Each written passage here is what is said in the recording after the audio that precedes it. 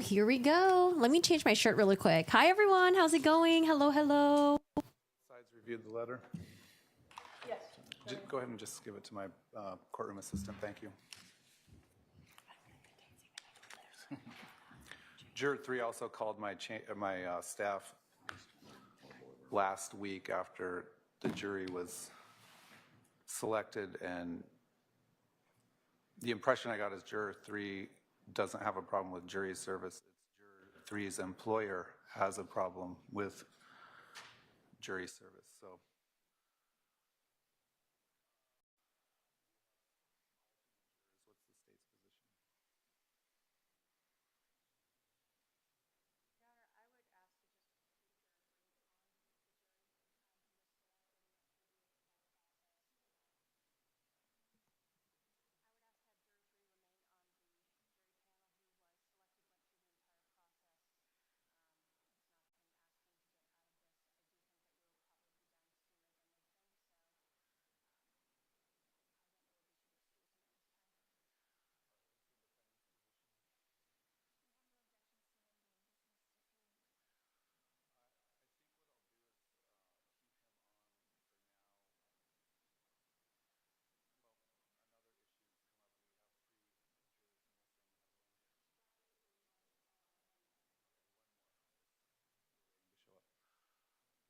because we're getting a little bit later start, I'll keep Juror 3 after into the lunch hour. Oh, I think this sound is really, About whether it's like really him low. versus Let me his see if I can boost it employer, up. And offer to write a letter if he needs one to his employer about the requirements of jury service, and Yeah, I have to just boost sort it of feel out that situation a little further, but we'll keep him on for right now. Please silence all phones. As I said, we are still missing one juror. As soon as those jurors all get here, we will proceed into the opening statements. Judge, I did email the court staff about an individual, Brandon Boudreau, who would like to be present. He's in the courtroom currently. He has been noticed by the defendant back on March 6th as a potential witness. He has not been subpoenaed to date. He is here and would like to be present in the courtroom for the trial. I think that the court has previously allowed another witness that the defendant had also listed, reporter Nate Eaton, to be in this courtroom. The court had indicated that if these individuals were not subpoenaed, that the court would look at precluding them. It has been over a month since she has noticed him. He has not been subpoenaed. He is a victim in another case against this defendant. I'm asking that he be permitted to remain in the courtroom today.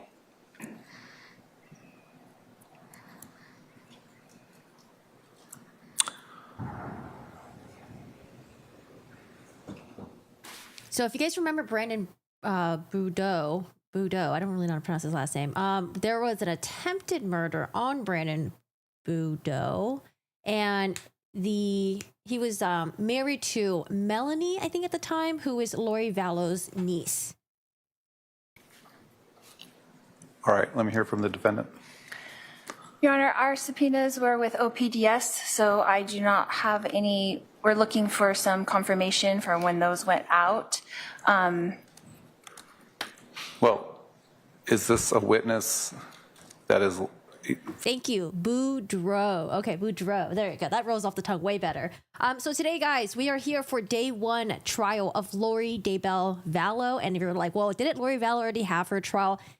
Yes, we had her trial about over a year ago. She was on trial for the murders for two children, JJ, Ty Lee, and then also Tammy Daybell as well, who was the wife of Chad Daybell. Now, remember, Lori and Chad, they wanted to fund their life, their new life with either the life insurances or the payments that JJ was getting and the payments that Ty Lee was getting. And so they decided to murder everyone in their life, and they decided to go to Hawaii and get married. So we've already done trial one with Lori Vallow. Now they shipped her over to Arizona, and she is looking at her second murder trial. And yes, she is representing herself. I do believe that she does have an assistance of a attorney helping her, so it's not just her. Now, I wish we could see Lori Vallow's face. We only see the back of her head. I don't know. Maybe we'll get a different camera angle, but I think we're just going to see the back of the head for now. So I'm hoping, to see how she does. I'm hoping to see her do the opening statements. I'm sure it's going to be her. Oh boy, it's going to be a rough one, guys. Get ready. First of all, have relevant information and likely to be called as a witness. Yes. What's the relevant information? There's several things, but This he is will be Lori. called to talk about things that he was involved with my husband during that time. Well, has the state interviewed this witness? Or potential witness? Not with regards to this case. I don't know what he will be called to talk about things means, so I'd like a little more information as to what the relevance is of this witness. He has to have relevant information, which, as I've said, is testimony that makes a fact more likely or less likely. That's an issue in the case. So what fact would he testify about that make it more likely or less likely? Can you give me some sort of specific information that you would expect him to testify to? Yes, Your Honor. His communications with my husband up to the date of his of this incident. What would those communications be? And how are they not hearsay? They're his communications with my husband. That's how they're not hearsay. Okay, and what type of communications? Phone calls, text messages. I meant what substance? Can you give me some idea of the relevant information that he would provide to the jury that would help them make a decision?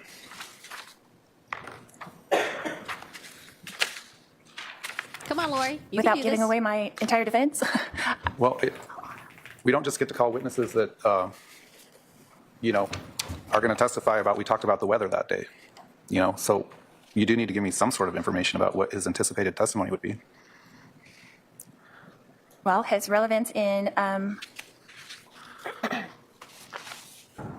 coming that day to do an intervention on me with the family.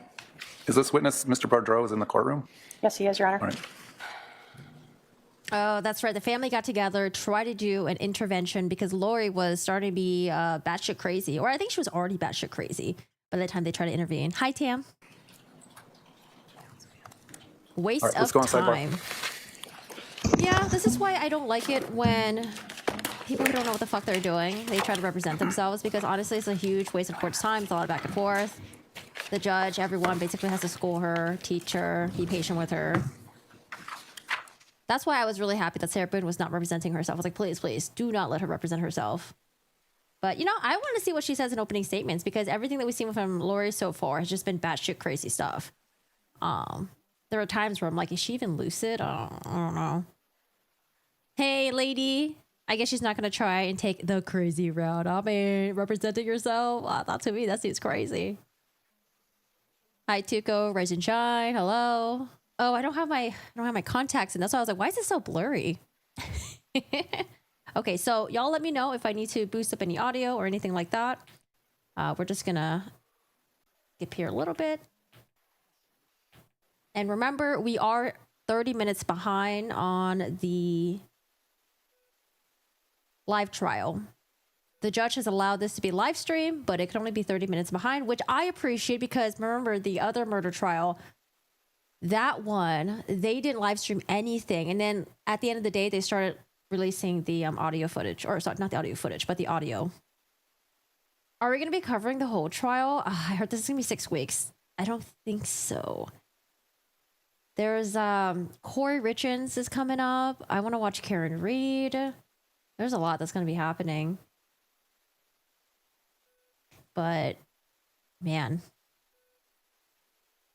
this is going to be crazy. It's going to be a lot of this screen. I know. Very true, RLJ. So Lori Vallow has requested to have Brandon Boudreau. That's a tongue twister for me. Brandon Boudreau to be a witness for her case. And then the judge is like, okay, well, can you tell us what he's going to be testifying about? And she's like, well, I don't want to tell you my whole defense. And he's like, well, I got to know the substance of it if I'm going to let him testify. Oh boy, who do you guys know that's in the courtroom right now?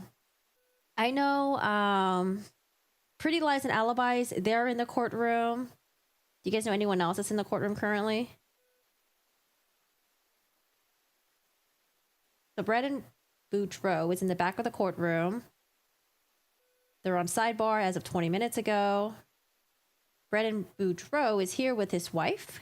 Whatever happened to Melanie?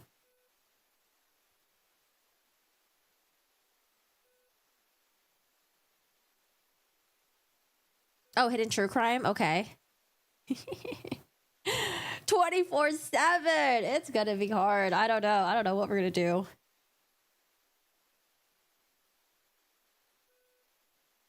She's just being vindictive because of her other criminal cases against her. I mean, honestly, she was sentenced to life in prison. This is just entertainment for her. This is just for her to like have the time go by. You know, it's that's what I think. That's what I think. Paul from Reporting Live from My Sofa is there. Oh, the niece got remarried. Okay. East Idaho, Need is there too. They both live in Delulu land. I wonder if her and Chad are allowed to exchange any letters. I wonder. All right. Well, since we're waiting, let me go get my real chapstick. My lips are super dry right now. I'll be right back.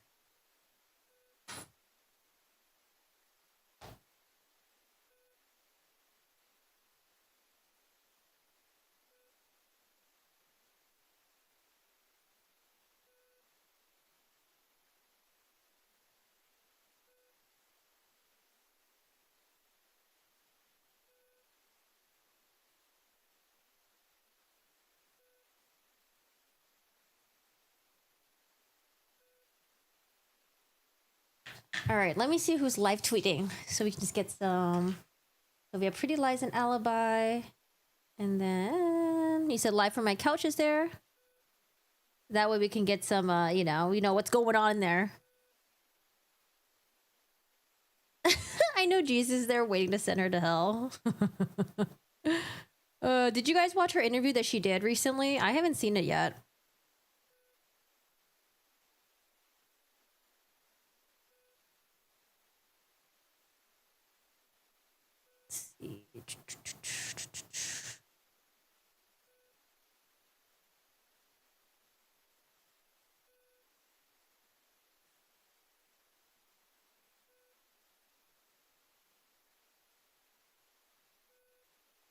I'm trying to look these people up. Do you know the Paul Reporting Live from My Couch? Do you know if they're on X by any chance? Her other Arizona case is the attempted murder of Brandon. Of course, she doesn't want him there. She wants him to testify. Something about the intervention. Oh, did she? Melanie remarried almost immediately with a guy in Idaho. I don't know if he was just like part of this cult or tried to be recruited into it. He cooperated with the feds. I don't think he knew what was going on. Okay, thank you, Candace.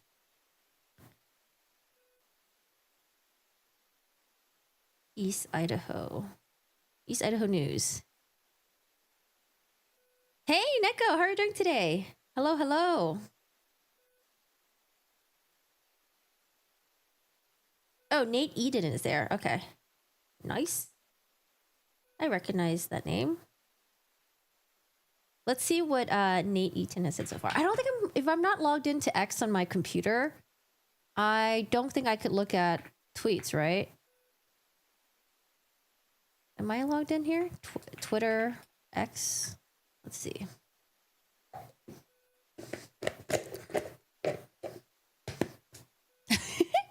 Candace said she's just making stuff up because she doesn't want Brandon to be there.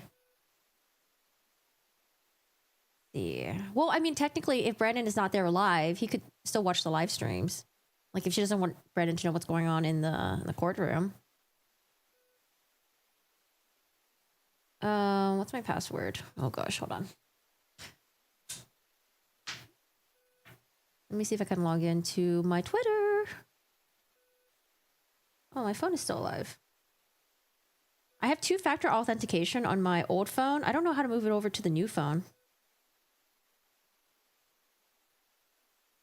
Oh, my phone is starting. Hey, Salsa, how are you doing today? Thank you for the Idaho College case. Oh gosh, we have more stuff to cover. I honestly want to go back and listen to the defense's cell phone expert testify again. Because I remember when we were listening to it it was like a year ago, it was a lot of information. It was a lot of information. But now that we have that footage from him testifying, Cy Ray, and then we have his affidavit that was submitted in court a couple days ago, I kind of want to look at it, revisit it, and maybe like put it together. But it also says, hey, Corgi, thank you for the Idaho College case. Yeah, guys, if you guys are not caught up with some of these cases, I have some videos catching up with the Brian Koberger, all the case court documents that were dropped recently, and then also with Corey Richins, okay? Y'all need to catch up with Corey Richins, Idaho 4 murders. And then we did do like an update with Donna Adelson as well. Seems like she has lost some very crucial motions that, you know, she was hoping for the judge to grant. But yeah, lots of updates happening right now. Every time when I go on the you know, like the docket, I'm like, oh my God, there's just so much. Hey, Amp, how are you doing today? Hello. Oh, geez, I wouldn't kiss the ground. I don't know. It sounds a little bit bacterial-y. I actually read the book about Lori and Chad, and there's stuff I still didn't know. It's the craziest case. Really? Who wrote the book? Oh, by the way, I got my books in. So remember I told you guys I was getting books for, what's it called? The Adelson case. So I got Ruth Markel's book. She wrote a book. I got that. And then I got Wendy's book. That arrived a couple days ago. Although I don't know where it is. I don't know. I actually haven't looked through my packages yet. But apparently Wendy's book was delivered.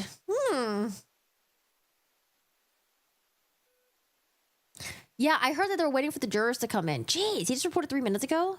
Oh, wow. Okay, we're just going to be watching the screen. Thank you. Well, let me try to log into my Twitter, and then we'll look at everyone's tweets, see what's going on. Oh, I need to go on the Authy app, right? Oh, it's so weird. Going from iPhone back to Android feels weird. All right, I'm trying to log in.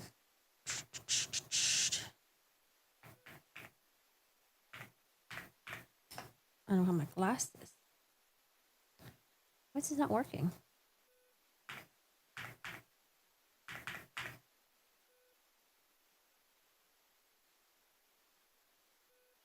Incorrect. Please try again. Excuse me. Try a different verification method. Let's try this. Why can't I log in?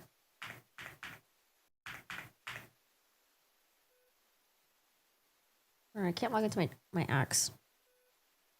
Nothing happened, Muhair. Really, nothing has happened so far. There's a little bit of back and forth with the judge and Lori wants Brandon Boudreaux to testify for her. The judge was like, why? She's like, well, I don't want to give you my defense strategy. And he's like, well, I need to know the substance of it. 1 minute ago, the jurors have seated. Why are we delayed? I want to do this on real time. Real time, please. Real time, please. When the Moon Turns to Blood by Leah Sotile. When the Moon Turns to Blood. When did that book come out? Shiro ate Wendy's book. He might have peed on it too. He has a habit of peeing on packages that arrive sometimes. I'm like, Shiro, why you do that? Does anyone remember which Phoenix news station Justin Lum is from? His tweets would look good too. What news station? Is he tweeting as well?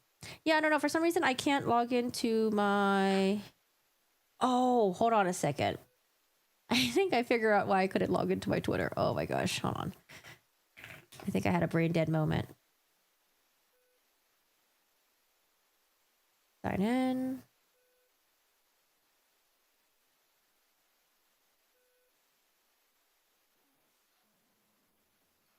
November 2023. Oh, that's not far away. I hate how court starts and nobody is ready. I think they were trying to figure out some stuff. And then there was a juror that the judge mentioned. They were okay with doing jury duty, but their employer was not happy about it. So I don't know if they had to excuse that person and then get someone else maybe.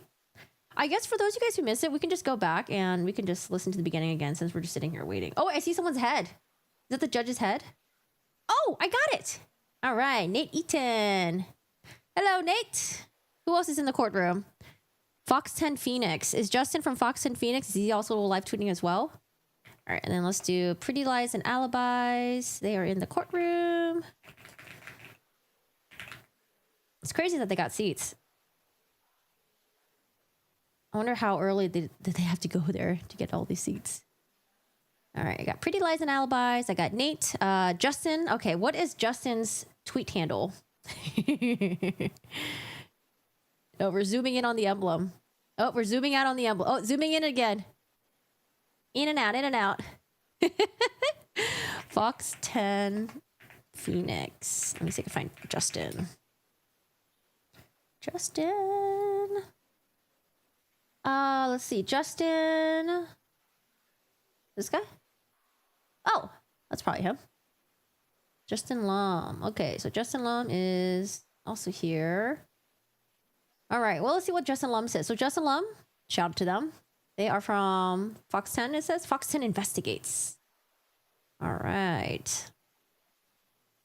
Lori Vallow debut trial. We are minutes away from opening statements. I'll be posting updates here and also streaming coverage for our YouTube channel. Yay! Sidebar still going on. First official bench conference for Lori Vallow Daybell as her own attorney. Sidebar ended minutes ago. Prosecutor Trina K presenting opening statements to the jury now. Oh, okay, opening statements. You just gotta wait. She details the religion aspect and how Lori justified the killing of Charles Vallow. You're not a twatter.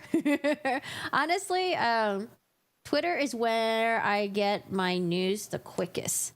That's the only reason why I've turned on notifications for Twitter within the past couple months, because there's a lot of cases that I'm trying to, stay on top of, and Twitter's just the fastest. It really is. It's like boom, boom, boom, boom. You're getting like live updates. All right, so let's go to the beginning. For those of you guys who weren't here earlier, we will go back to the very beginning. We have time to kill anyways, since we are, the stream gets a 30-minute delay. I think right here. You can listen to Lori Vallow.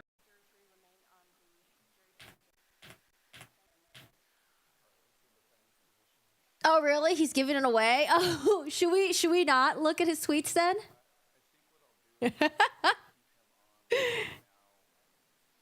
I don't know. Do we like spoilers or should we do no spoilers? Man, that's a fast tweeter.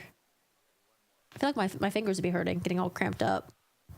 Because we're getting a little bit later start, I'll keep juror 3 after into the lunch hour individually about whether it's really him versus his employer, and offer to write a letter if he needs one to his employer about the requirements of jury service. And okay, so jury 3 is having issues with their employer. Jury number 3. The employer is not happy. Who is the employer? Who does he work for? Come on now, we gotta do our jury duty. Sort of feel out that situation a little further, but we'll keep them on for right now. Please silence all phones. As I said, we are still missing one juror. As soon as those jurors all get here, we will proceed into the opening statements. Judge, I did email the court staff about an individual, Brandon Boudreau, who would like to be present. He's in the courtroom currently. He has been noticed by the defendant back on March 6th as a potential witness. He has not been subpoenaed to date. He is here and would like to be present in the courtroom for the trial. I think that the court has previously allowed another witness that the defendant had also listed, reporter Nate Eaton, to be in this courtroom. The court had indicated that if these individuals were not subpoenaed, that the court would look at precluding them. It has been over a month since she has noticed him. He has not been subpoenaed. He is a victim in another case. Where's the last juror? I don't know, running late, I guess. I mean, court starts at 10:30. 10:30. If it was like, 8:30, 8 o'clock a.m. or something, it was like super early. 10:30, you got time to get your shit together. I don't know, maybe they're in traffic or something. Against this defendant, I'm asking that he be permitted to remain in the courtroom today. Hey, Pinky. I will say this, though. This came into my thought randomly yesterday. I remember a long time ago, I was doing my first day of training for this job that I got. And on my way, I was driving on the highway, and then out of nowhere, I don't know if it was a gopher or a groundhog, ran across the highway, and then I hit it with my car, and I like start crying because I was like, oh my fucking god, I've never killed anything before. It was so fucking traumatic. Yeah, it was so fucking sad. And then I was like, oh my god, I wanted to go to this job training because, you know, I was like crying so much in the car, like all my makeup got like completely fucked up, and like, dude, it was horrible day. So maybe that's what happened to Juror. You know, maybe that's why they're late. Maybe they ran over a groundhog and they're bawling in the car right now and they're trying to come in. I don't know. Sometimes shit just happens, you know. I'd be traumatized too. I was so traumatized. I was like, I don't want this job anymore. This is a bad sign. Oh my god, fuck this shit. But I went. But yeah, I was so sad. Poor little guy. All right, let me hear from the defendant. Your Honor, our subpoenas were with OPDS, so I do not have any. We're looking for some confirmation for when those went out. He was in the highway. There was cars moving back and forth. There's no way I could have went on the street. I would have got run over. Also. Well, yeah, poor little guy. Is this a witness? He was definitely dead. That is, first of all, have relevant information and likely to be called as a witness. I know. Poor baby. Yes. What's the relevant information? Sorry, I was talking over this. Out. Well, is this a witness that is, first of all, have relevant information and likely to be called as a witness? Yes. What's the relevant information? There's several things, but he will be called to talk about things that he was involved with my husband during that time. Well, has the state interviewed this witness? Or potential witness? Not with regards to, Do you think she's purposely trying to be vague, or do you think she just couldn't come up with a good answer and she was just making shit up on the fly? this case. I don't know what he will be called to talk about things means, so I would like a little more information as to what the relevance is of this witness. You know, things. He has to have Things with my relevant husband. information, which, as I've said, is testimony that makes a fact more likely or less likely. That's an issue in the case. So what fact would he testify about that make it more likely or less likely? Can you give me some sort of specific information that you would expect him to testify to? Yes, Your Honor. His communications with my husband up to the date of his of this incident. What would those Ooh, the incident. It's not a murder, Your Honor. It's an incident. communications be? And how are they not hearsay? They're his communications with my husband. That's how they're not hearsay. Okay, and what type of communications? Phone calls, text messages. I meant what substance? Can you give me some idea of the relevant information that he would provide to the jury that would help them make a decision?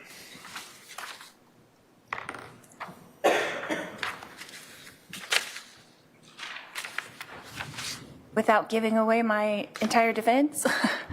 Well, we don't just get to call witnesses that, you know, are going to testify about, we talked about the weather that day, you know, so you do need to give me some sort of information about what his anticipated testimony would be. Well, his relevance in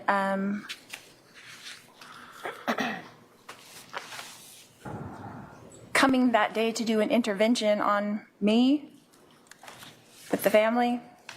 Is this witness, Mr. Bardreau, is in the courtroom? Yes, he is, Your Honor. All right. See, Your Honor doesn't know how to pronounce the last name, too. It's hard. Boudreau. All right, let's go on sidebar. Bardreau. Your Honor said Bardreau. The last year is on a Starbucks run right now? Oh, boy. Is Starbucks even affordable at this point? She sounds so dumb. You're cringing. Hi, Shaniqua. How are you doing today?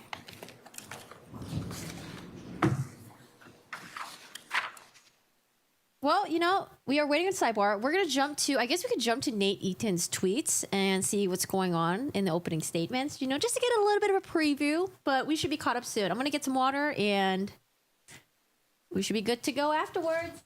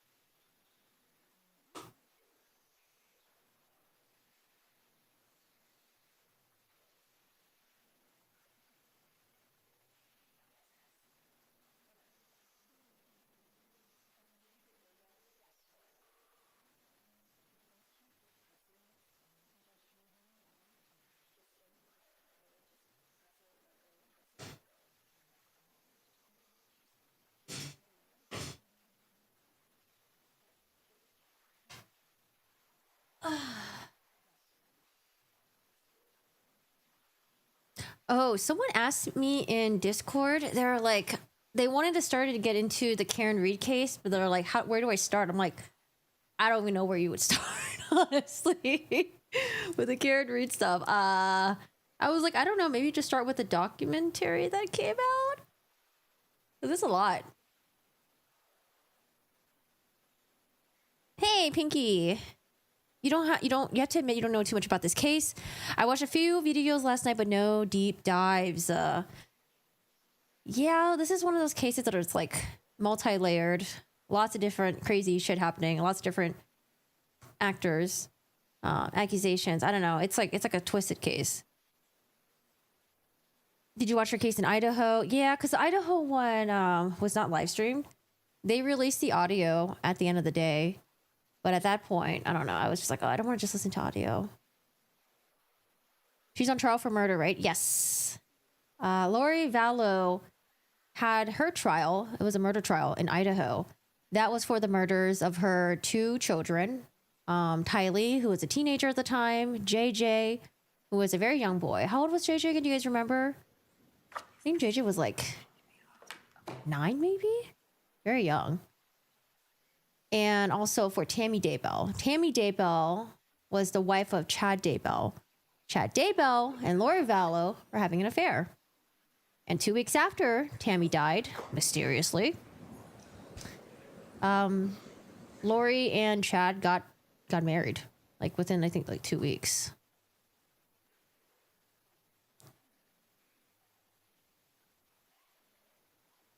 Is your laugh a soundboard? I spam it until my neighbors complain. Do it.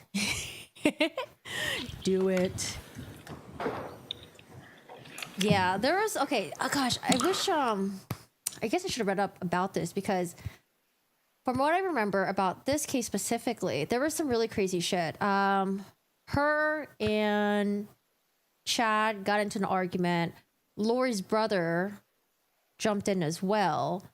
And Lori claims that it was her brother who did it. Her brother's dead, by the way. He's no longer alive. He passed away from like natural causes. But I think Lori claimed that after, because you guys remember how Lori said that she left the house with the kids? Was that after Chad was shot, or was that before? Because I remember she was like, oh, yeah, I took the kids out, left the house, you know, and we just went to Burger King or like some shit like that. It's like, so you just went to Burger King. Got it. Uh-huh. And then she came back and then she's like, oh, my God, what happened? But they're trying to say that it was planned. It was coordinated. This wasn't just some sort of accident. Oh, sorry. Did I say Chad? I'm sorry. Charles. Thank you, Jamie. Thanks, Janie. I appreciate it. Should be sent to prison for going to Burger King, bro. Yeah, Burger King has been a disappointment. Actually, you know, let me wear my glasses. I was trying to see if I can wing this without wearing my glasses, but it's a little bit hard. Yeah, thank you. Chad is the one who conspired to murder with Lori and possibly even murdered the kids. But they basically are trying to pin everything on Lori Vallow's dead brother. So Chad is the love affair interest. Charles was her husband at the time. Charles was killed / murdered by Lori's brother, probably at the direction of Lori and Chad. Now, if you guys are thinking like, oh, why would Lori's brother kill for Lori? A lot of people point to an injury that Lori's brother had when he was like, was it a teenager, right? It was like some really bad concussion or something that might have really fucked him up mentally and his brain development. Like he was really close to Lori. I don't know. People were also saying that maybe there's some really weird shit happening between Lori and the brother. We don't know though. Yeah, Lori and brother planned on Charles coming over. They decided to kill him and then say it was like self-defense. Yeah. But I think Lori, do you guys remember if Lori went to Burger King after Charles died, or did she claim that she went to Burger King while Charles was killed? Sarah Boone, Lori Daybell are so similar. Neither shown any remorse as they can't see the wrongdoing. I feel so bad for Lori's surviving son, Colby, because I know what it feels like to have a mother who doesn't really own up to anything and won't address things or would just ignore it or downplay it. But with Lori, of course, it's I can't imagine with Lori, because the seriousness of her issues are way worse. But it's hard, you know. Like when I listen to the phone calls between her and her sister, or her and her son, and just hearing the frustration, hearing how Lori just acts like everything's fine. Like, oh, what are you talking about? Everything's fine. I have no clue what you're talking about. Everything's great. Yeah, the kids are here. Meanwhile, they're like pleading with Lori, like, what happened? Where are the kids? It's horrible. What was Lori's brother name again? Hey, what's up, Bleep? How are you doing today? Hi, Moondog. Hello, hello. Hey, if this is in downtown Phoenix, you've been to this courthouse? Really? What were you doing at this courthouse, Moondog? Eating lunch, waiting on a new monitor to arrive. Ooh, which one did you get? What are the specs for it? Did Lori's Vallow try to get her committed when she was younger? When you say younger, you mean like within like the past like 10 years, or when she was like younger?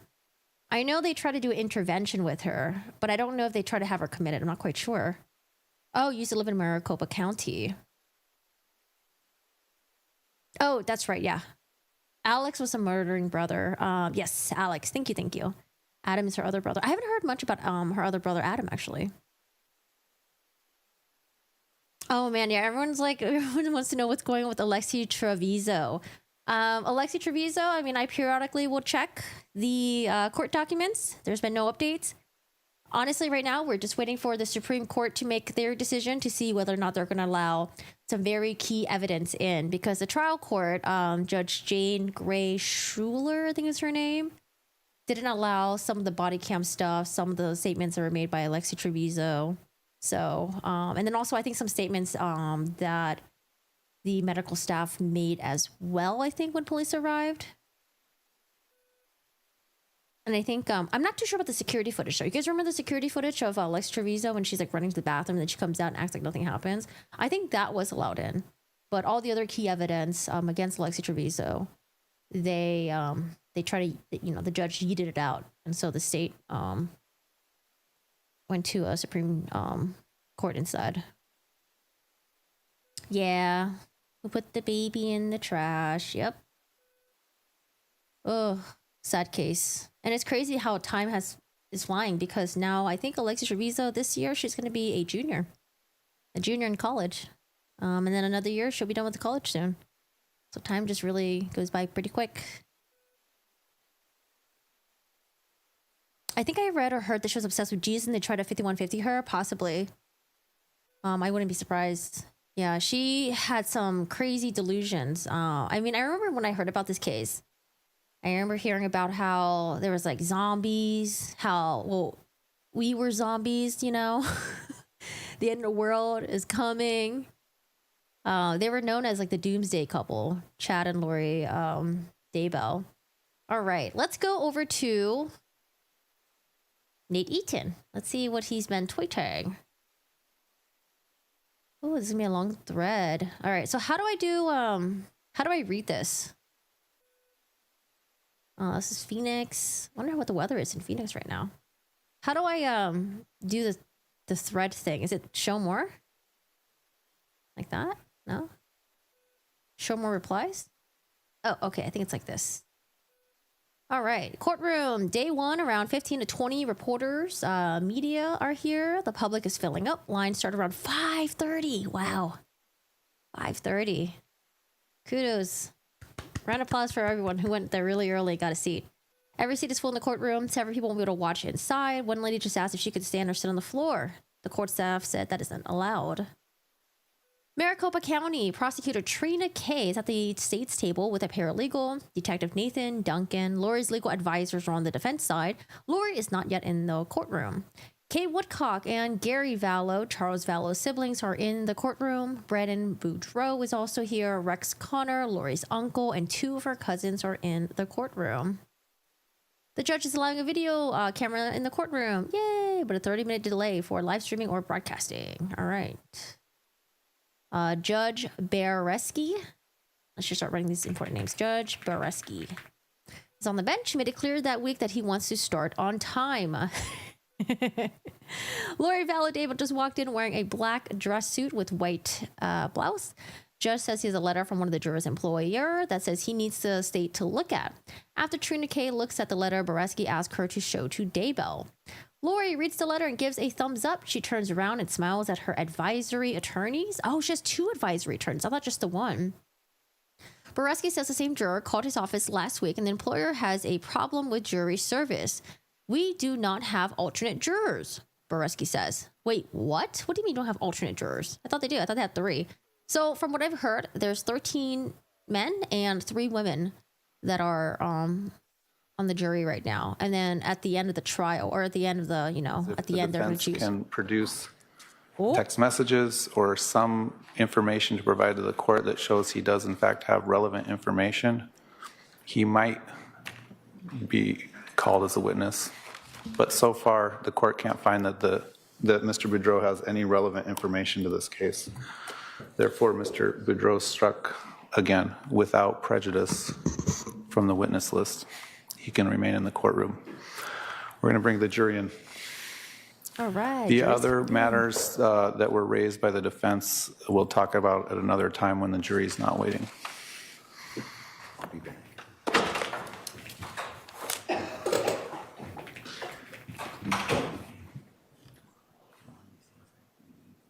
Lori asked how close she could say. Oh, how close can she get to the witness when she cross-examines? Oh my gosh, Lori cross-examining. All right, so we're just waiting for the jury to come in. Let's go here. Bereski will speak with the one juror during lunch hour and says he could write a letter to the man's employer. Someone's phone goes off and the judge tells everyone to silence their phones. One juror has not arrived. Once the juror arrives, opening statements will begin. Who is this juror? Trina K mentions that Brandon Boudreau is in the courtroom and he is a defense witness. Boudreau has not been served with a subpoena, and Trina asks that he be allowed in the courtroom for the trial. Bereski asks Lori if this is a witness who has relevant information, will likely be called as a witness. Lori says yes, he will be called to talk about things he was involved in with my husband during that time. I'm reading these tweets right now because I want to see how accurate he tweets. So this is something that we've already seen. Trina says things and says she needs more real information as to what Brandon will testify about. Bereski asks Lori for more specifics. She responds, his communication with my husband up until the date of his incident. Wait a second, does Trina and Lori have similar voices? Because I thought Lori was the one who said things. Uh-oh. Is it going to be hard for me to tell the difference? Bereski asks what the communication is and how it is not hearsay. Lori says there are communications with Brandon to Charles. Lori says she can't give information without giving her entire defense. The judge says witnesses can't be called to talk about the weather or whatnot. His relevance to that day is an intervention that day on me, his family, or the family. Bereski requests a sidebar. Wow, these are pretty decent tweets. Jeez. Is he using like a voice recorder or something like this to transcribe them to tweets? Because this is actually pretty decent. Sidebars in this trial are different as Lori is the defendant and can't approach the judge. The prosecutor, judge, and Lori all put on headphones with microphones attached and speak to each other while white noise is played in the courtroom. Oh, that's pretty cool. That's nice. Exclusionary rules in effect for witnesses in this trial, meaning they cannot be in the courtroom while the witnesses testify. Brandon's on the list as a defense witness, but he was never served a subpoena. Lori also had me on her witness list. Yeah, that's right. I was like, why did they bring up Nate Eaton? But we argued against having me on her list, and the judge struck me from the list during the hearing last week. Here's a link if you want to watch that. Sidebar has been underway for 10 minutes now. Laura seems passionate as she addresses the judge. Again, this is on her headphones as white noise plays in the courtroom, so we don't know what she or the prosecutors are arguing. Sidebar over. Trina K just motioned to Brandon Boudreau to walk out of the courtroom with her. They exit the court. Judge says the jurors were assembled on another floor. Court will resume shortly. All right, waiting for the jurors to assemble. Trina just entered the courtroom, and so did Brandon. It appears he will be able to stay. Yep, the judge did say that Brandon Boudreau struck out again. White noise is now being played in the courtroom as judge. Lori and Trina have on their earphones for a sidebar. Lori's investigator just stood up from the table and quickly walked out the courtroom. Sidebar is still underway. Jurors have not yet entered the courtroom. By a witness who has been sworn in and is Yeah, see, I need to have a good, reliable journalist in the courtroom because there's going to be some other upcoming trials. Like, for example, if we watch the Blake Lively and the Justin Baldoni one, well, we can't watch it because it's not going to be live stream. But I need to have people that are going to who go there and maybe, do a good job at just giving a very unbiased tweet about what's going on. But I mean, I don't know if Nate Eaton's going to cover that. Probably not. He probably got better things to do. answering questions from the witness stand. Therefore, it is important to remember that what is said by both the prosecutor and the defendant in opening statements and later in closing arguments is not evidence. The purpose of an opening statement is to help you prepare for anticipated evidence. The state can proceed. Thank you, Your Honor. Are you going to use, yeah, put a mic over there. All right, Prosecutor Trina.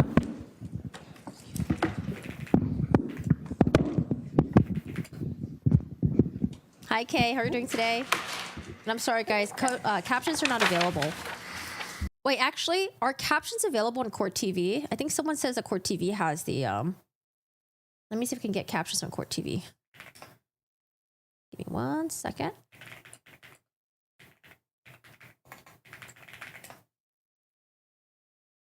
Do they have captions? Anticipated evidence. The state can proceed. Oh. Thank you, Your Honor. Are you going to use... Okay, so Court TV has captions. However, they are delayed by 30 seconds. I think it's worth it. Yeah, put a mic over there.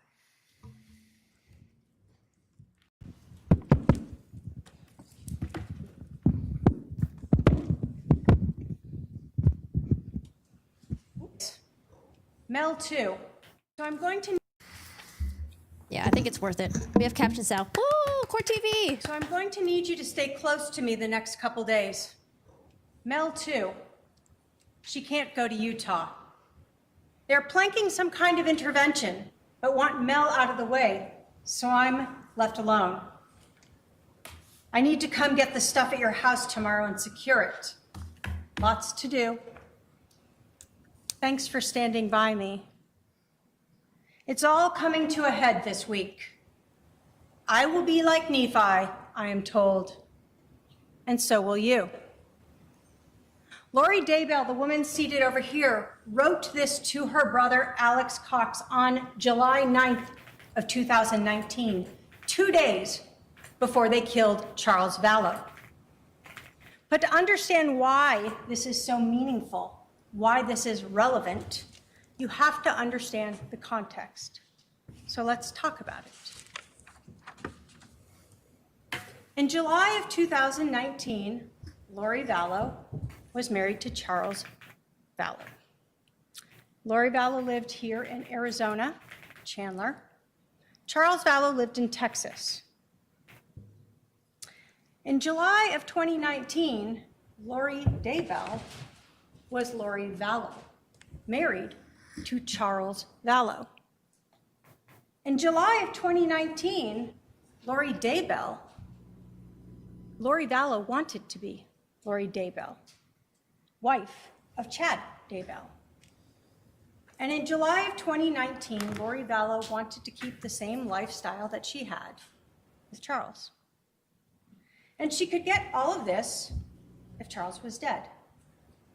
She could marry Chad Daybell and become Lori Daybell. She would get a $1 million life insurance policy from Charles Vallow. She would get... Chad was a loser, by the way, who didn't really make money from writing his books.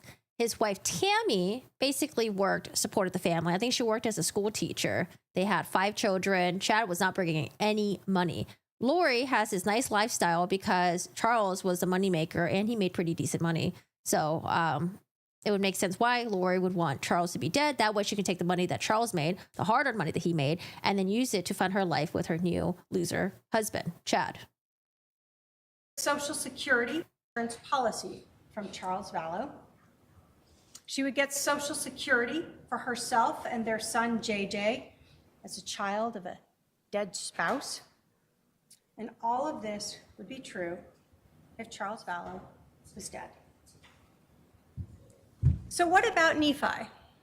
Well, Lori Vallow, Chad Daybell, and Alex Cox all believed that those who disagreed with them were dark, possessed by evil spirits, sometimes called Z's, or Zombies. zombies. Sometimes they had names for these evil spirits, like Ned.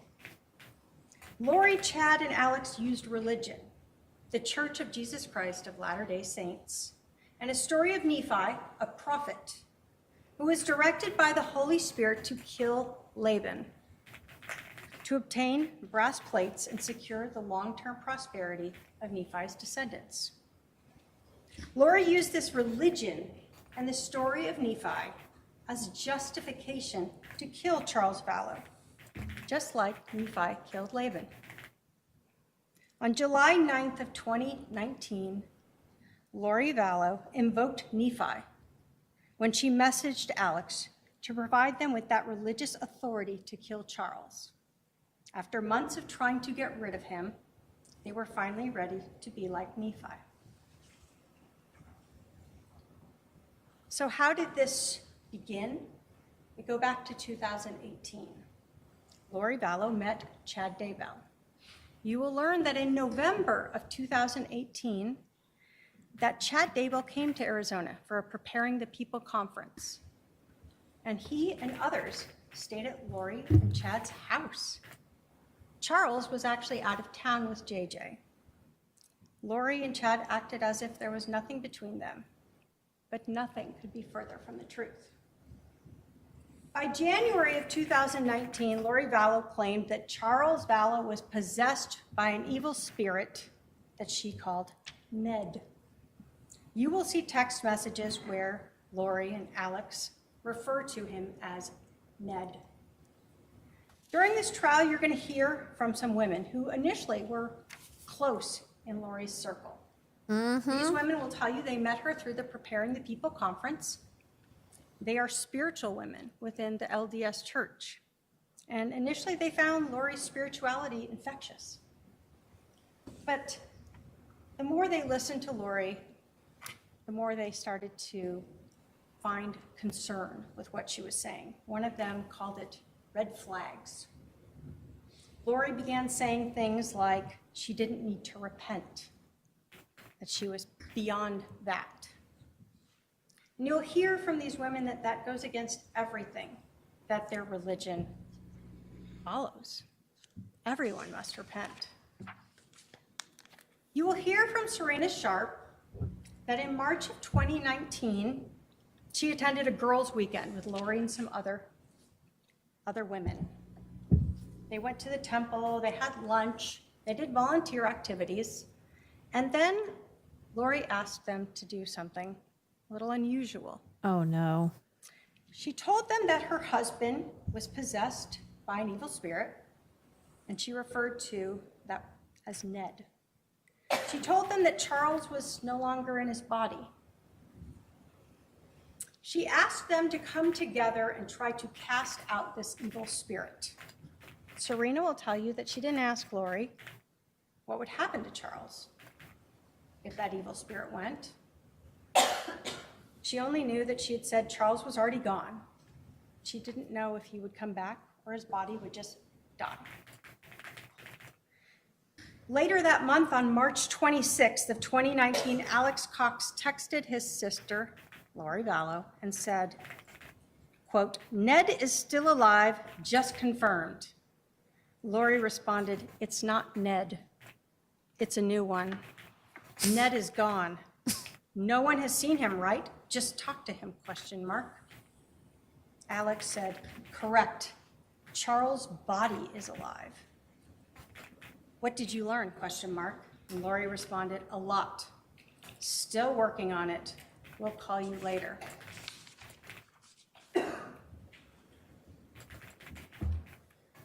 As the year went by, Lori and Alex became more determined to get rid of Charles Vallow's body, whatever they wanted to call him.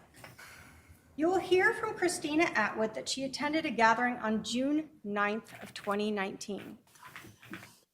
Again with Lori and some close friends, but this time Alex Cox attended. This was the first time she had met him.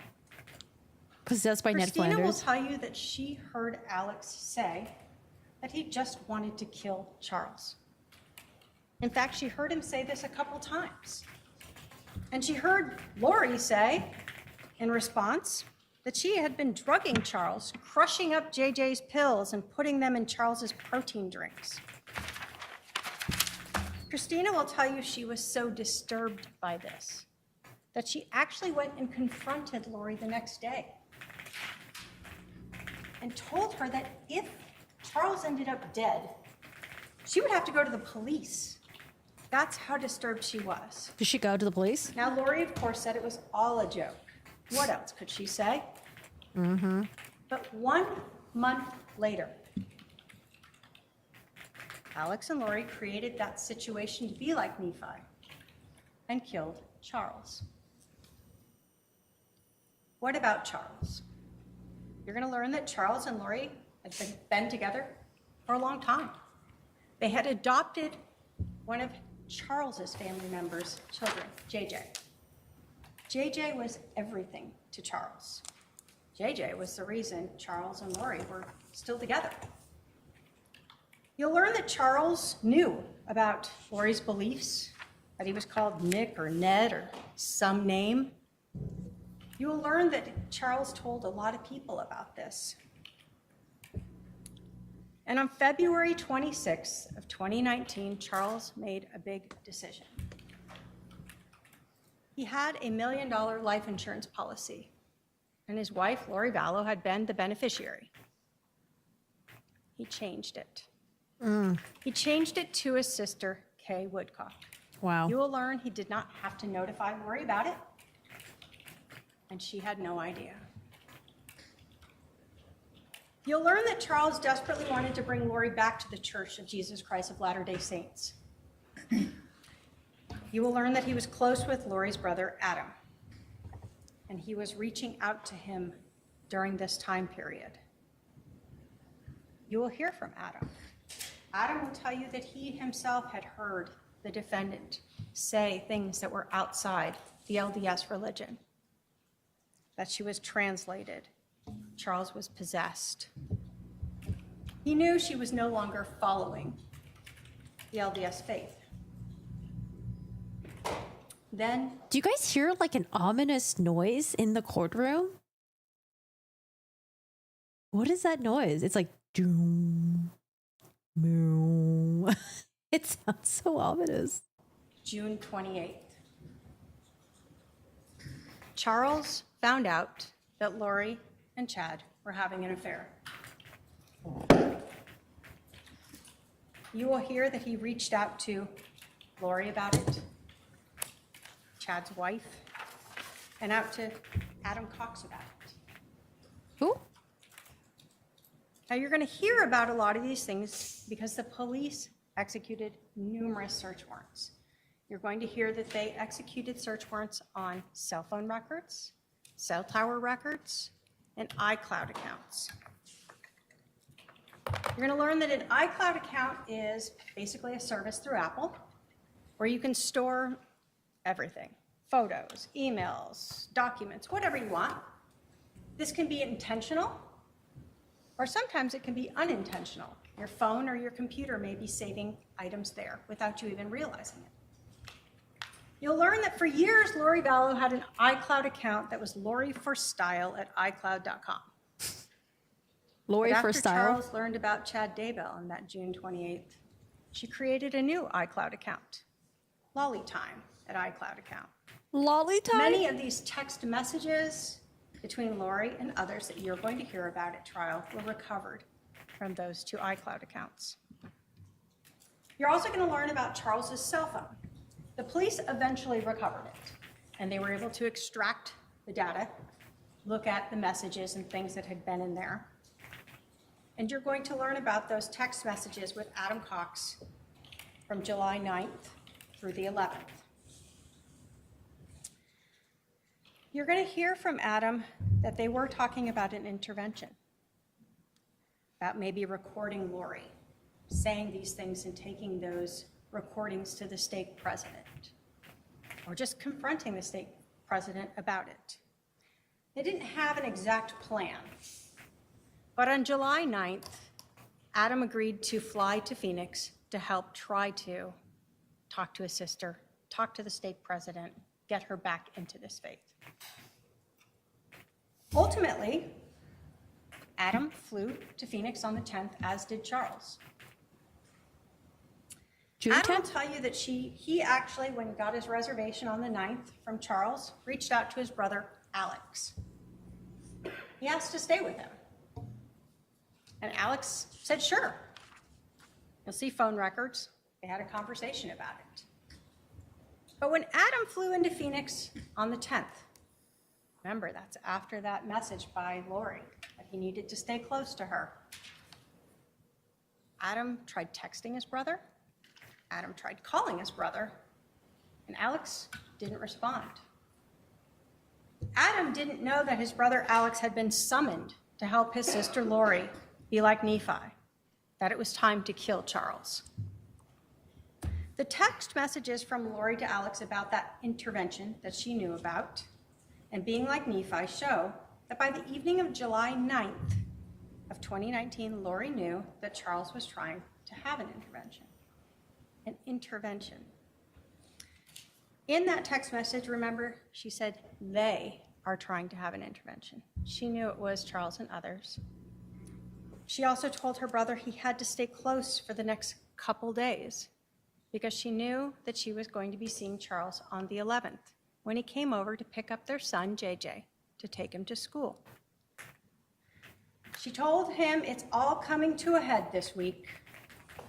I will be like Nephi, I am told, and so will you. A few minutes after Lori had texted Alex that message on July 9th that they were going to be like Nephi, Alex called his sister Lori, and they talked for over 56 minutes, planning how they were going to get rid of Charles. Alex would stay close with his gun, and he and Lori would be like Nephi. July 10th of 2019 is a day before Charles was killed. We know from text messages that by 7:18 p.m., Alex was already at Lori's house. He brought a garbage bag with some clothes and an orange duffel bag with his .45 caliber handgun and 2 extra magazines of ammunition. He was prepared. Jeez.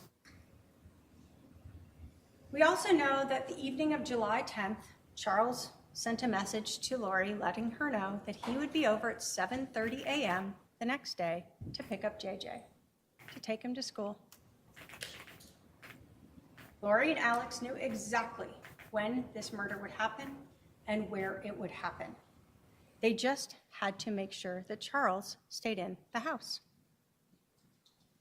You'll hear that on the evening of July 10th, Charles spent his last night alive on a date. He had been on several dating apps and appeared to be moving on. You will hear from his date, Nancy Jo, that she and Charles had met on an LDS dating site a few days before. You will hear that she had talked to him and texted him for hours. Sometimes they would talk for 3 hours on the phone. Nancy Jo will tell you that Charles told her about everything of his relationship, his wife's beliefs, everything that was going on. And he had told her about this change to the beneficiary of his life insurance. She will tell you it sounded like a lot of drama, but she still was interested and wanted to meet this person, and so they met that evening for dinner. She'll tell you that she understood on the 11th that Charles would be picking up his son, that he was actually going to meet a realtor about finding a place to rent here so he could be closer to JJ, and that he was going to try to get in touch with Adam to meet up. And then they were supposed to meet later in the day. She will also tell you that she actually told Charles, kind of joking, but in a way to end the drama, why don't you just tell Lori that you changed the life insurance policy so she knows it's not her? Nancy Jo will tell you the next day, she texted Charles, she called him, and she actually thought he had ghosted her. Damn. He didn't know he was dead until a few months later when she saw something on the news, A few months photo later. of him, and actually learned that he had been killed on July 11th. So let's talk about July 11th. That morning, Lori Vallow was up early and she was texting with Chad Daybell.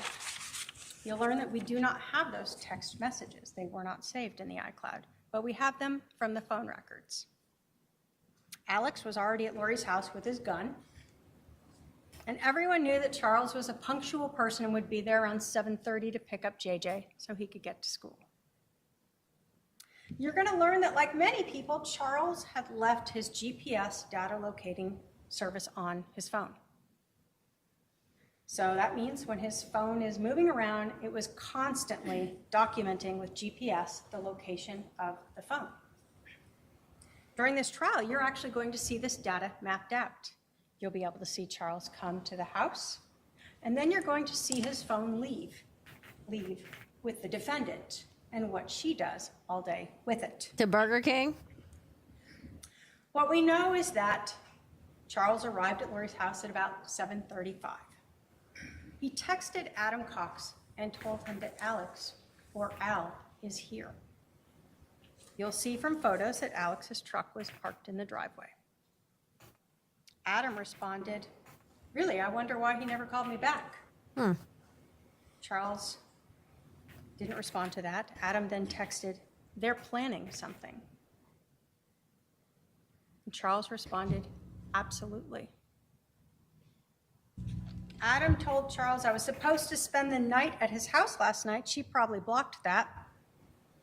Charles told Adam, "What you do is up to you." Adam then told Charles he was going to reach out to Alex and ask him to come get him and see what Alex would do.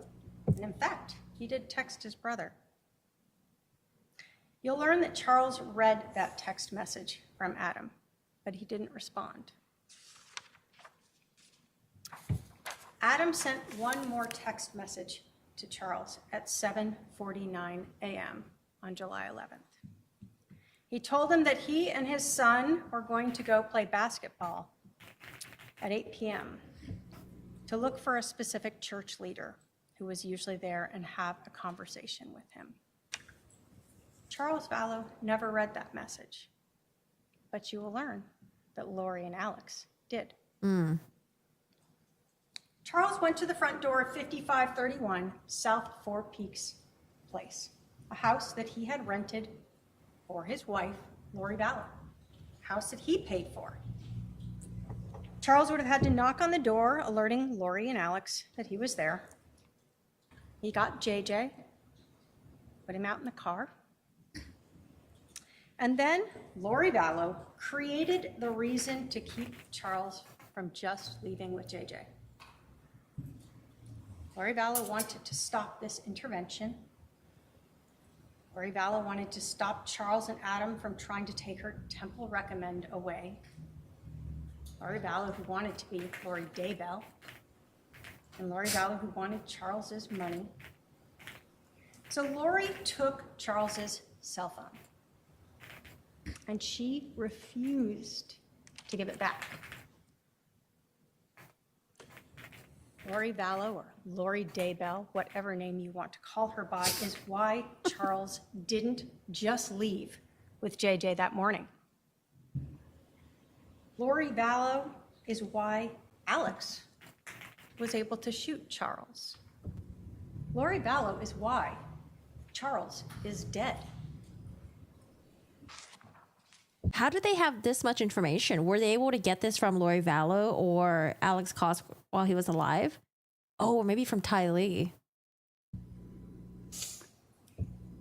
I want to tell you a little bit about the scene, this house, so you can understand what's happening here.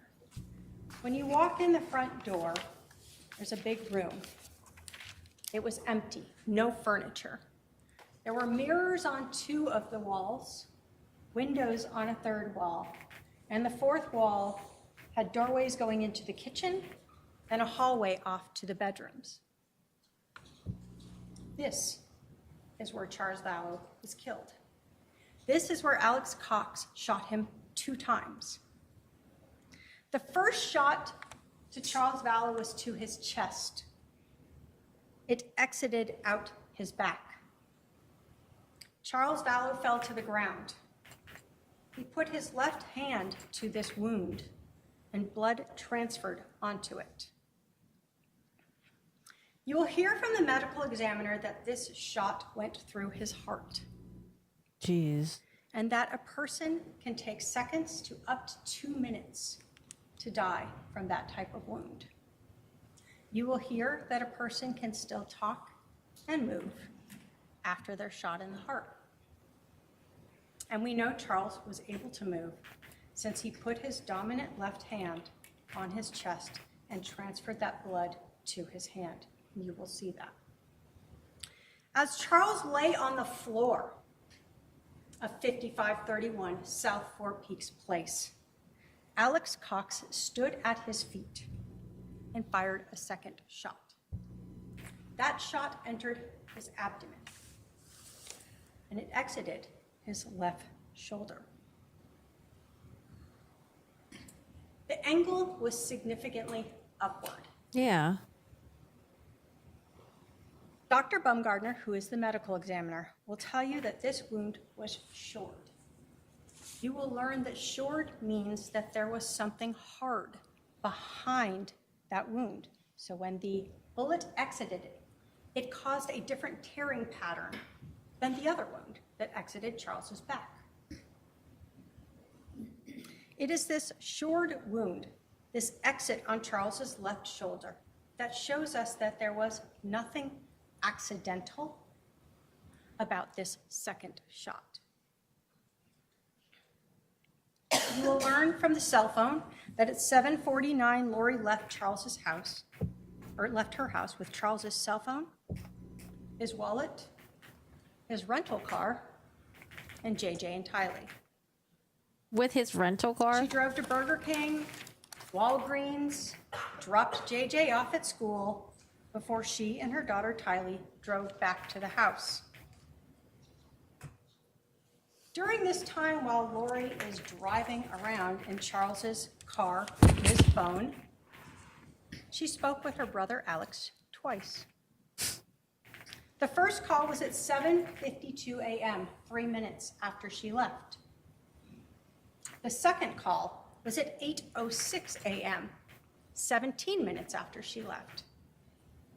You will hear that when Alex and Lori are talking, neither of them had called 911 yet.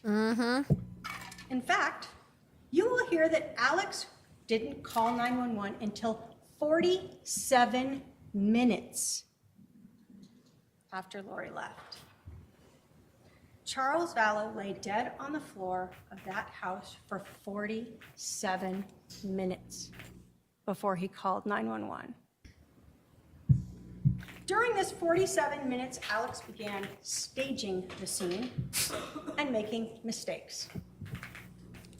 You're going to learn that the police found a bat that was located on the right side of Charles to the north of his head. Ah. Like he had been holding it, and when he was shot and fell, it dropped, it rolled up against one of the walls that had mirrors on it. What you're going to learn that is, Alex forgot that Charles was left-handed. I knew it! In fact, you're going to learn that Charles was a semi-professional baseball player.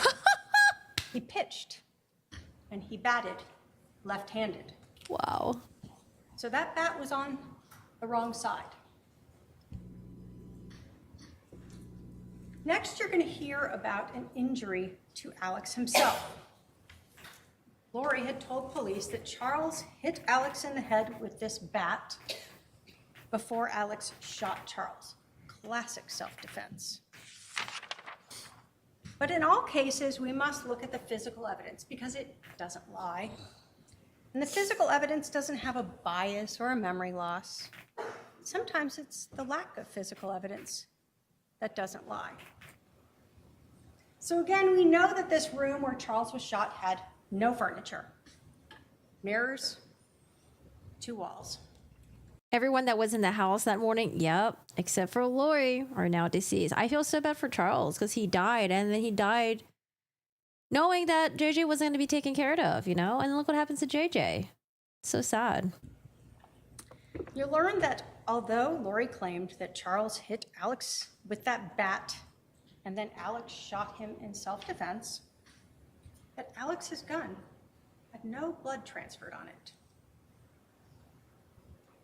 Alex was allegedly struck in the head with a bat by a semi-professional baseball player. Doesn't go unconscious, and he never touches that injury.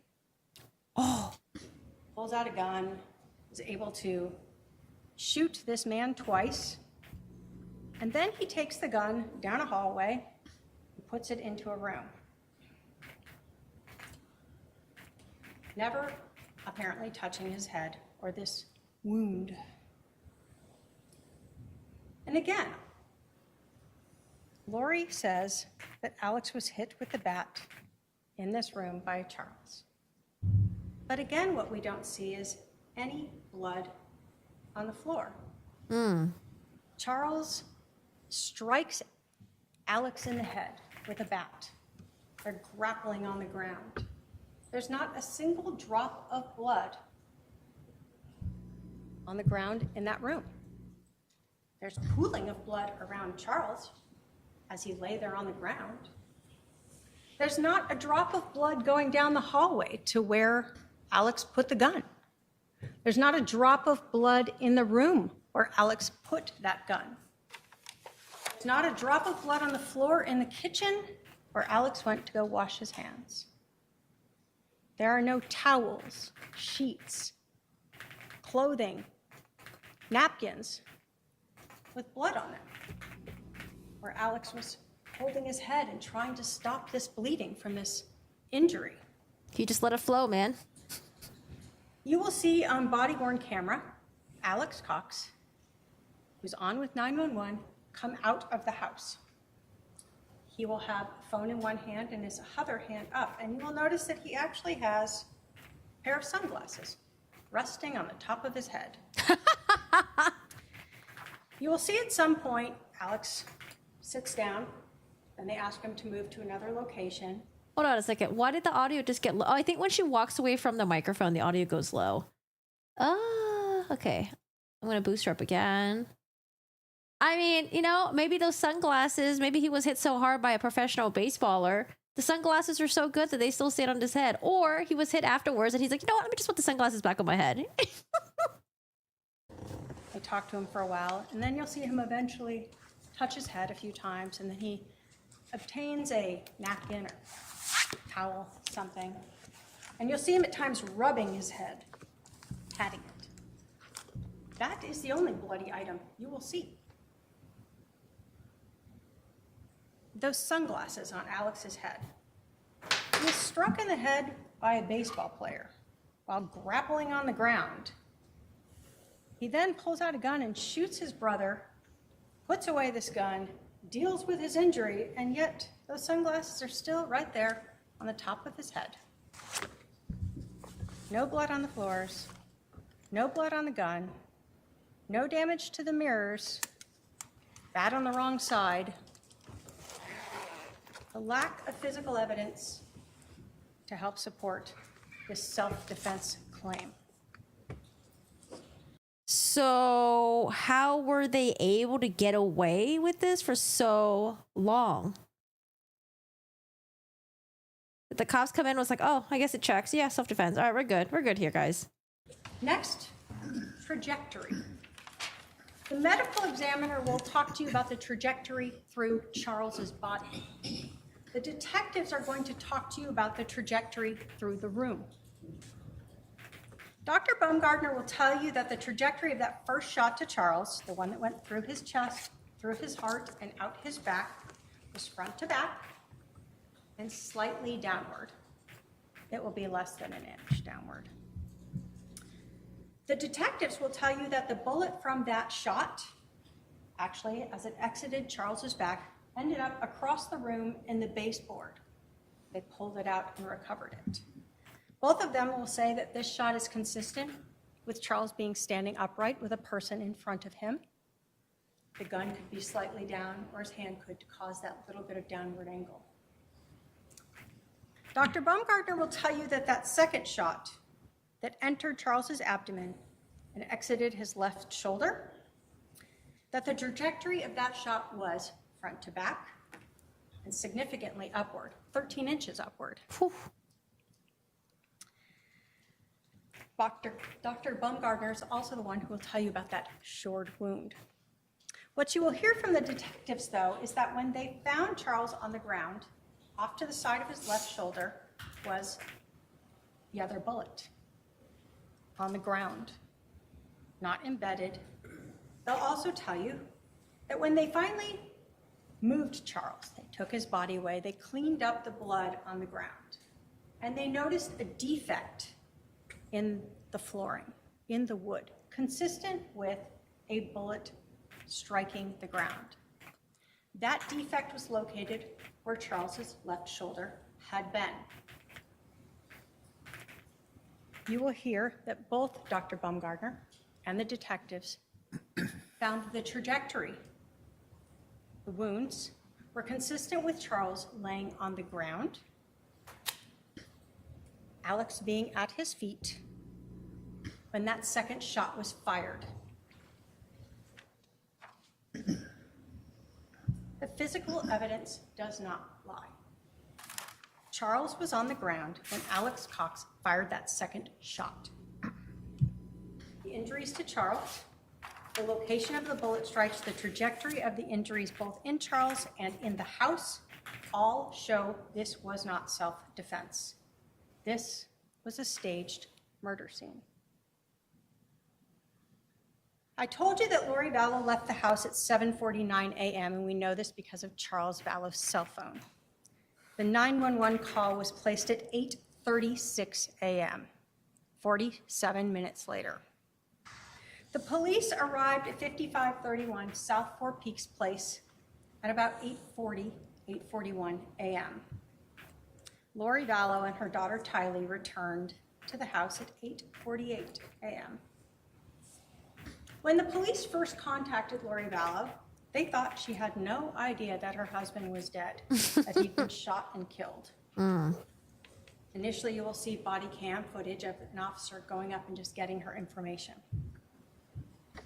Lori doesn't ask, why are all these police here? Why is there a fire truck here? Why is my brother sitting on the ground over there? Oh, gosh. Is he okay? Wait, I think we have seen the body cam before. Right? Yeah, I think we have seen the body cam before. Instead, she comments about her neighbors. You'll learn that the police then pulled her aside to do what they call a death notification, to let her know that her husband was dead. Only to their surprise, she told them she knew she was there. So at this point, the police knew they needed to take her to the police station and question her. Oh my God, she's so dumb. You'll learn that Lori Vallow was interviewed by the police. She was treated very kindly. The police asked her what happened. Lori Vallow told the police that she took Charles's cell phone. She admitted that she was the reason Wow. that Charles didn't just leave and take JJ to school. So she self-snitched all the way. She told police in no uncertain terms that Charles was demanding his phone back, and she refused to give it back. She told the police that even as Charles screamed at her for his phone, she walked away from him, wouldn't give it to him. No matter what happened or what Charles said or did, she would not give his phone back to him. Lori told police that her daughter Tylee came out of the room during this screaming with a bat, that Charles took it away from Tylee, and Tylee fell on the ground, and she told Tylee to go out to the car with JJ. She still didn't return the phone. She told police that Alex came out, that he and Charles got into this scuffle with the bat, that Charles hit him in the head with the bat. She still didn't give Charles back the phone. What she did instead was take his phone and go around that wall into the kitchen, left the situation. Time to let brother Alex be Nephi. While she's in the kitchen, she said she heard the gunshot, came out, saw Charles on the ground, and her brother standing at Charles's feet. Then she told the police she left.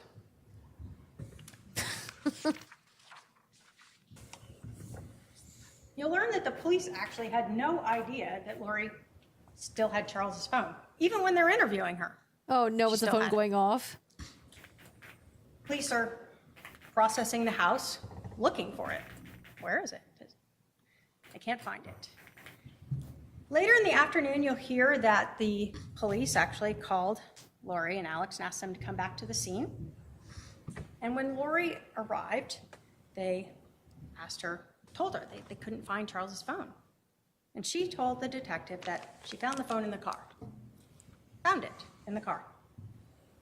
She gave Charles's phone to Detective Enplan and then provided her with Charles's PIN number to get into the phone.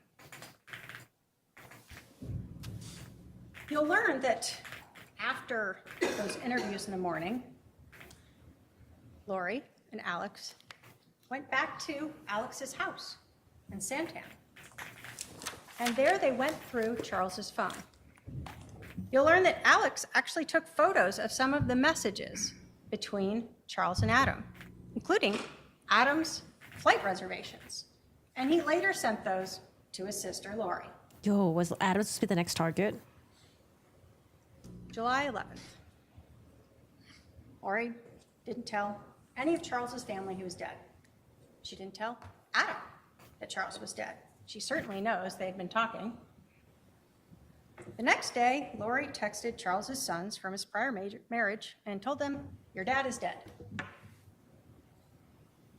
Charles's sons reached out to their Aunt Kay about this, and you'll learn that Kay and her husband had to Google this, see if it was true.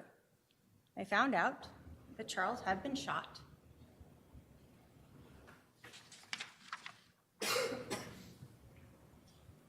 So what about the money? That life insurance policy. Charles Vallow had $1 million life insurance policy. When he got it, his wife, Lori Vallow, was the beneficiary. We know that Charles died on a Thursday, July 11th. That next Monday, July 15th, Lori Vallow called Banner Life Insurance. The call was recorded and you will hear it. She told the agent that Charles had been accidentally shot. It was an accident. And that she was the beneficiary. Both of those statements are not correct. There was nothing accidental about that shooting, and she was not the beneficiary. Oh, she had a Corey Richards moment, man, where she was like, I thought I was going to inherit this house, but no. The husband played a reverse Uno card on you without you knowing. 3 days later, on July 18th, Lori Vallow learned that she was not the beneficiary. Banner Life Insurance could not and would not tell her who Charles had changed it to. She's pissed. But Lori was angry about it. And you're going to learn that on July 18th of 2019, there's another very important text message in this case. The first one on July 9th between Lori and Alex when they discussed being like Nephi. And on July 18th, 7 days after Lori and Alex killed Charles and Lori learned she is not getting a days after Lori and Alex killed Charles and Lori learned she is not getting $1 million life insurance policy, she sends a message to Chad Daybell. Quote, "So I talked to the insurance company. He changed it in March. So it was probably Ned before we got rid of him. You can't tell me who, of course, but it's done. I'll still get $4,000 a month from SS." In this text message, Lori tells Chad that it was probably Ned, that evil spirit inhabiting Charles's body, that changed the life insurance policy before they got rid of him, before they killed him. After Lori found out that she was not the beneficiary. She was so angry that she actually went through Charles's laptop, found the beneficiary change form, sent photos of that to Chad, and she also confronted Kay about it. The $1 million she had expected to get was gone. But as Lori told Chad on the 18th, she was still going to get money from the death of Charles. Lori knew already that a month before going to see Social Security, how much money she would get for JJ and for herself as a caregiver Yep. as a result of Charles being killed. $4,000 a month. Ladies and gentlemen, the evidence in this case is going to show you that Lori Vallow, Daybell, conspired with her brother, Alex Cox, to kill her husband, Charles Vallow. When Charles let Lori know he was coming into town, she quickly got the pieces into place. Alex came to her house with a gun. Lori created the way to keep Charles inside the house so that Alex and she could be like Nephi.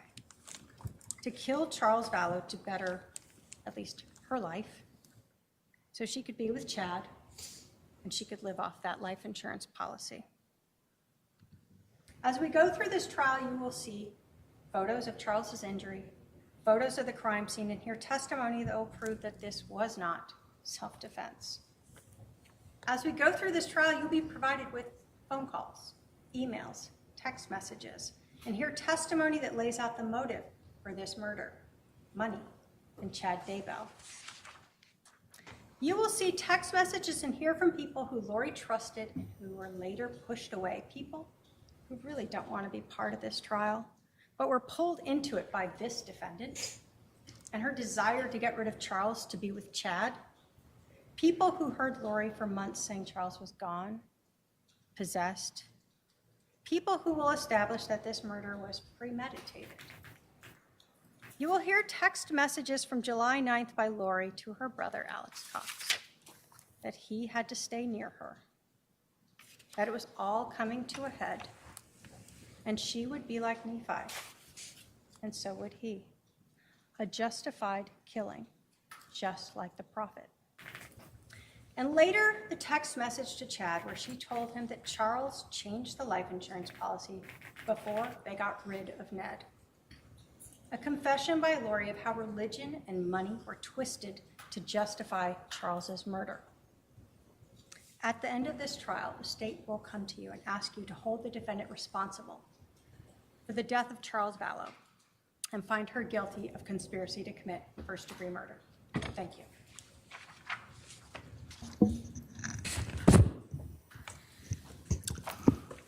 All right. Will the defendant be giving an opening statement? Okay, because of the lunch hour, your opening statement will start after lunch. I'm going to excuse the jury for lunch. I'm going to ask Juror 3 to stay back. I need to talk to you about something. Juror 3. Please remember the admonition, jurors. We'll see you. Let's start. Everyone be back in the jury room about 1:20 p.m. and we'll resume at 1:30. Thank you. All rise for the jury. Oh boy, all right. What do we think about the state's opening statement?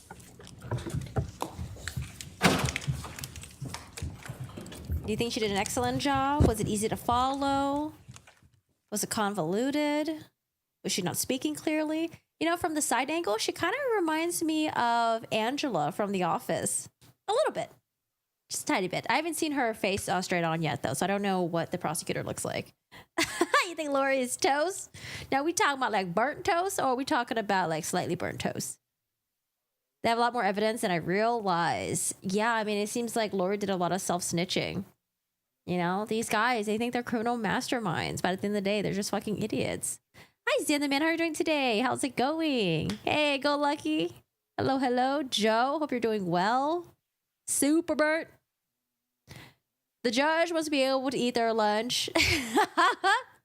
Yeah, let me get a little bit of food in my system before I have to deal with the rest of Lori, please. Hey, Nicole, how are you doing today?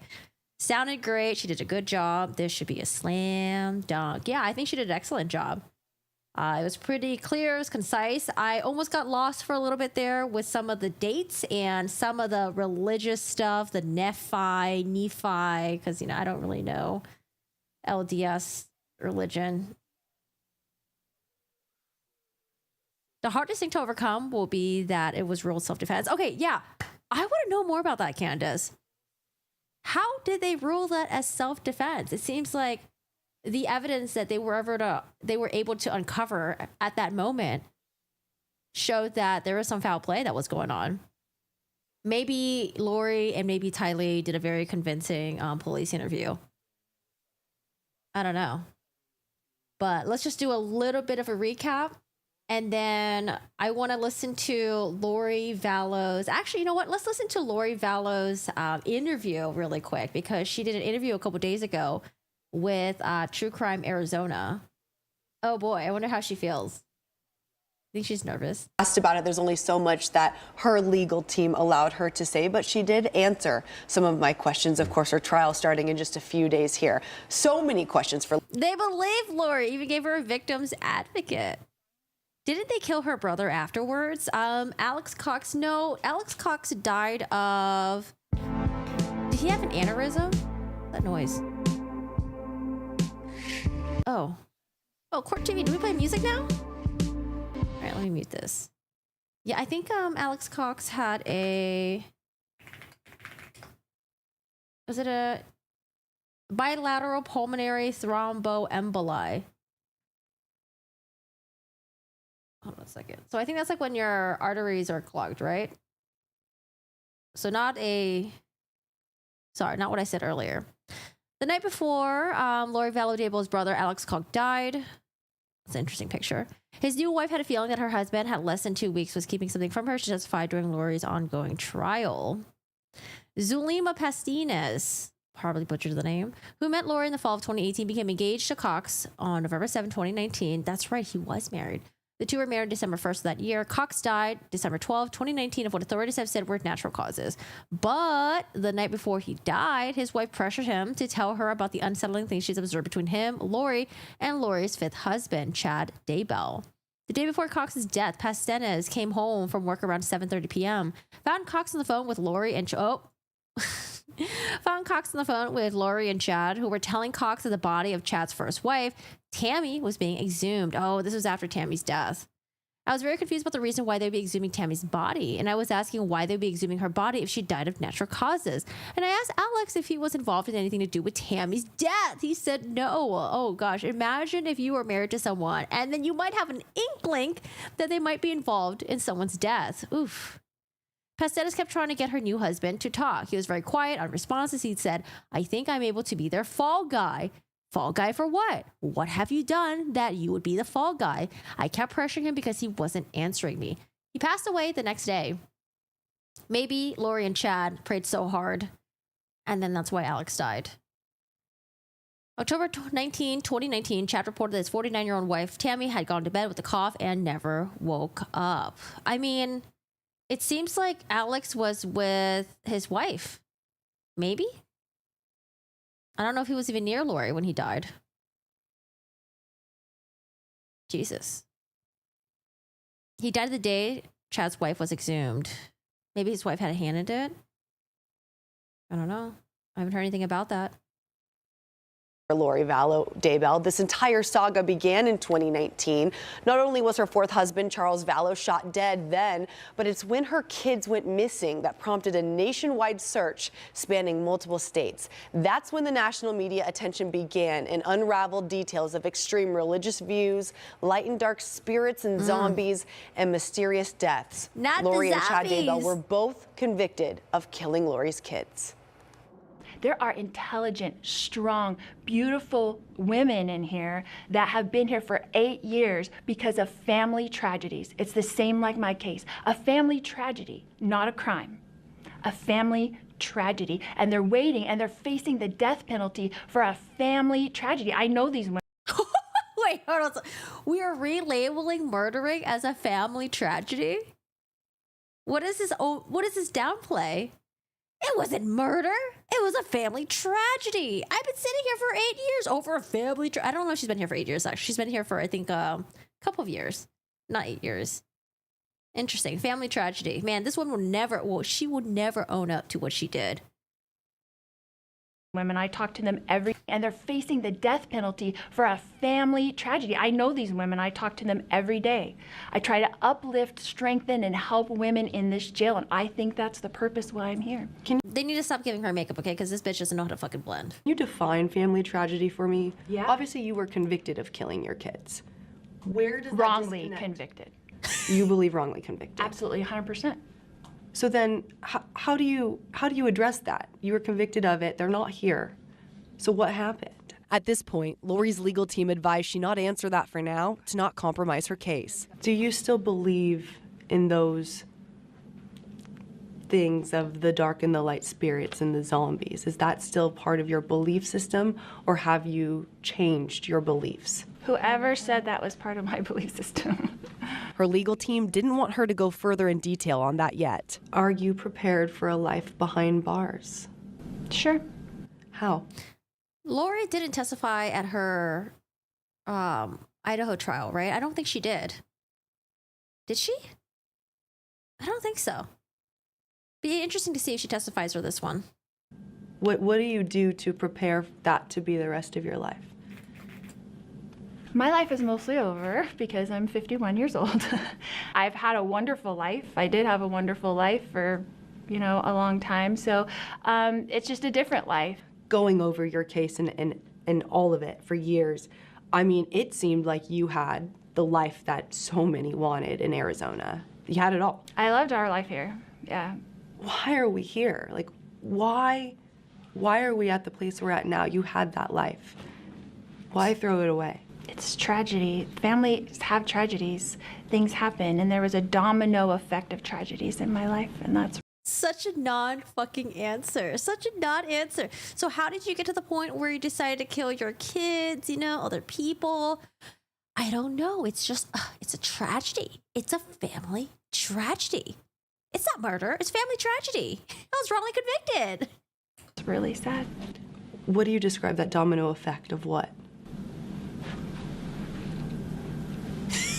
She doesn't know because she's such a dumbass. She's just pulling these phrases, hoping to bolster her arguments. It's a domino effect of the family tragedy. Okay, so what's the family tragedy that happened? I don't know. It's a tragedy that happens amongst families. It's probably something that we should save for next time. All right, save it for next time. All right. I do hope I get to talk to Lori Vallow Daybell again through all of this. Coming up tonight at 6 is... I don't even know how you interview Lori at all. Is there any more Lori? That's it? That's all we got? Okay, that's all we got. Family tragedy, y'all. It ain't murder. It's family tragedy. I don't think... Oh, you know what? Lori did speak at her sentencing. I remember that.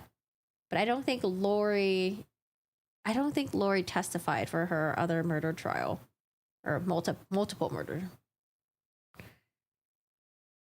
I know, right? You want her to take accountability. She's not. She's not going to take accountability. No way. Why does she look like a TikToker? Oh, I don't know who. She actually, for a second there, kind of reminds me of Rashida Jones, but not really. But maybe Office is in my head right now because I'm thinking of Angela because of the state prosecutor. All right, well, let's see. Let me do a little recap of the state's opening so far, and then we'll jump into Lori Vallow after Charles was killed / murdered. Let's look at her interview. Oh boy, because I know they interviewed her, and then I know we also have a video interview of Tylee as well. All right, so opening statements today began with Trina. Trina is the state prosecutor of this case. I think she did a really excellent job. She talks about a text message to Alex Cox. Alex Cox is was Lori Vallow's brother. He is now currently deceased. He died of natural causes, although at the time of his death was a little bit odd.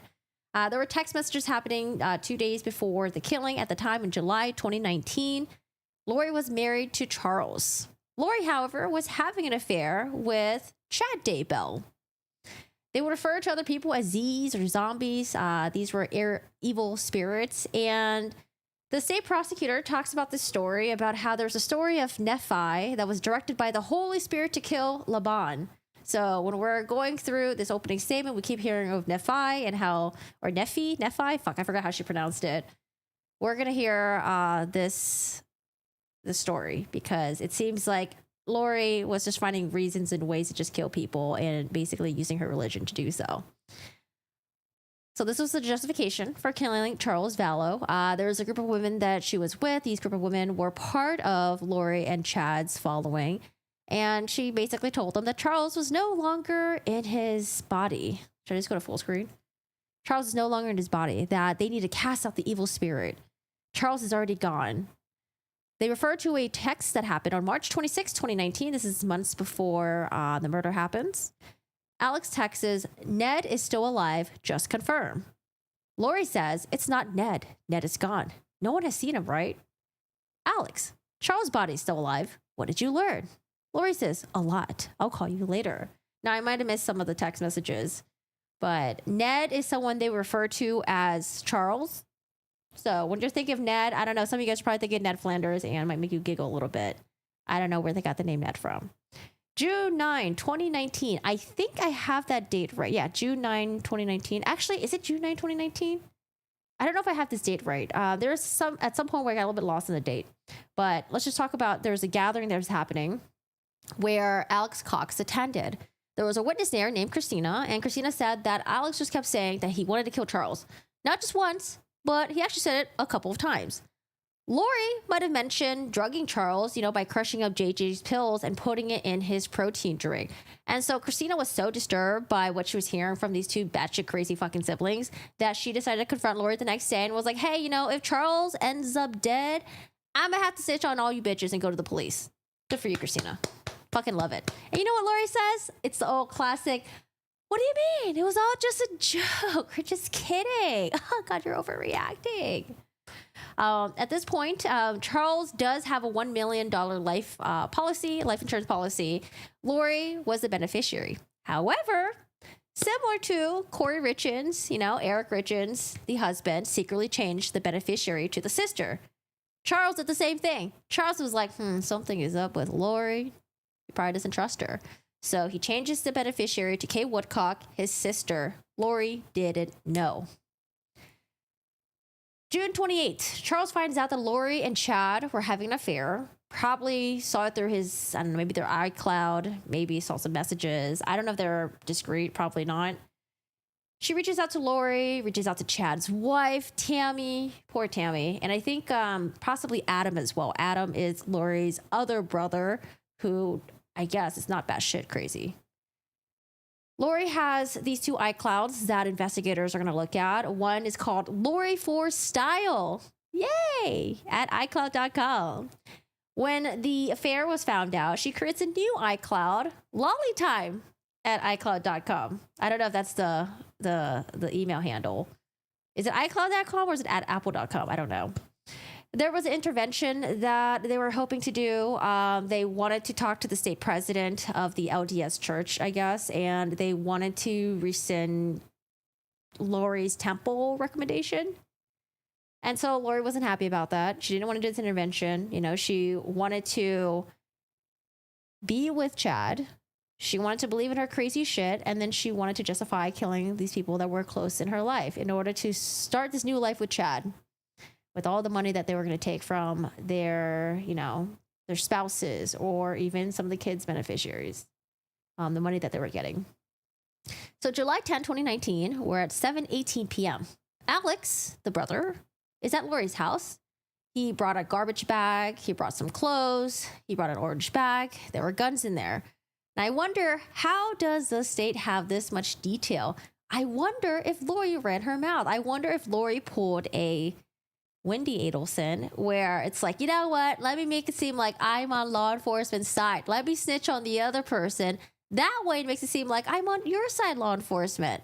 I'm not part of this person. I didn't do anything wrong. They did everything. I don't know. That's a theory that I have with Wendy. I think Wendy purposely threw her family under the bus. During the evening time, Charles sent a message to Lori saying he'll be over at 7:30 a.m. the next day to pick up JJ. During this time, Charles did go on a date with someone named Nancy Joe. He met her through an LDS dating site. He basically told Nancy Joe everything that was going on with this crazy wife that he was married to. I think they were probably separated at the time since they're dating, but basically tells Nancy Joe like everything that's going on with Lori. Nancy Joe texts Charles and then basically believes that, he ghosted her for months. It wasn't until months later when she found out in the news that he was actually killed the next day, the day after their date. So July 11, 2019 rolls around and Charles comes to pick up JJ to go to school. And so when he arrives, he noticed that there's something odd. Alex's car is in the driveway and he's texting Lori's other brother, Adam. And they, you know, based on the text messages, they think that Alex and Lori are up to something. And so Alex goes into the house, it seems, and got JJ, put him in the car. However, he was unable to leave because Lori somehow took Charles's cell phone away. She, I guess, told law enforcement, gave them a lot of details. She told law enforcement that she took the cell phone, refused to give it back, you know, and he was like begging her, she wouldn't. And so I think he's probably chasing her around the house. Now, something goes down. Essentially what happens is Charles gets shot twice. First shot goes from the chest, front to back. And they mentioned that a shot like this, although it might go through, or I think through the heart or near the heart, it takes about 1 or 2 minutes to die. You can still talk, you can still move. And it's evident of this because when Charles was shot, he took his hand, or I guess it'd be his left hand, and tried to properly stop the bleeding. There was a second shot that happened from the abdomen to the shoulder. However, this second shot was at a very odd angle. It wasn't from, I think the first shot was like slightly angled, you know, if you're holding the gun and it's like slightly down. But this second shot, the angle was very peculiar. And so law enforcement and the medical examiner believes that this was not an accidental shot. Now, what happens after this? Lori decides to take Charles's cell phone, his rental car, his wallet. And I'm assuming they knew the wallet because maybe she used his wallet later on. But she decides to drive to Burger King, pick up some Burger King, go to Walgreens. She ends up dropping JJ off at school. And then she eventually comes back home to the house. She goes back to the house with Ty Lee. At 7:52 p.m., however, 3 minutes after she leaves the house, she speaks to Alex Cox, her brother, on the phone. 17 minutes later, at 8:06, she speaks to Alex Cox on the phone again. And during this time, no one fucking calls 911. It's not until 47 minutes later, after Lori leaves, that they call 911 at 8:36 a.m. But you know, what was going on during that time? Why did they wait so long to call 911? Well, the state believes that Alex was staging the scene. One of the things that they noticed was that there was a baseball bat, you know, kind of near Charles's like right hand, as if he was in the mid of like maybe trying to swing the bat, and then he ends up getting shot and then he falls backwards. But I don't know when they realized this. Charles is not right-handed. Charles is actually left-handed. He's a professional, or was a professional baseball player, and he would pitch and he would swing with his left hand. Be kind of weird if he was chasing someone around with the right-handed, trying to, you know, hit him with it. Lori says that Alex was hit in the head with a baseball bat and that Alex was just trying to defend himself, you know, with a gun. Now, law enforcement, I don't know when, at some point also noticed that there was no blood transfer. So if Alex was hit in the head with a baseball bat, well, wouldn't you touch the injury? Wouldn't you kind of stop the blood from flowing out of your head? Apparently, there was no blood on the floor. There was Charles's blood on the floor after he was shot, but there's no blood on the floor. There's no blood on the gun where, you know, Alex used to shoot Charles. There's no blood in the kitchen. There's no towels, sheets, clothing, napkin. None of it had blood on it. And then also they notice, I don't know when, in the body cam, when Alex is coming out, police, you know, they respond to the scene. Alex comes out with a phone in one hand, and he got sunglasses on the top of his head. Interesting. So maybe he got hit in the baseball bat and his sunglasses were so strong, you know, it's got that gorilla grip, it stayed on his head. Or maybe after he was hit on the head, you know, he was like, you know what, let me prioritize. Let me put the sunglasses back on my head. I don't know. Maybe that could have happened. So they're going to talk about the medical examiner and the detective who's going to talk about the injuries to Charles Vallow. And again, the first shot seems like it could have been a shot from someone who's, you know, standing in front of you, and then maybe you're going at them. However, the second shot, the bullet was actually found in the ground, not in the wall. And because of that, and because of the strange upward angle that it was shot through on Charles's body, it seems like maybe he was on the ground already and that it wasn't self-defense. At 8:48 a.m., Lori and Tylee finally returned to the house. Again, they called 911 at 8:37 a.m. So about 11 minutes later, Lori, Tylee, they returned to the house. And law enforcement was trying to give her a death notification saying that, like, hey, it seems like your husband or, yeah, I guess her husband at the time. They were married at the time, sorry. Your husband has been shot. He's dead. And she's like, oh, yeah, I know. They're like, the fuck, And she's like, yeah, I know, I was there. And they're like, okay, well, lady, you're going to have to come into the police station and you're going to have to come and give your statement. Oh, gosh. So the story that was given was that Lori did admit to taking Charles's phone, that Lori was running around. She refused to give it back, even though he begged her. And at some point, Tylee came out with a baseball bat. So let's blame it on Tylee. Yeah, she came out with a baseball bat. Yeah. And Charles took the baseball bat from Tylee and at some point used it to hit Alex in the head. Lori says that she was in the kitchen. She heard a gunshot. And then when she came out, she saw Alex standing over Charles's body. And what did Lori do? Oh, I didn't call 911. I just, I grabbed the kids and we just went to Burger King's. They did mention that law enforcement couldn't find Charles's phone. Apparently, I think Lori had it with her the entire time. But when Lori gave it to law enforcement, she's like, oh, look what I found. It was in the car. There you go. And here's the PIN number. Yeah. Now, after the interview, she went back to Alex's house at some point. They were going through, I think, Charles's phone. So I think at this point, maybe they still had Charles's phone. They were going through Charles's phone and they're screenshotting text messages between Charles and the brother Adam. Remember, Charles and Adam and other members, they wanted to do intervention and they wanted to confront Lori and then they wanted to talk to the church state president. And so Lori wasn't having it. She wasn't happy about that. Lori was also so pissed that she also went through Charles's laptop and before she goes through Charles's laptop, she calls the insurance company. She calls Banner Life Insurance and she's like, hey, my husband Charles, he got shot. I don't know. He died. It was an accident. And I'm the beneficiary. So that $1 million, paycheck comes to me.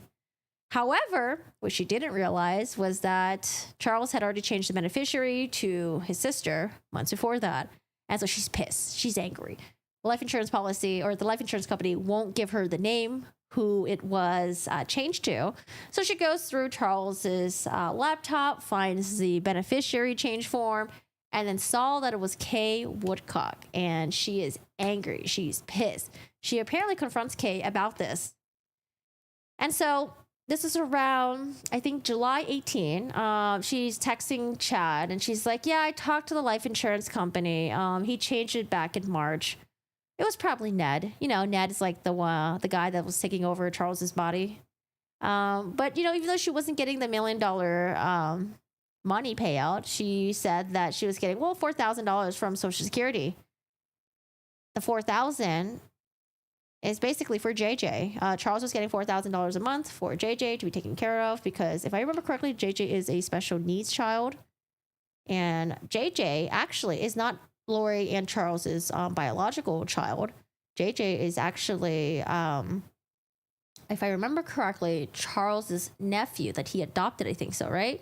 Or I remember there was like the family tree on Charles's side was like a little bit weird with, it was like technically his uncle or something like that. I forgot.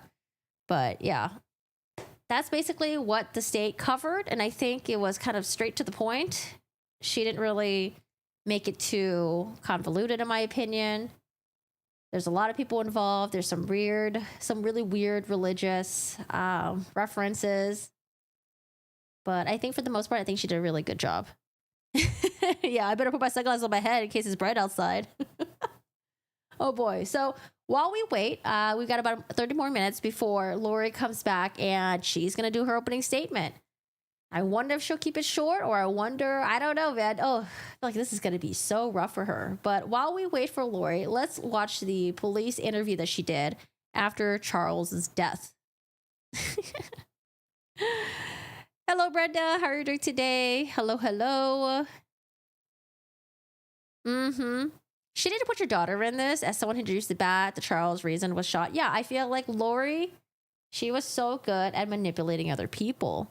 Lori was so good at keeping her hands clean. She gets other people to do the dirty work. Oh, how was the bat introduced? Oh, my daughter brought it into the room. How was my husband shot? Oh, my brother did it. He brought the guns. How was Tammy killed? Probably Chad. How were her children killed? Probably Chad and Alex Cox. You know, she was just so good at trying to keep her hands clean. Like, I didn't do this. What are you talking about? It wasn't me. I'm a good person. All right, let's get on over to this police interview. Let's just listen to some parts of it. Man, it's been a long time since I've seen this. Because I've seen this one, and I've seen parts of Tylee's police interview. So we'll wait for Lori Vallow to come do her opening statements. But guys, if you guys are new here, thanks for hanging out. If you guys are not caught up with Donna Adelson, Brian Koberger in the Idaho 4 murders, Corey Richards, we recently posted some videos basically just updating you guys on what's going on with those cases, because Corey Richards, Donna Adelson, their trials are coming up soon. Brian Koberger's trials coming up in autumn, but time is going to fly because we have so much trial stuff. Time is going to fly, and soon it's going to be Idaho 4 time, which is wild. But if you guys are not caught up with those cases, definitely check out those videos. Have you seen the on-scene interview before they went to the station? Yes, I did. I couldn't find it though. Let me see if I can grab it. If anyone has a link to it or know where I can find it, let me know. Body cam. Let's see. This is a nighttime one, but this is with Charles Vallow. I think he was the one that called the cops. This is when Charles called the cops, basically saying that Lori lost her mind. Oh, is it this one? Oh, I think I got it. I thought it was longer though.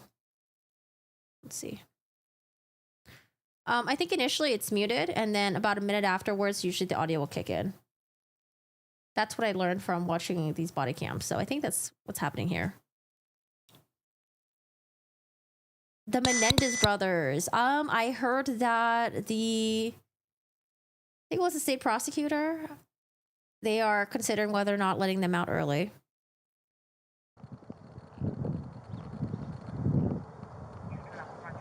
Come out this way, man. You know, no weapons?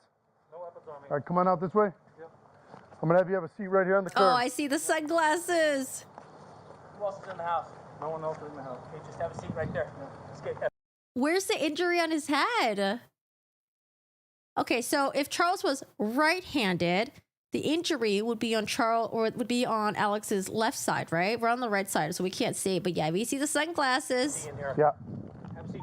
18 seats secure. We got the gentleman out. Have fire rolling.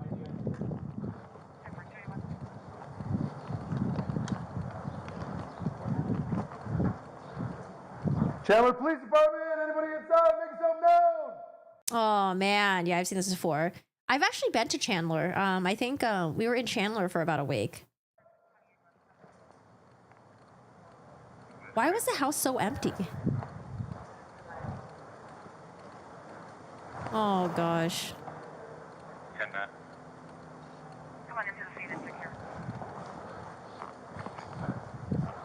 That's Charles.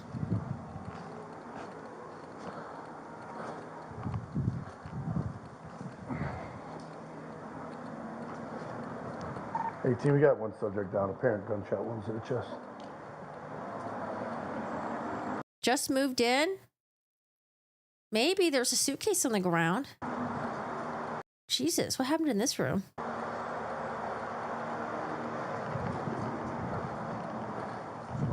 Oh, yeah, possibly. Mattresses on the ground.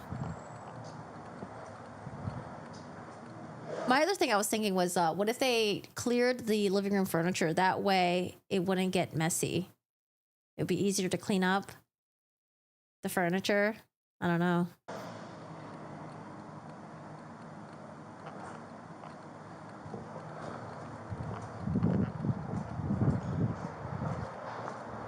I think she used the name to distance herself from the idea that she was going to kill Charles.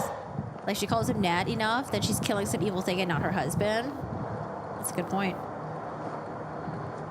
He's right here in the living room. Firearm's gonna be in the front door, in the front bedroom, laying on the ground next to a case. Hey, Sheena.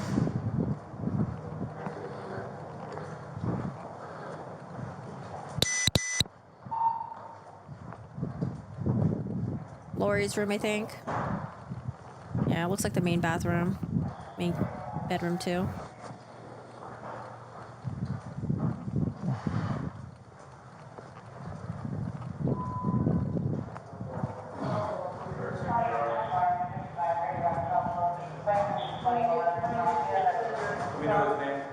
We didn't have any of that as of right now.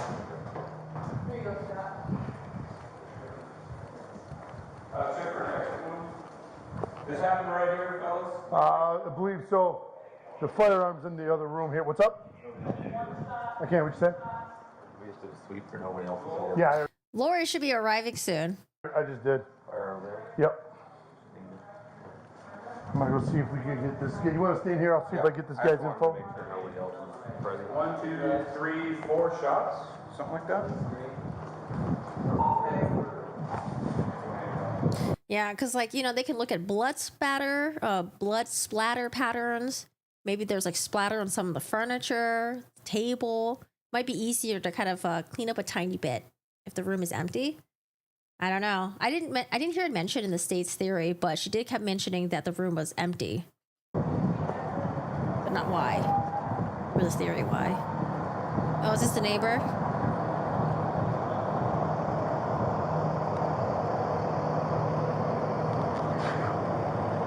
Y'all say anything in his head? Did you get the guy inside's name? No, I haven't. I don't see any injuries on his head. Charles Vallow. Charles Vallow? Spell that. I don't see no injuries on his head. Oh my God. I thought he would at least try to hit himself and make himself look all beat up before the law enforcement got there.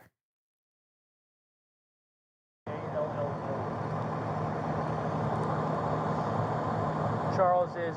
Oh my God. There's literally nothing on his head. I don't understand the baseball theory. So maybe Charles lightly tapped his head with a baseball?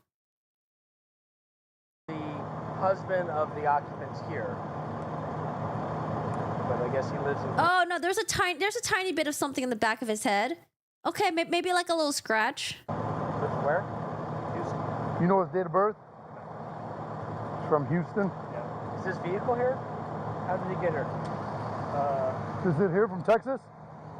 No, that's my sister's car. I think he came in a rental car. I think my sister's in it. I think your sister's in a rental car?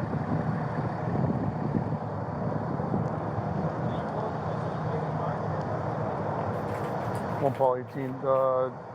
Subject that's been shot. His last name is going to be Vallow, Victor Adam, Lincoln Ocean.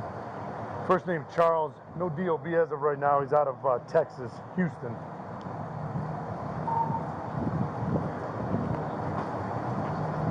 So the guy that got this guy, his last name is Vallow, V-A-L-L-O. Hang on, just real quick. Are you on scene? How did Alex get away with this? And Lori for so long? Copy. Several gunshot wounds. There's a couple of shell casings behind it. And now let's get... Hold on. Can I jump here really quick? How was he not arrested? Get out to our chief investigator, Morgan Lowe, who listened to Alex Cox's interview with detectives. Morgan? Yeah, Kim, one of the frustrating parts of this case comes down to one question. Why didn't Chandler police arrest Alex Cox after he shot and killed Charles Vallow? Now, I know that Chandler's a pretty nice neighborhood. It's a nice area. Maybe they're not used to processing murder scenes. Maybe not a lot of murdering happens. I don't know. I mean, I know like hindsight's 2020, but like, come on. Look at the injuries on Alex Cox or the lack of injuries on Alex Cox. We have some new detail showing detectives suspected right away this may have been more than just a case of self-defense. Maybe the detectives, maybe they're like, hey, I think something went down, but maybe the state wouldn't go after Maybe the state didn't think they had enough evidence at the time. So walk me through what happened today. This is video of the interrogation room with a Chandler detective and Alex Cox. You come towards him. Yeah. Okay, I couldn't tell who was the detective for a second there. I feel like we're looking at a mirror image here for just for a moment. And then what happened right after that? He shoved me and spun me around. Okay. And then He shoved me and spun me around. I don't see any injuries on the back of his head. Where'd that little scratch, little bleeding scratch go? cracked me in the back of the head. Cracked you in the back of the head. Yeah. Cox is described. Oh, okay. I see something there. That's on the right side. Okay. What he said led him to shoot Charles Vallow, his brother-in-law. What happened when you came out with the gun? I said, put that bat down. He goes, what are you going to do like that? And he came at me. Cox says he fired 2 shots into Charles as he was coming at him. I'm trying to see if it's swollen. I'm trying to see if the... I feel like there's no swelling there. I remember when I was a kid, I was riding my bike and I crashed into a fence when I was going down the hill. Dude, I had this like giant like ball on my head. At him, then washed his hands off in the sink, put his gun in his bedroom, called 911, and started CPR. Hey, team, we got one subject down, apparent gunshot wounds to the chest. But after walking through the scene and comparing it to Cox's description, investigators became suspicious. One of the bullet strikes was on the ground beneath Charles, like he was shot while he was already lying on the ground. It led one officer to write this: "It was suspected that Cox was not being truthful." And the firefighters told investigators they found no evidence Cox had actually performed CPR on Charles.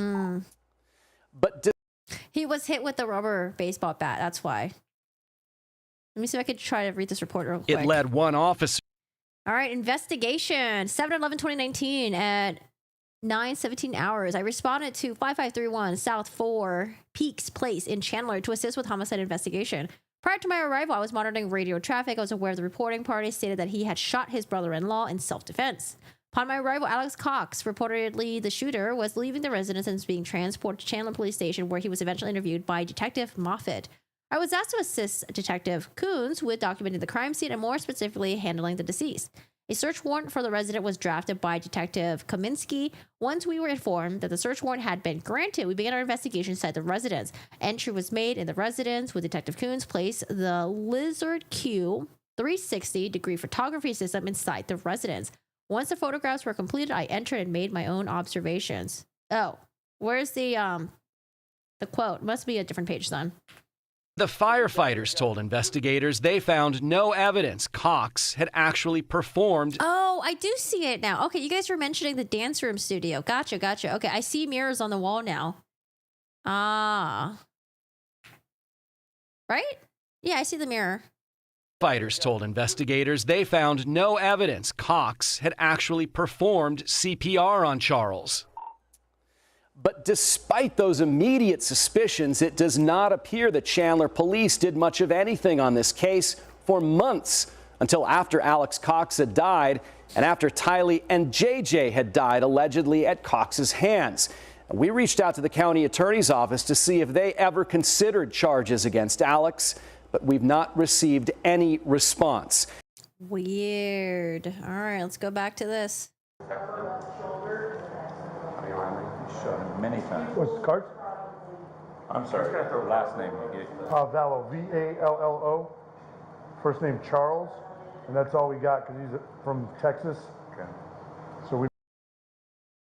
All right, let's go over here. I just want to get to the part where Lori arrives, and she's like, yeah, I know. I was here.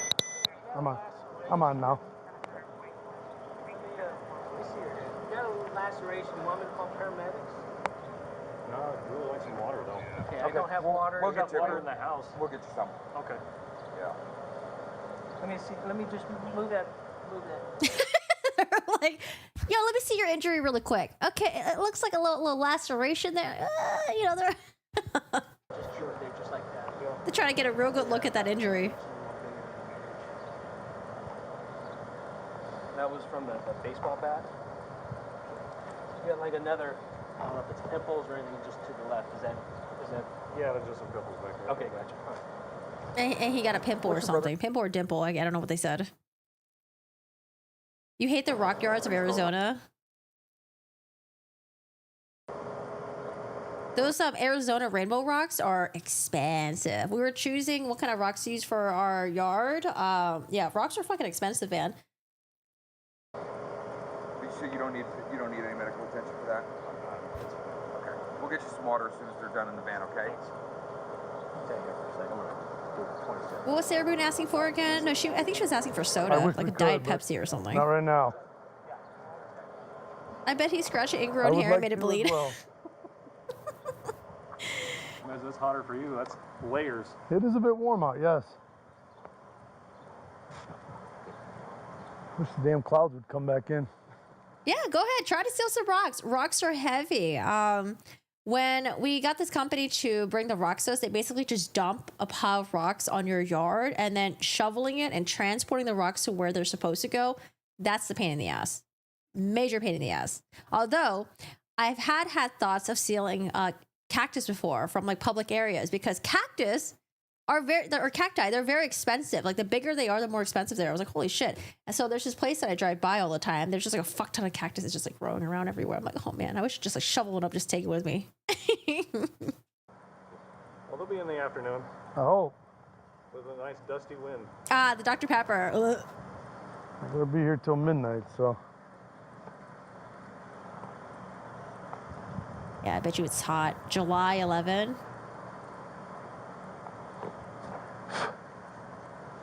Took the grass out, put in rocks a couple years ago. Yeah, we had an area where it was just like dirt and mulch. Cleared the whole thing because the weeds were just growing like crazy there. And then we put like a weed layer, and then we just put a fuck ton of rocks on there. And now it's great. But the backyard, we have a whole mulch area, which is a headache for me. Pepsi better. Oh, Coke. Coke all the way. Coke is so good. Oh, really? You can propagate a cactus really easily. You just need a decent chunk. You should have gone in the middle of the night. Try to propagate some cactus.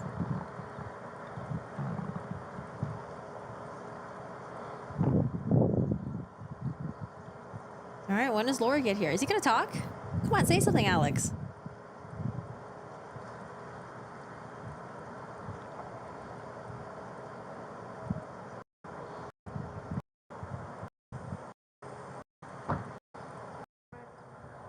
What's that?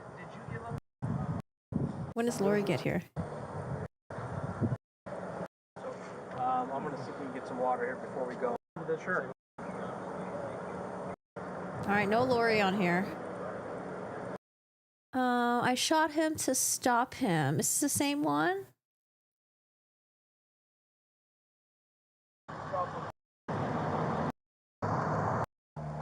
Oh, here's Lori. We just moved in here. Gotcha. Okay, you guys got it. Pulling up in the rental car that she stole. So that's a one way. So we got to be able to let people out onto that street, but so we got to move that south tape. Okay. All right, let me get your information. What? You got to Lowe's and snagged some leaves for? Wait, what were you propagating? Oh, gotcha. Okay, you guys got it. Gotcha. Okay. Let me just get your. Do you have a driver's license with you? I can just grab it. Okay, she says they were separated. Crazy. Look how normal she looks. L-O-R-I. What does your middle initial stand for? Noreen. Noreen. N-O. V-A-L-L. What's a phone number for you, Lori? Oh man, Candace, have you watched White Lotus? You can contact the local BLM. For personal use, you can get a free permit to remove cactus. Oh.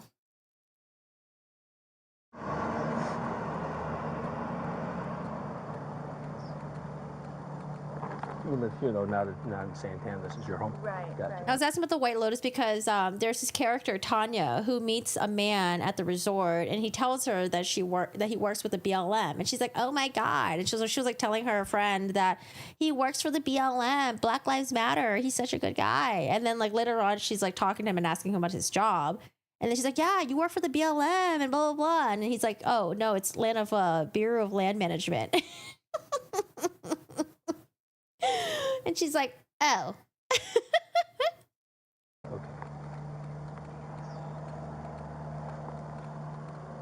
We just moved in here. Gotcha. How long have Oh, she said we just moved in here. you guys lived here? I'm sorry? How long have you lived here? Like 3 weeks. Oh, geez. 3 Yeah, weeks. okay. That's why the neighbors don't know us. Gotcha. Like, hi neighbor, sorry. Are you working at all? No. Okay. And you're still about 5'6", 120?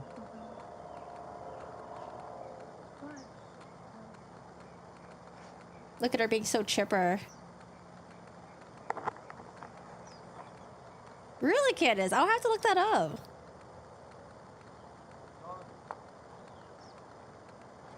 Thank you, ma'am. Yeah, that's tightly. Hello, young lady. And let me just get your information. How old are you? 16. 16? Okay. And that's mom? Okay, what's your first name, honey? And middle name? Coke vanilla does sound pretty good. Thank you. And then same last, Vallow? No. How old are you again? 16. 16. Do you have a driver's license? I do, it's inside. Nice. Yeah, I drove here from Texas by myself, so I'm pretty used to it by now. Okay. What's your birthday, hon? Weigh? You weigh? 160 maybe? Okay. Young lady here. You got, and I do. okay. I'm gonna skip through this a little bit. No one. Is Lockwood? Yes. Oh, okay. I haven't seen him yet. I was at a coffee with a cop thing, so I'm. Okay. Hey, Kyle, I'll tell you what's going on. So, well. I want to know who talks to Lori. That's the wife's name. Wife? Yeah. Her name is Lori. She's unaware of anything. Yeah, we're gonna go tell her the victim's assistance. The daughter also doesn't know anything. Oh no. Oh no. So they're talking right now, and I don't know if you can hear, sorry, because the audio is kind of low. They're talking right now. They're like, yeah, the mom is here, the daughter's here. They don't know anything. They don't know anything that happened. The suspect is her husband. The suspect is her brother. Okay. So brother, sister, niece, husband, estranged, doesn't live here. Lives in Texas. She's visiting. Because it was a DV earlier this morning. Brother kind of broke him up, said it was getting a little bit physical. With the wife? Yeah, because wife and husband are kind of separated. Again, he lives out of state. I don't know why he's here to visit. I don't have those details. Ultimately, he came over. They got into a verbal argument. Wife, husband got into a verbal argument. Brother steps in and says, just get the fuck out. At some point, the niece grabs the bat and is poking her dad. Dad takes the bat away. They decide to leave. Everyone leaves. There's a son, too, a younger son. Her son, he's not here either. So wife who lives here, her daughter, her son, they all leave. Her brother staying here, visiting, and the husband. They get into it. And then they get the real story from Lori Vallow. No, I was here the entire time. He says they got into an argument. Husband hit him in the head with a bat. Brother says, fuck that. Goes to his room, grabs his gun, his own gun, goes back out, doesn't stay in the room, doesn't lock the door, doesn't call us, but goes back out, confronts him, says, drop the bat. Guy doesn't drop the bat. He says he shoots him. Goes back into his room, puts his gun away, grabs his phone, cleans his head up, calls 911. And he's right there. So we're going to take her over to the victim's assistance.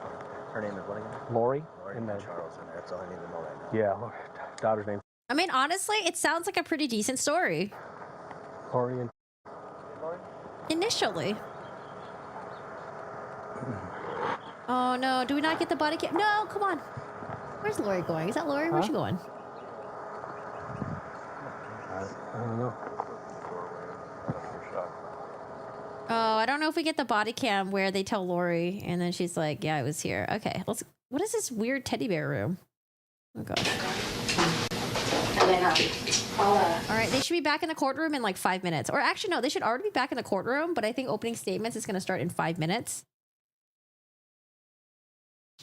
school, I try to talk to the teachers, but in high school, they don't care. They're like, you're not here, do the work, or don't. Like, they don't care. Well, and I So think horrible. with high school, it's like they're just pumping But kids when she through. was in elementary and junior high, all the teachers worked with her. They were nice about it. But by high school, there's so many kids that just don't care. And I was like, just take it. You're so smart. Let's just take it and see if you pass it. She passed it. Like, And got a really good score. Yeah, she passed it with like. All right, I think they're coming back in. All right, guys. I'm gonna use the restroom really quick. Or actually, I'm gonna mute this because I don't know if this music's copyright.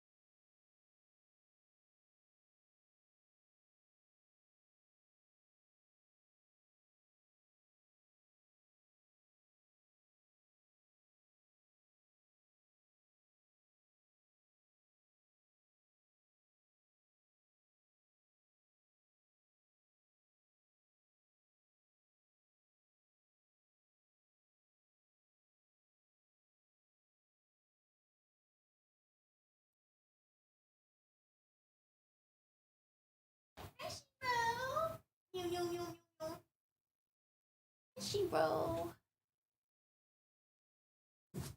All right, so no footage yet. A victim's room, like for kids, people who need to be interrogated that aren't being interrogated. I mean, she said she was there, you know? What is Lori gonna say that's gonna be entertaining? I don't know. What do you guys think? I heard that she's just gonna blame Ty Lee. Ty Lee, baseball bat, blame it on her brother. She wasn't involved. They didn't plan anything. I know, it's not crazy. Lori's so chipper. College ready in every category the first time. Well, and now she can do what she wants. So Exactly. she's better off that way. Mm-hmm. Okay. I know Laura's your first name, right? L-A-U-R. L-O-R-I. Okay. And then what's your last name? Vallow. V-A.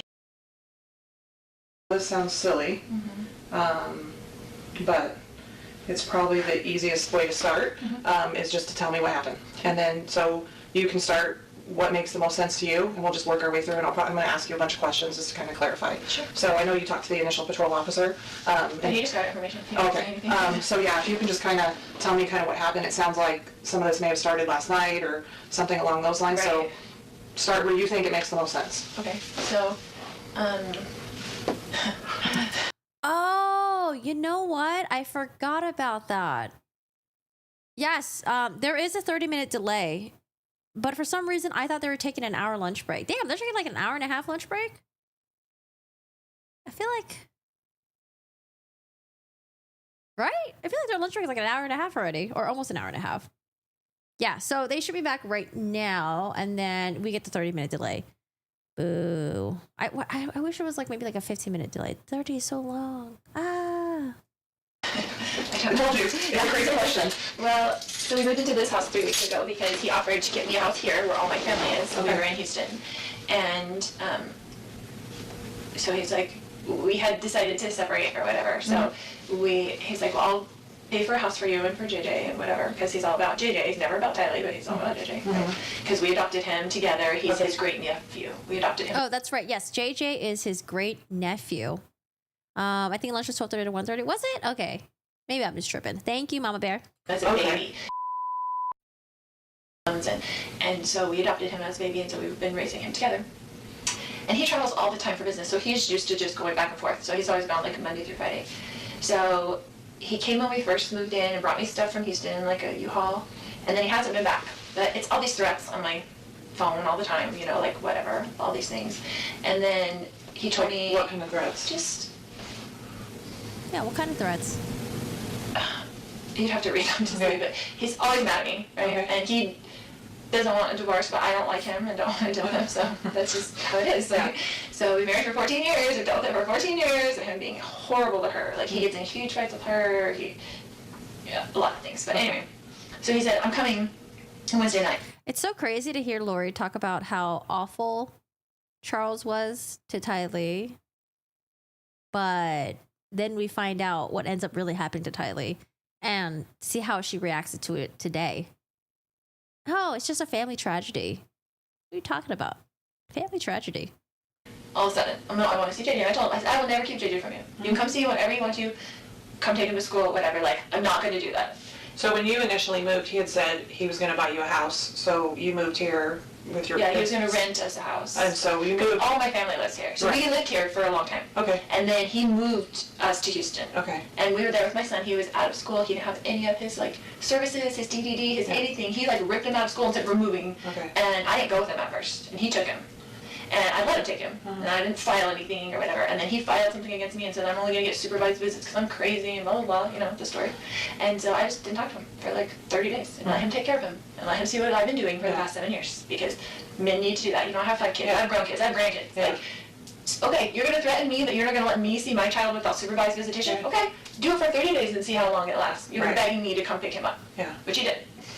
She's like, come back and whatever. So I moved in with them to Houston for the family, you know, and Tyler went with me. We drove to Houston from here and left all our family and all his support, all my son's support, like his cousins, everything. And we were there and I enrolled him in school there. I tried to start all his services and it takes forever. Yeah. You know, it takes so long to get that done. There's no easy transferring. There's no easy transfer. You start from the State to beginning. state, it's a totally new thing. Yeah. And he didn't do any of it in those 30 days. So I'm surprised she didn't even try to pretend to act, you know, a little bit sad, a little bit upset.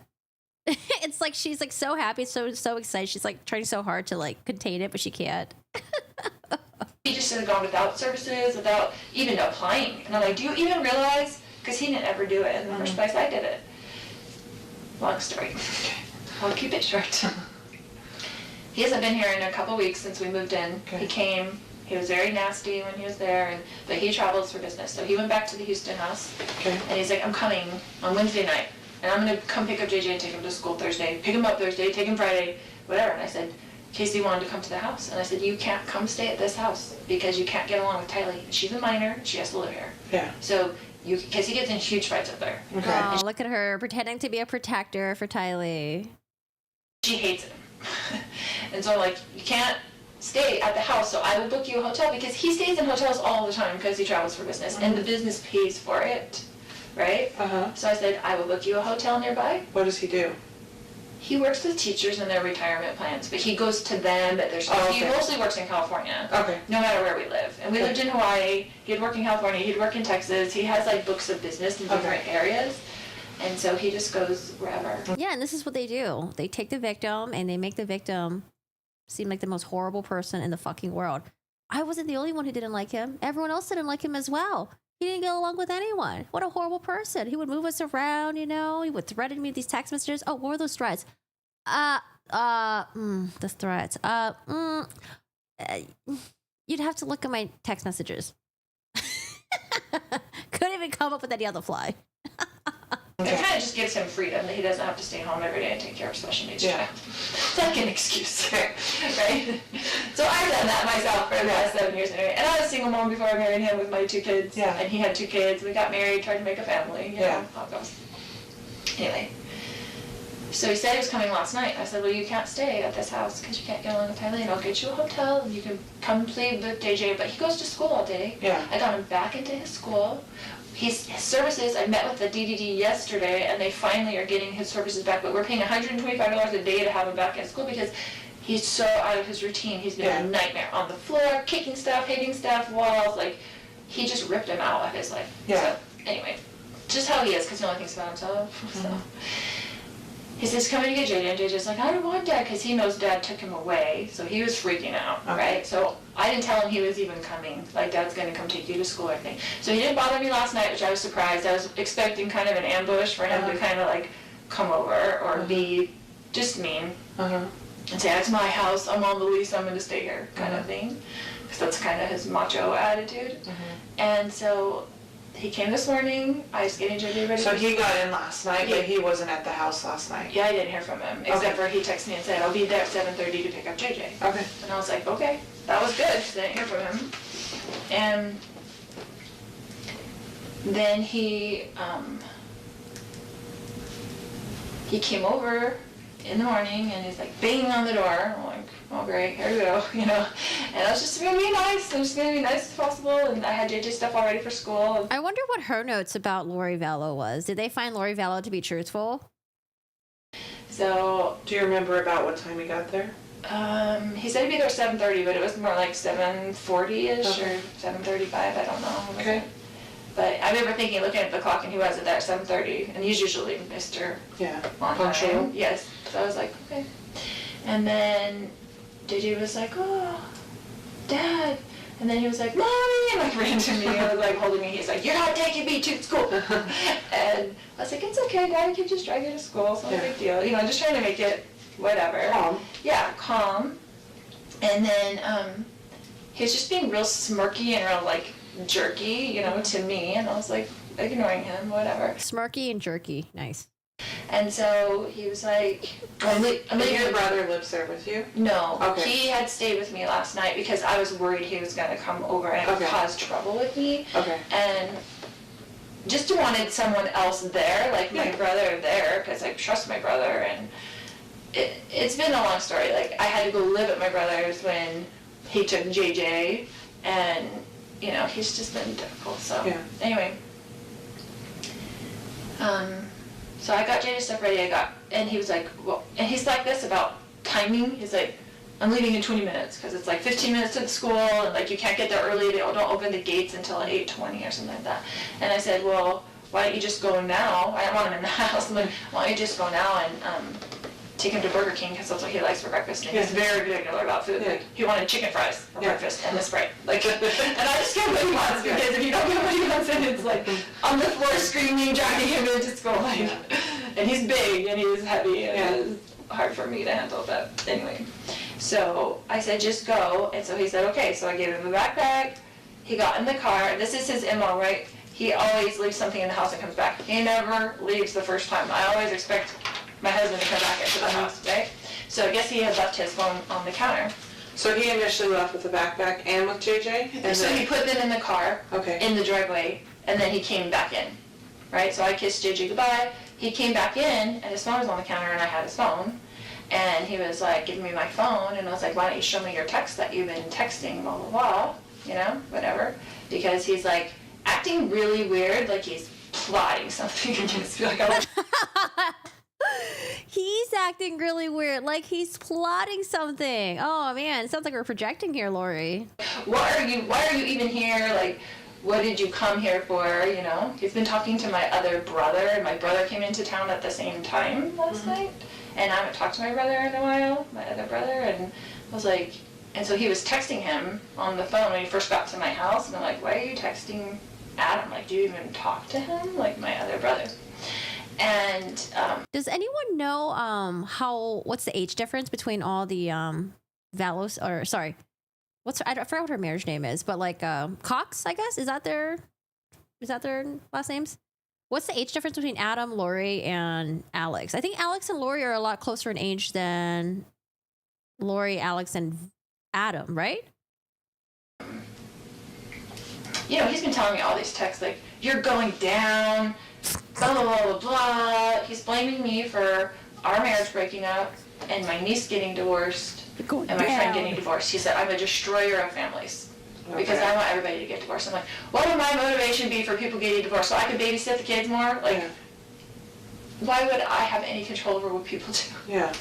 So it's just very odd. But anyway, he goes nuts. He's gone nuts on us a lot of times. Tyler and I have had to leave with JJ over the years probably 5 times and just stay in a hotel for 2 days because he goes nuts. Like, you don't know what's going to set him off, like, whatever. And she's mad at me for always, like, going back. But we had JJ and he's special needs, and it's really hard. Like, it's even hard to take care of it by yourself. So when you say he goes nuts, that can mean a lot of different things. Right. So goes nuts like yelling and screaming. Yeah, goes yelling nuts and like screaming, breaking like, things. yes. Goes nuts like physical violence. He's never really, besides like grabbing us and pushing us, but not like punching us or something. But with Tylee, he has gotten physical before. And with my grown son. Like physical how? Like got into a physical fist fight with my son when he was 16. For those of you guys who watch Colby's streams, what has Colby said about Charles? Did they ever get along? Okay. And he came after Tylee 2 times in Hawaii. Okay. And like went like he was gonna hit her, but then I got in between them. Uh-huh. Right. How old was she when that happened? Probably 13 and 14. Okay. So this morning he comes back in and... Was that beef smirky or turkey smirky? Hi, Oni, how are you doing today? Second, I wouldn't give him his phone. He was screaming at me to give him his phone. He was very worried about whatever was on his text that he did not want me to see. And so I was just holding it there, and he was screaming at me. And I was kind of walking towards around the house with it, so he couldn't get it. He's like reaching for it and stuff like that.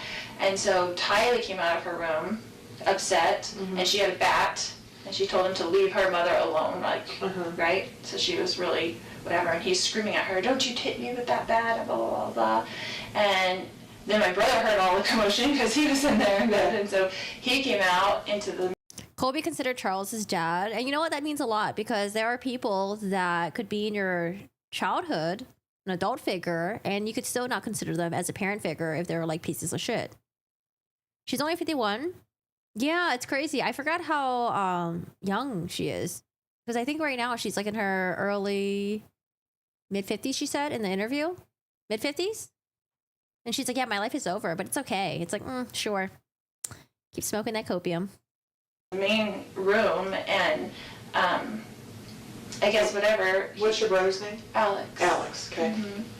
And then he just started, he was screaming and he was super upset and whatever, and he was yelling at Tylee, "Don't you hit me with that bat," and blah, blah, blah. And so Tylee, I guess, I don't know if she swung at him or what, but he like grabbed the bat from Tylee and then went to like hit Tylee with the bat. It was, and I was right there, they were right there, and my brother grabbed him from behind, like just to stop him from hitting Tylee. You go like this, like he grabbed him like... Yeah, from behind, like just kind of to pull him back. And then they got into the thing, and he's hitting him with the bat, and they're on the ground, like grappling around or whatever. And then, I mean, it was all and he quickly. And he hit your brother with the bat while they were grappling and stuff? Yeah, yes, he was hitting him with the bat, like swinging the bat, you know, back and forth, and they were kind of like on the ground, and I was like... He was hitting him with the bat, swinging it back and forth, yet the injuries show otherwise. Okay, I just want to see if we can get Tylee's version of the story while we listen to this. Out trying to go around, knowing JJ was in the car, right? And so then he got up and he had the bat like this towards me, and I was going around the other side to try to just get out of his range where he couldn't hit me. And then I had told Tylee, because she was on the ground, because after he took the bat from her, she fell back. And so I told her, I was like, go get in the car with JJ. Like, I don't want JJ coming in to the house, or, and I wanted her out of the way. I wanted the kids out of the way, whatever this fight was going to be. And then, do you remember what your husband or your brother were saying or yelling during all of this? If they were at all? Just kind of, get off me, out, or whatever, you know, whatever. They were like, don't talk to my niece that way, whatever. Like, it was, I don't remember specifics, but they were kind of both, they were kind of in the heat of it. I don't think there was many words. I remember. So Tylee goes outside. Yeah, she was outside. And then what happened? Then they got up from that, and my brother had like stepped back, I guess, and then Charles was coming with me and yelling at me to give him his phone still, because I had it in my hand. It was all really quickly. And then when I went around kind of in the circle, then my brother was there. Hey, Jana, how are you doing today? Laura is a year younger than me. I look better. Haha. Nice. When you said when you were going around and he was coming at you with the bat, how was he holding the bat? Just like that. Like backwards. Almost in one arm. Like he was swinging, but like swinging it backwards? He would have done like he would have swung it backwards at me, not frontwards. Okay, yeah. He was a professional baseball player. Okay. So it wasn't a good idea for Tyler to get out of that. Probably not the. I mean, he played semi. Crazy. I mean, even she's mentioning how he was a professional baseball player, yet the injuries. Man, I would have expected maybe Lori telling the kids to get in the car, and then she would use the baseball bat to maybe like beat the shit out of her brother, just to make it seem like, okay, it was self-defense and you were really fucking hurt and you're really worried in fear of your life. But man, coming out saying self-defense when your injuries look like that, highly suspicious. Let me see if I can't find a version of this interview that doesn't have, that has captions. Oh boy, let me see if I can see what Tylee says. Breakfast, which was chicken fries for some reason. Okay, I do dinner for breakfast all the time. You know, been thinking about it for a lot longer than I had. So, because, I don't know, just yelling isn't fun, obviously, for a kid to hear. And with my biological dad, I always heard him, like, screaming and stuff, so I kind of just learned how to, like, tune it out. So when you woke up to yelling, and you had said you weren't sure what they were actually saying, did you know who was yelling when you heard the yelling? Yeah, I knew it was my stepdad. Well, at first I kind of didn't. Like, when you first wake up, you're kind of disoriented. And then I remembered that my stepdad was, like, coming in to take my little brother to school today, so I immediately, like, knew it was him. And then my uncle I knew was staying, so I knew that was him. And then my mom, obviously, I knew that was her. Yeah. And then, so you stepped out of your room and you took the bat with you. Is there a reason why you took the bat with you? Honestly, I think that was kind of just, like, first instinct. Like, obviously, I didn't ever hit him with the bat or anything like that. It was kind of just for, like, security, I guess, to know that I had it. I didn't do anything with it. In hindsight, I probably just shouldn't have brought it out at all because it caused more trouble. But it was kind of just first instinct, and it was right by my bed. So I kind of just, like, jumped up and grabbed it. So I'm trying not to put, like, words in your mouth and stuff. You're good. So was there something in particular that you were concerned about that you would have taken the bat with you? Only if he had been violent towards, like, me or my mom. I'm assuming you're talking about your stepdad? Yeah. Okay, all right.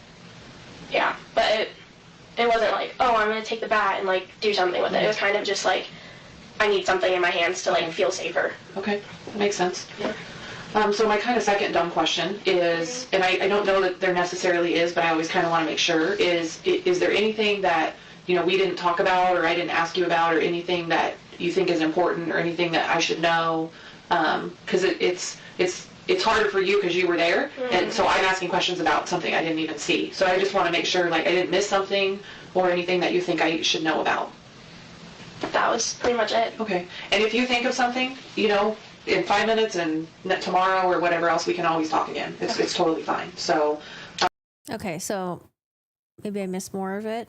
I remember when he took the bat from me, I saw his face for like a split second, and then this is kind of where everything is, and then this is my mom's eye. Like the end of the bat, like the place where you hold it, and so he kind of took it, and I... Okay, so that was just a recap. All right, let's go back a little bit then. Yeah, it's crazy to watch her now because she seems insanely composed, mature. She's supposed to be 16 years old here. Uncle, so I just wanted to make sure that, like, my stepdad didn't do anything to my uncle and stuff, and so she was like, no, like, I was fine, like, we're just gonna take JJ to school, and I was like, okay, so I just got in the car, and then we went to Burger King because my little... All right, let's go back a little more. My mom kind of went past him and into, like, the big room where everything happened, and so I walked with them, and then I... So they were more in the hallway? Yeah, they were at, like, the end of the hallway, basically, and so my mom walked all the way around, and he kind of followed them, and I just kind of stood. My uncle was, like, right here, and then my stepdad right here, and then me and my mom were kind of right here. And I didn't do anything with the baseball bat, I kind of just held it there, and he was getting really close to my mom, so I kind of stuck it out, like, between them. And they were both just yelling, and he was like, if you hit me with that baseball bat, you're going to go to jail. And I just kind of stood there with the baseball bat, and I didn't really say anything. When you said they were yelling, who was yelling? It was mostly my stepdad. Okay. Well, he was really the only one, like, yelling. My mom was kind of, like, responding, but I honestly couldn't tell you what they were saying. It was kind of just, like, all jumbled up in my head. And so I just kind of stuck the baseball bat out there, and then he just grabbed it, and... All right, guys, they are coming back in the courtroom, but it won't start for another 10 minutes, I believe, but they're all coming in. I tried to take it, so I held on to the end, and then eventually I fell, and he kind of took it into his hands like he was gonna do something with it, and that's when. So when you fell, he ended up with the bat? Yeah. Okay. And so I fell to the ground, and then my uncle kind of like, I saw him take a step back, so my uncle, I think, grabbed him and kind of took him back so he couldn't like do anything. You saw your stepdad like take a step back? Take a step back, because he was really close to begin with, and then and so my mom said to go with JJ, and so I ran out the door, and then I kind of just stood there with my little brother. He was in the front seat of the car, and so I just kind of opened the door and just stood there, and like, he was trying to get out, and I was like, no, we have to stay. I have to stay in. And I was like, oh, like, I told him, like, do you want to go in the Jeep? And then he was like, no, and then I realized that my car was blocked in, so I couldn't anyways. I was like, okay, like, just stay here. And then eventually my mom came out, and then we left from there. Okay. Yeah. Do you know what happened inside of the house? Has your mom kind of explained it all to you? I just kind of asked her, like, because I heard a noise, which I know what it was now, but it sounded like, because I knew that the baseball bat was in there, it sounded like someone like took it and hit it really hard against the floor. Okay. And so I was kind of like Al's okay, right? Because that's my uncle. So I just wanted to make sure that like my stepdad didn't do anything to my uncle and stuff. And so she was like, no, like Al's fine. Like, we're just gonna take JJ to school. And I was like, okay. So I just got in the car, and then. I think it's possible that the part that she's telling could be truthful. It could be truthful, but she may not really know who the bad guy was, obviously, right? But I think it's possible that Lori could have, Lori did take Charles's phone. He was chasing her around and voices were escalating. She might have heard and felt unsafe. She might have actually came out with a baseball bat thinking that the stepdad was, going after the mom. Doesn't know why, though. And then she could have used the bat to kind of prod him. Charles could have grabbed the baseball bat from her because, you don't want to have a teenager with a weapon in their hands, right? So grab that from her. And then the whole thing could have went down. And then Lori could have been like, hey, take your brother, go to the car and wait for me there. That could have happened. I think that could have been truthful. And then all she knows is that like, oh, I guess my stepfather, I don't know why he was going after my brother, my uncle. I don't know why he was going after my mom, but it seems like he was getting really angry, possibly very violent. And maybe, he was shot because my uncle was trying to defend himself. It's possible that that could have all gone down that way. Or it's possible that none of the best should happen and that it was completely lied, but I don't know. Then we went to Burger King because my little brother wanted breakfast, which was chicken fries for no reason. Okay, I do dinner for breakfast all the time. Breakfast for dinner and dinner for breakfast. Up a little bit, so you had talked about your stepdad, when you put the bat out, your stepdad was coming towards your mom. Can you describe to me a little bit better kind of what was going on there? Like, is there a reason you put the bat up? Yeah, he was walking towards my mom, and I just didn't want him to do anything, so I kind of just stuck out the bat. Like, my mom was right beside me, and he was right there, so it wasn't, like, between them. Okay. It was kind of just, like, I just stuck it out to be, like, keep your distance, kind of. When you say you didn't want him to do anything, what did you think he was going to do? Hit her. Okay. Yeah, it's, for the most part, been pretty, like, mundane, but there have been a few, like, violent times with him when I was really scared that he was going to hit me or hit my mom, like, just because everything was kind of crazy. Me and him have always kind of not gotten along, like, just since I was little. And so there have been a few times that we've gotten in fights and stuff like that. And now, I don't know if this part is truthful or this part is also part of a lie. So, so I'm just kind of always scared of that. Yeah. Yeah. And then, so that happened, and he grabbed the bat from you. So kind of tell me that again real quick. So I kind of stuck it out, and this is when he was like, if you hit me with that baseball bat, you're going to jail, and I didn't say anything because I'm like, okay. And so I'm holding it by, like, the end of the bat, like, the place where you hold it, and so he kind of took it, and I kind of, like, lunged forward and kind of lost, like, my footing. And so my mom was like, just let go, and so, I kind of, like, slipped and I fell, kind of on, like, my side. Okay. Yeah, and then... But imagine getting your children involved in this, because JJ's in the car, teenage daughter was still in the house. From that, my mom said to go to the car, so I just got up and ran out the door. Okay, did you see, when you fell towards your side, did you see what he did with the bat? No, I wasn't really looking in that direction, because from where I fell, the door was kind of more in my line of vision, because I fell looking this way and the door was, like, right there, so I didn't look back. So he was at a different line of sight than what you were looking at? Yeah. Okay.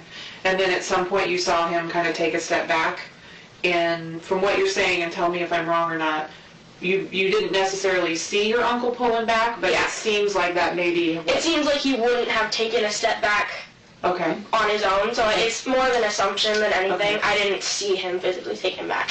And does that make sense? Yeah, I don't know. This just sounds truthful to me because she's giving so many little tiny details in the story. Meanwhile, Lori's not really giving details. I don't know. He was just like hitting him with the bat, you know, and then like you see the injuries were like one little like laceration in the back of his head. Yeah, he was just like hitting him with a baseball bat in the face, you know, in the head. I don't know. Like, oh, I was just standing there. That's based on where your uncle was at that time? Yeah, he was behind him because he wasn't on this side with me and my mom, so he was behind him. Okay. Damn, I want some chicken fries now. Because that's kind of just the order where everyone walked out. And when that happened and then your mom told you to go, did you see what happened with your stepdad and uncle? No. Okay. And then once you went outside with your brother, you never came back inside? Oh, I went to go get my mom's purse from inside so that we could have like her wallet and everything, but this was all happening, like I said, like in the bigger room right here. And so I went through the garage door, and so the garage door is right here, and then there's like a little hallway, and then this is kind of where everything is, and then this is my mom's room. So when I went in, I kind of like just tuned everything out, ran to my mom's closet, ran back, so I didn't see anything, I didn't hear anything. It would have looked better if Charles did attack them with a baseball bat. Think about it. There's two people, right? I'm sure Alex had the gun on him the entire time. That story about Alex retreating to the room and grabbing the gun, I think that's complete bullshit. I think Alex had the gun on him. Lori was the one who was supposed to provoke him. And then, of course, Ty Lee comes out as well. And I don't know. Are you saying that like maybe Ty Lee it was planned that Ty Lee comes out with the baseball bat? That's possible. But I'm saying that the baseball bat story sounds truthful to me. Because I think it would have been better to make it look like he was really going to hit someone and go after someone. And then the brother, Brian, or what's his name again? Not Brian. What's his name again? Alex would have been ready with the gun, ready to shoot him the moment that he struck her or something went down, you know? When did you go back in and get her purse? After my mom came out. Okay. So after you heard that loud noise? Yeah. Okay. And when you heard the loud noise, was your mom outside or inside? Wait, after you heard the loud noise, let's see. Yeah, because the whole thing is staged. I was just curious if she was also in on the staging it as well, or if she reacted because she thought that there was like something going on outside. She bought the baseball bat, and then that's when Lori was like, "Oh, go wait in the car." Yeah. Okay. And when you heard the loud noise, was your mom outside or inside? You think Lori told Ty Lee to grab the bat? It's possible that Lori could have been like, maybe not tell the daughter that we're about to set up and kill your stepfather, but it could just be like, hey, your stepfather, you know how he is. He's going to pick up JJ. And if you hear anything, you know, I'm going to leave this baseball bat here. Wink, wink. You know, you come outside and you feel like, you know, you need to protect us. Do it. That could be a thing too. I'm trying to think. I think anyone would be nervous in her position. I think she was inside when it happened and the door opened like immediately after. Okay. So very quickly after the door opened? Yeah. Okay. So it wasn't like a long period of time because I remember not like thinking about it for that long, and if my mom hadn't come out immediately, I would have, you know, been thinking about it for a lot longer than I had. They're coming back soon. So obviously I don't know like your mom and stepdad and uncle like you do. I don't. So can you tell me kind of where the three of them were at kind of emotionally and how they were behaving when all this was happening? When all this was happening or like before? When all this was happening. So like when you came out of your room and he took the bat from you and... Yeah, so my stepdad was like, he was like, I don't even know how to explain it. He honestly just looked like kind of a crazy person. Okay. Like screaming and like his face was beet red. He just looked like really mad. I remember when he took the bat from me, I saw his face for like a split second, and I honestly like, it didn't even look like him. He just looked like pure like rage, like he was just seeing red. So I haven't really seen him like all the way like that before. That's like the craziest I've ever seen him. And then my uncle was kind of calm, like not super calm. Obviously it was like a stressful situation, but he's like, I don't know, he was kind of just standing there in the doorway, kind of just being protective of my mom, but he wasn't yelling or really saying anything. All right, y'all ready for this? Here she comes. She's here. Her being complicit knowing the mommy's dirty secrets one of the reasons why she had to die too, possibly. She was also getting money from her stepfather's death. So another theory could just be that she wanted to get rid of the daughter, collect the money that Tylee was getting from Charles Vallow. Because remember, they also killed JJ too. JJ was getting money and Lori wanted all the money to herself for her and Chad. All right, the jury is now present. Please be seated.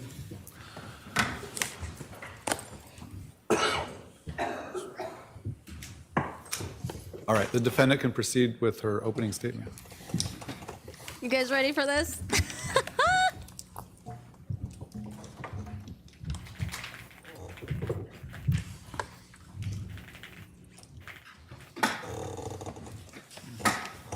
Ladies and gentlemen of the jury, I have been charged with a crime, a serious crime. And the only question here is, did I commit this crime? Conspiracy. Conspiracy is an agreement between two or more people to commit a crime. Okay, so you see here. Okay. There has to be an agreement. There has to be a plan. The evidence in this case will show that Charles Vallow and I got married in February 2006. It will show that it was my fourth marriage and Charles' third marriage. At that time, we each had 2 children. I had Colby, who was 9, and Tylee, who was 3. Charles had Cole, who was also 9, and Zach, who was 7. The evidence will show that our family moved from Austin, Texas to Chandler, Arizona in 2009. I think usually when you say the evidence will show, it's not just about facts that are kind of like not that important. It's more like the evidence will show that I didn't murder him. The evidence didn't show that I wasn't in possession of the murder weapon. You know, stuff like that. Not like, oh, the evidence will show that I was married, that we were married. The evidence will show that we had 3 kids together. The evidence will show that Charles and I adopted our great-nephew, JJ, who was born in 2012. Don't even talk about JJ and Tylee. It will also show that Charles and I were married for over 13 years and were raising 5 children. The evidence will show that I was a licensed cosmetologist and worked as a hairstylist for 20 years while we lived in Austin, Texas. The evidence will show that Charles was a licensed life insurance salesman and worked as an independent contractor, selling life insurance policies and annuities, and owned his own business.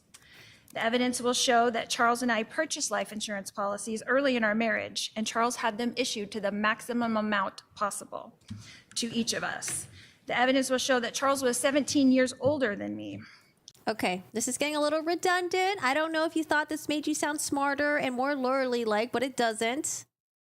And that because of Charles' age and an issue that he had with high blood pressure, the maximum amount of life insurance that could be approved for Charles was $1 million. The maximum amount of life insurance that I could be approved for because of my age and my health was $2 million. Okay. The evidence will show that throughout our 13-year marriage, that we always had life insurance policies. When a 10-year policy lapsed, Charles would shop for another company who would approve us for the maximum amount of life insurance. The evidence will show that this was Charles' job. This is what he did. I helped him in this business, and this is what he did. The evidence will show that in 2016, Charles repurchased a new $2 million life insurance policy on me, and he was the sole beneficiary. The evidence will show that Charles and I had a happy marriage for 13 years. That he was, in fact, a baseball player, and that he played high school, college ball, and AAA ball, and that he was, in fact, a left-handed pitcher, a southpaw, they call him, but he was a right-handed batter, as could be attested to by anybody who knew Charles well and his high school baseball coach, Greg Davis. The evidence will show that Tylee was, and in 2014, our family moved from Chandler, Arizona to Kauai, Hawaii. We lived there for 3.5 years and returned to Chandler in 2017. The evidence will show that Tylee was 3 years old when Charles and I got married, and that when she became a teenager, the relationship between Tylee and her stepfather, Charles, became so difficult that Tylee and Charles had to seek a therapist, a family therapist, to stop them from fighting. The evidence will show that together, Charles and Tylee met with this therapist after we moved back to the mainland in 2017. The evidence will show that in April of 2018, Tylee's biological father passed away from a heart attack. And at that time, Charles called Social Security and made an appointment at the Social Security I'm office. going to object to hearsay. Sustain. It's like she's trying really hard to fill her minimum time requirement. By the way, there's no minimum time requirements for opening statements. You know how like when you're writing an essay and you're trying to make the margins like fatter? That's what she's doing with the evidence will show phrase. Keep it short, Laura. Keep it short. It will show that we did get Social Security for Tylee for her deceased father until she was 18 years old, and she was 15 years old at the time.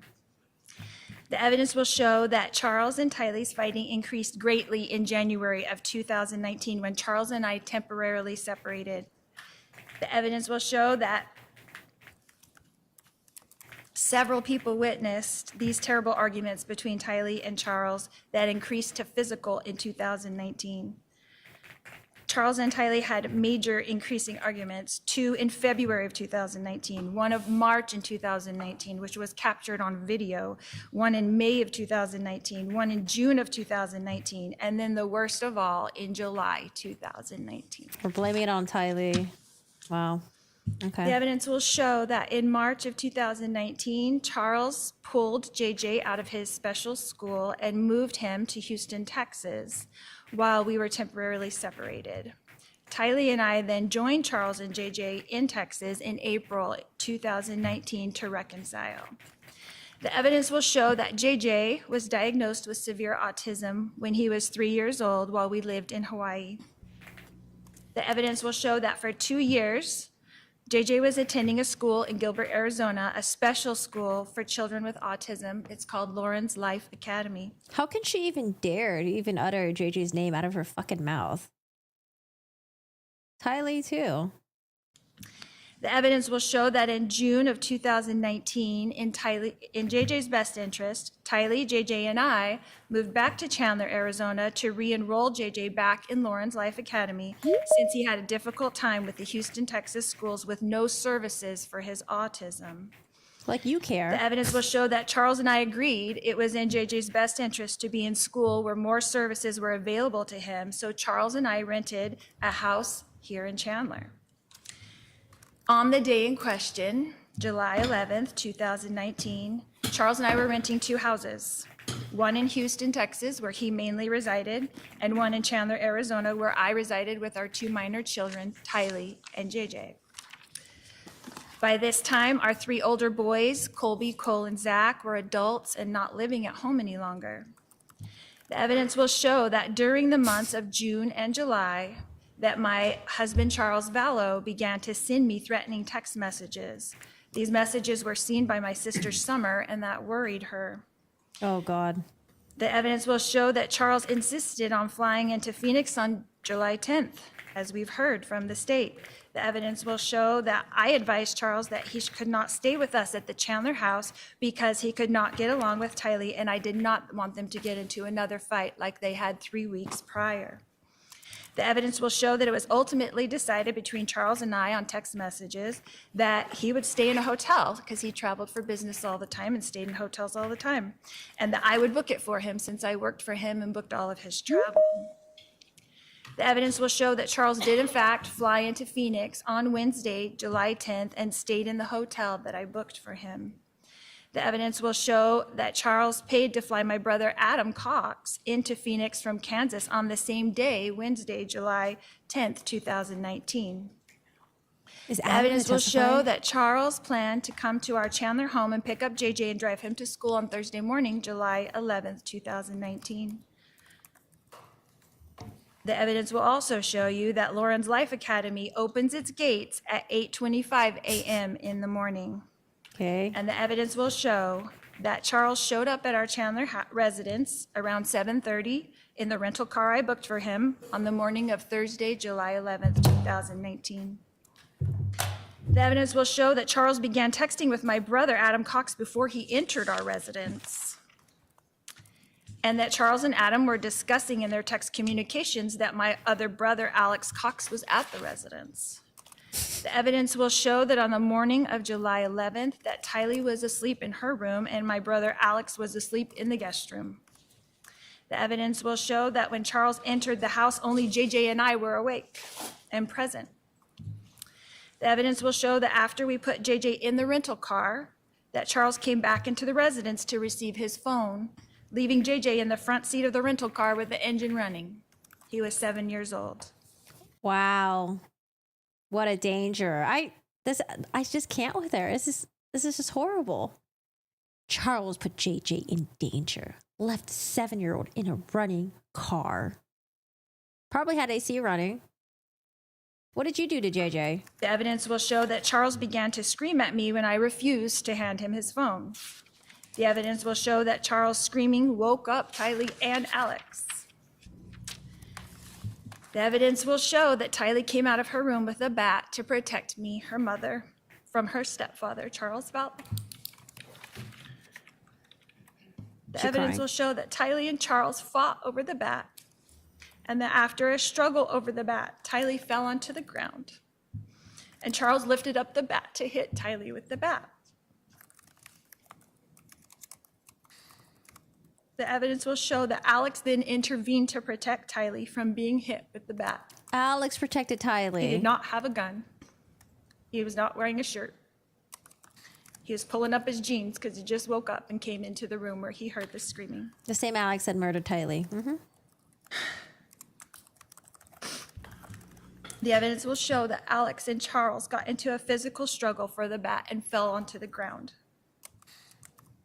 The evidence will show that Tylee, who was on the ground, was lifted up by me and sent outside to get away from the struggle and to protect JJ, who was still in the running car, in the rental car in the driveway.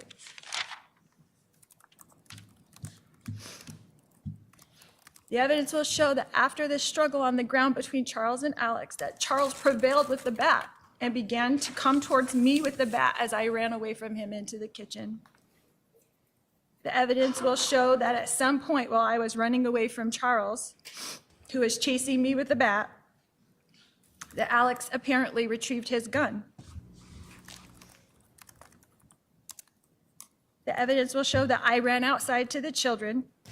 If I've never heard of Lori Vallow before, and this was my first time seeing her, I'd be like, wow, she's compelling. Yeah. Wow, the story that she's telling.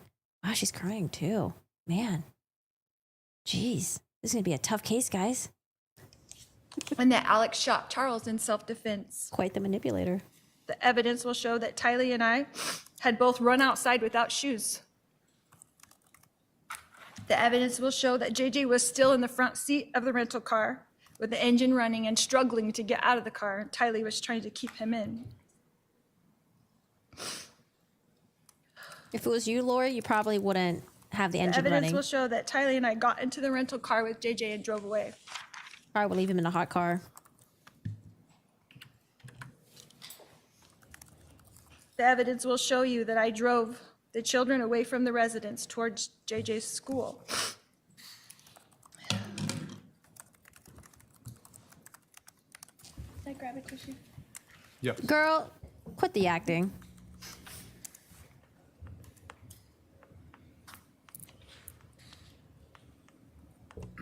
Look how happy and chipper she was. Wait until they see her interview. The evidence will show that I drove the children through the Burger King drive-thru that Charles had promised JJ. The evidence will show that we continued to drive towards JJ's school and that the gate was not yet open at JJ's school. So we drove a block west of the school to a Walgreens where I ran in to purchase flip-flops for Tylee and myself so that we could walk JJ into school on the hot pavement. Ew. The evidence will show that Tylee and I returned directly to our residence where we met with police in our driveway. The evidence will show that we were spoken to by the Chandler police officers. And the evidence will show that Tylee and I were told by the Chandler police detectives that Charles had passed away. And what was your response, Lori? Yeah, I know. I was there. The evidence will show that we were put into a police van and driven to the Chandler Police Department. The evidence will show that Alex was taken by police in a police car to the Chandler Police Department, and that we were all three separated into interrogation rooms and we were each interviewed. Okay. The evidence will show that next, Tylee and I were brought back together into a room at the Chandler Police Department and were introduced to a victim's advocate who was very kind to us. The evidence will show that after speaking to the victim's advocate, that Tylee, Alex, and myself were put back into the police van and driven back to our residence. We were directed by the Chandler detectives to take the rental car and return later to the residence after we picked up JJ from school. The evidence will show that we did as instructed by the Chandler detectives. The evidence will show that we drove to Alex's residence where we attended to the wound on the back of his head. The evidence will show that Alex was then He didn't have to go to the hospital, did he? Did he go to the hospital? Did he have to get stitches? contacted by the Chandler detectives to return to the residence so that Alex could walk them through the events that occurred with the detectives at the residence. The evidence will show that Alex, Tylee, and I did return to the residence as instructed. And the evidence will show that Alex entered into the residence with Detective Moffett, but that Tylee and I were met by Detective Inklin in the front yard. The evidence will show that at the time, Detective Inklin asked Tylee and myself if we had Charles' cell phone. Tylee retrieved Charles' cell phone from the rental car and gave it to Detective Inklin at 3:11 p.m. on July 11th, 2019. And at that time, Charles' phone was placed in the custody of Chandler Police detectives. The evidence will show that Detective Inklin asked us if we knew the passcode on Charles' phone, which Tylee proceeded to give to Detective Inklin. The evidence will show that Tylee and I left the residence to pick up JJ from school, while Alex remained at the residence with the detectives. The evidence will show that by the time Tylee, JJ, and I returned to the residence, that all police, EMS, CSI, and detectives were gone from the residence and only Alex remained. The evidence will show that the next day, I contacted Chandler Police to inform them that Charles' belongings were still at the hotel. I asked the detective if I should go get them, and I was told that they would take care of it. The evidence will show that I asked the detectives, what should we do next? And they directed us that they would contact us in about 3 weeks after their supervisor passed off their reports, and Alex could go to the police station and retrieve his gun. The evidence will show that the last thing I heard from Chandler Police Department until June of 2021, 2 years later, wow, when I received a grand jury indictment from them for this alleged crime. The evidence will show that Chandler Police treated this incident as self-defense. I'm going to object to that. Objection sustained. The jury should disregard that last statement. The evidence will show you that my brother, Alex Cox, passed away on December 12th, 2019, almost exactly 5 months to the day after Charles, my husband, passed away. The evidence will show that Alex passed away from a blood clot in his lung. Objection, again. I'll sustain the objection. It's not relevant for this matter. The evidence will show you that I am the only person being charged with this crime. I'm going to object to the relevance. Yeah, because Alex is dead. Sustained. As the state has mentioned, they're alleging that insurance money was my motive. Social Security was my motive. Spouses having insurance policies is not a crime. Collecting Social Security is not a crime. Self-defense is not a crime. Yeah, we know. A family tragedy is not a crime. The family tragedy line. Boo. All right, the state can call its first witness. Thank you, if I may go get him. Boo. That's just her like testifying. She didn't even talk about like how she felt that day. What happened. Boring.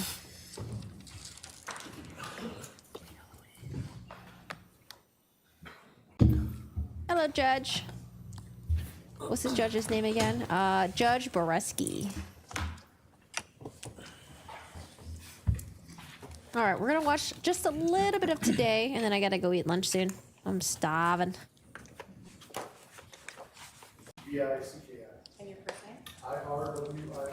Thank you. Do solemnly swear the testimony you're Probably law about to enforcement, give right? is the truth, the whole truth, and That nothing was but boring. the I want my truth, money so back. help I know. Give us a refund.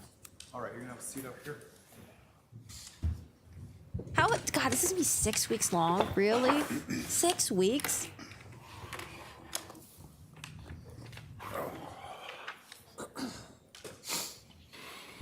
Sir, would you please tell the jury your name? My name's Sergeant Erwin Worsbicky. I work for the Chandler Police Department. How long have you worked for the Chandler Police Department? June will be 10 years. Did you have any prior law enforcement experience? I had 10 years in Illinois. Back on July 11th of 2019, what were your duties at that time? I was working as a patrol officer, I believe in Beat 18. And what were your hours? 0600 to 1600. Is that 6 a.m.? 6 a.m. to 4 p.m. Yes. Thank you. Right or am I wrong? I heard this trial was going to be 6 weeks. I'm like, 6 weeks? 6 weeks? Were you dispatched to a residence at 5531 South Four Peaks Place in Chandler, Maricopa County, Arizona? Yes, ma'am. And what were you dispatched for? It was a shooting. Were you the first on the scene when you arrived? I What did you wasn't. see? Okay. What were you wearing at the time? I was in full patrol uniform. Does the Chandler Police Department, back then, did they have body-worn camera? They did. And can you describe where that was and how that works? I believe back then I wore it on my left shoulder. Okay. And how does it get activated? You have to press a button and it'll turn it on. Does it normally record audio? Yes. And did you have that on and did you activate it when you arrived to this scene? Yes, ma'am. Were there other officers on scene at some point when you got there? After I arrived, yes. You're saying it's like in 60, so I pulled a picture.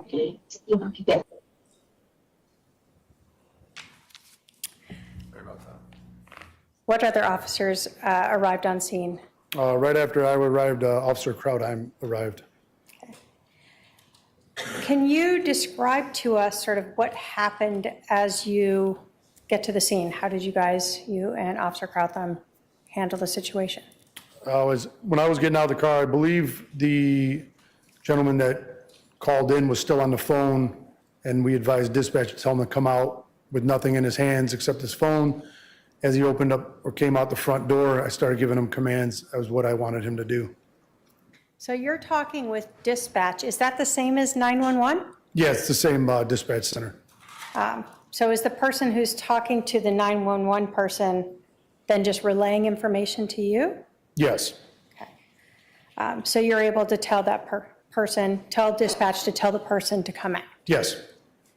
Did you and Officer Krautheim have someone come out? Yes. Can you describe for us the person's demeanor as they're first exiting? He was very nonchalant, very compliant with us. Okay. You said he still had his phone? Yes. Do you recall if his other hand was up? I do not recall. Okay. Her defense is so bad. It's going to be rough, man. You know who else also wants to go back to defending themselves? Daryl fucking Brooks. Daryl Brooks, he represented himself during his trial. And then for appeal, he has an appellate attorney working his case. However, I heard news that he wants to get rid of his appellate attorney and represent himself again. I'm like, boy, like, again? Really? We want to go down that route? Seriously? Do you recall where he came out of from the house? He came out the front door. Okay. When he exited the house, what did you guys have him do? We gave him commands to come towards us and then have a seat on the curb. Okay. So there's just two of you officers still at this point? Yes. What did you do at this point? I decided to go check for anybody that was injured inside and clear the house, make sure there was nobody else in there. Okay. What did Officer Krautheim do? I believe he started speaking to the gentleman that we had come out the house. So he stayed outside Yes. and you went into the house. Yes, ma'am. When you Thanks, talk Sexy. about clearing the house, can you tell us what that means? What do you do? We just wanted to make sure that if anyone needed aid rendered to them, we could render aid to them, or if there are any more suspects in the residence, that we could try to apprehend them. Does that mean that you walked through the entire house? I believe so, yes. Okay. And all that's when your body cam is on? Yes, ma'am. When you first entered that house, can you describe for us what you saw when you walked in that front door? Yeah, initially when I walked in, it opened up into like a day room or something like that, and just off to the right, I saw somebody laying on the ground, motionless. Did you notice anything about that room? It was empty. So no furniture? No furniture, yeah, it was just an empty room. The person that you saw to the right, male or female? Male. And can you describe how you saw him laying on the ground? Yeah, he was laying on his back, I believe with both of his hands to his side, motionless. And then I went over to him to check his pulse. Is that standard for police to check the welfare of any potential victims? Yes. When you checked the pulse, did you find one? No. Did you notice anything else about this victim? Yeah, I noticed that there were 2 apparent gunshot wounds to his chest area, and there was blood pooling in like his kind of like neck collar area. Did he appear to still be alive to you? No. As part of your job, both with your prior experience in Illinois and your experience here in Arizona, have you seen deceased people before? Yes, ma'am. Did you think this person was dead? Yes, ma'am. If you didn't think he was dead, are police trained to do CPR? Yes, ma'am. We're all certified to. Would you have done that if you believed that would have helped him? Absolutely. So even though a person appears deceased to you, is fire still called out? Oh wait, he reminds me of this actor. Bald, white, but the actor kind of looks like he wears eyeliner. No, I think he did play like an Egyptian that was wearing eyeliner or something. Do you guys know what actor I'm talking about? I don't know what movie they were in though. It's like I know the face. I just don't know what movie he was in or movies. To check on them? Yes. Why is that? They go through their own process and procedures, and I believe they usually give the official time of death. Okay. Did you notice anything else in that room where that male was lying? I can't think of anything right now, no. Do you recall seeing any projectiles on the ground near the victim? Objection, leading. It's a yes or no question. I believe I did, yes. Okay. When you walked in the house after you saw this male on the ground, did you continue through the house? Yes, ma'am. And was that to clear it? Yes. I think police responded pretty quickly. And will paramedics or fire come in if you haven't cleared the house yet? Usually no. So they want to make sure it's okay as well? Yes. After you cleared the house, did you, or as you were clearing the house, did you ever locate any weapons? Yes, I believe we located a firearm in one of the back bedrooms. Okay. Did you touch that in any way? I don't recall. Okay. After you cleared the house, did fire enter? Yes, ma'am. And what did fire do? They began to try to render aid to the victim. By the time fire came in, were other officers now on scene? Yes. Were you still wearing and recording with your body cam? Yes, ma'am.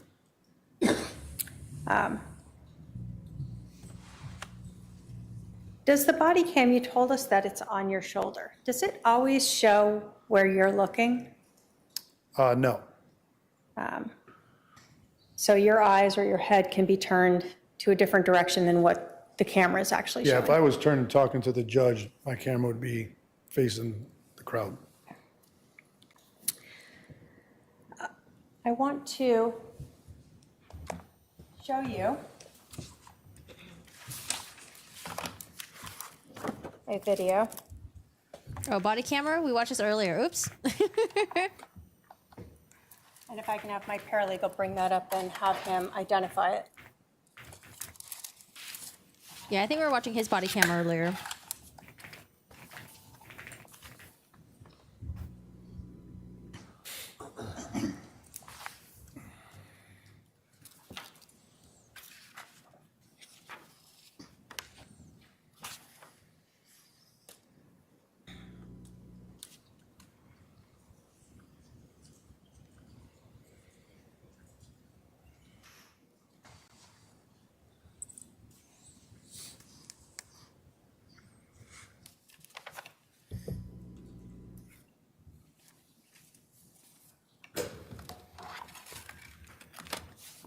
And sir, if you can just look at that and let me know if you recognize that as your body cam. The guy is French? Minus the audio of it. Is he French? I'm trying to remember what movie he was in. Yeah, that's my body cam. Do you recognize that as you in it? Yes, ma'am. And you have previously watched that? Yes, ma'am.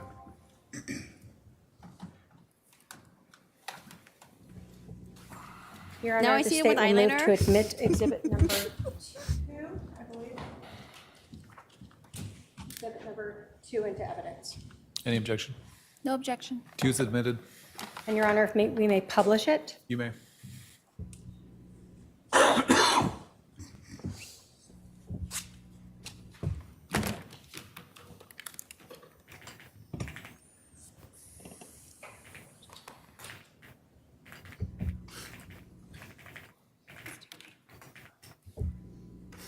It's also right there.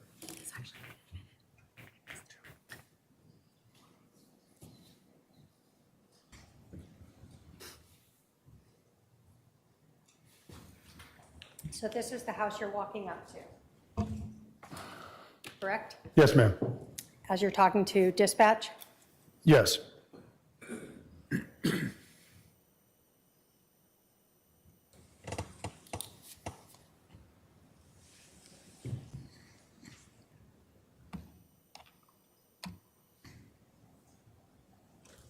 And this is the individual that is coming out that you asked dispatch to have come out? Yes, ma'am.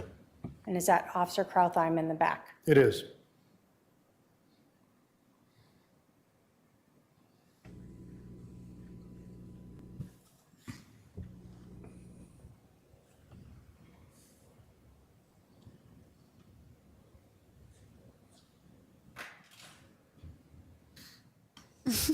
Angela, right?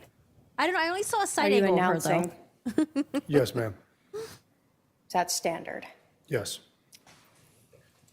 That where you checked to see if this male had a pulse? Yes, ma'am.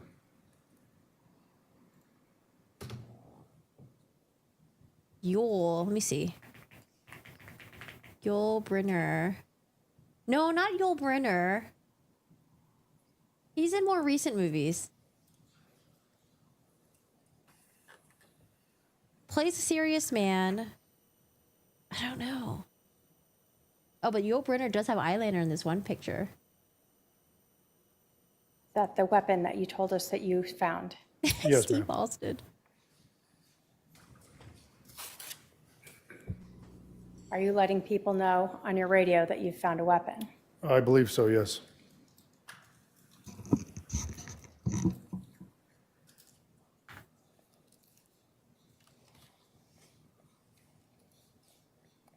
You told us that other officers were arriving? Yes, ma'am. Is that what we see here happening? Yes. And is fire also starting to come in? I believe they were right behind him, yes. That you continued to clear the rest of the house? Yes, ma'am.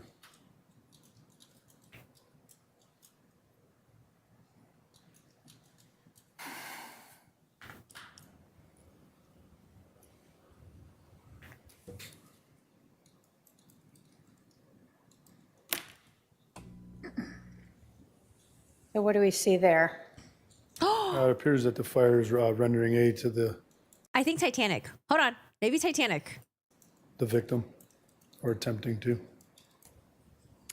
Were you walking around trying to find identification for the individual on the ground? Yes, ma'am.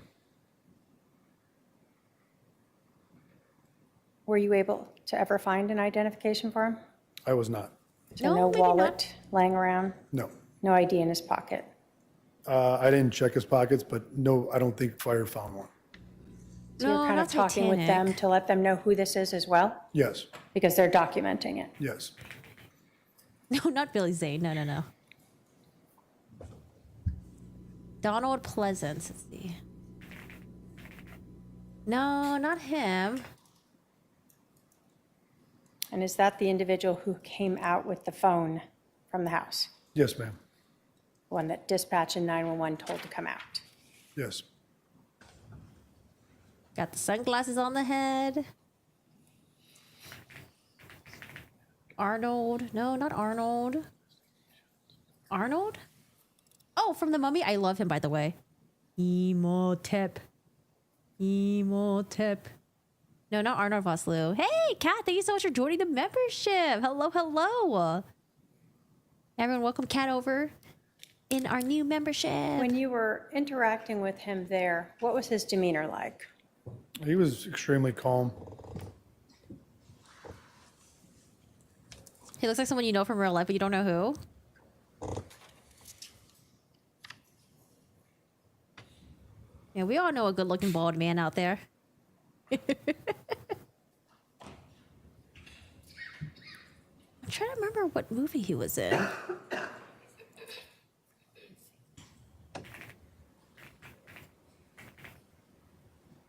You told us that you were looking for the wallet for this individual. Did it seem unusual to you that you couldn't find one? I wouldn't say it was unusual. I didn't know if he lived there or not, so I just kind of looked around to see if there was anything laying around. Okay, so I went on Google and I just Googled bald white man actor. We have plenty of them here. This is the guy I was thinking of. But now that I'm looking, I'm like, maybe he doesn't look like him at all. I was thinking of this guy. I don't know his name, though. This guy right here. The one who's pulsating. That man. Oh, let me see if I can click on this. Stanley Tucci? No, not Stanley Tucci. What's this guy's name? His not Stanley Tucci is the one who's in Devil Wears Prada. I don't know his name. But this guy. Oh, Ben Kingsley. That's the guy I'm thinking of. All right, let's go back. Ben Kingsley. Kinda. Oh, someone said Ben Kingsley? I didn't see that. Who said Ben? I hope you win the lottery then. Who said Ben? I don't see Ben. Ben Kingsley. I saw Billy Lane. Oh, guy on the couch. Okay. Guy on the couch. I hope you win the lottery. Ben Kingsley. I missed that one. That's what you were thinking of? What movie is Ben Kingsley in? All right, state just needs a little bit of time. Let me see if I can forward a little bit. What is the state doing? To that individual? Is this you still trying to see if there's anything in the residence that might be related to that individual? I think I was just giving Officer Cohen a recap of what I already went and looked through. Oh, they're watching the body cam footage, but they're not really showing it to us. Okay, I thought she was like getting her paperwork together or something like that.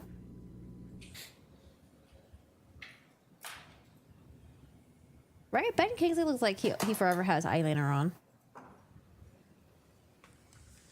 Yeah, they're not showing us the body cam. Well, you know what? We watched the body cam earlier, so you can rewind it back 30 minutes ago. We were just watching the body cam. Wow, Ben Kingsley is 81 years old. That's crazy. 81. Does not look 81.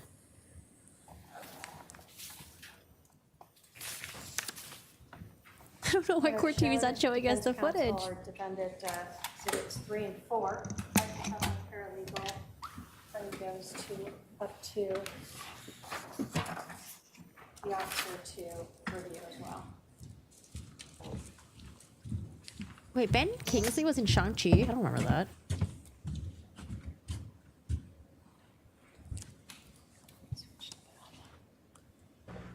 Screenshots. Do you recognize those as sort of screenshots of two different views during your body cam footage?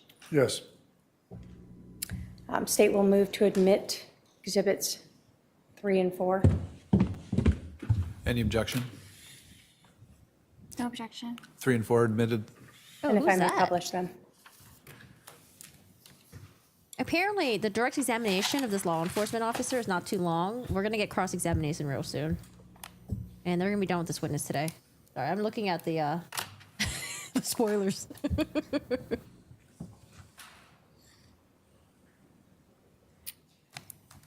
So in this photo, when you were looking at it, were you able to see here's where you are checking to see the pulse of this individual? Yes, ma'am. And did this also reflect what you had talked about of the blood pooling that had run towards his neck area? Yes.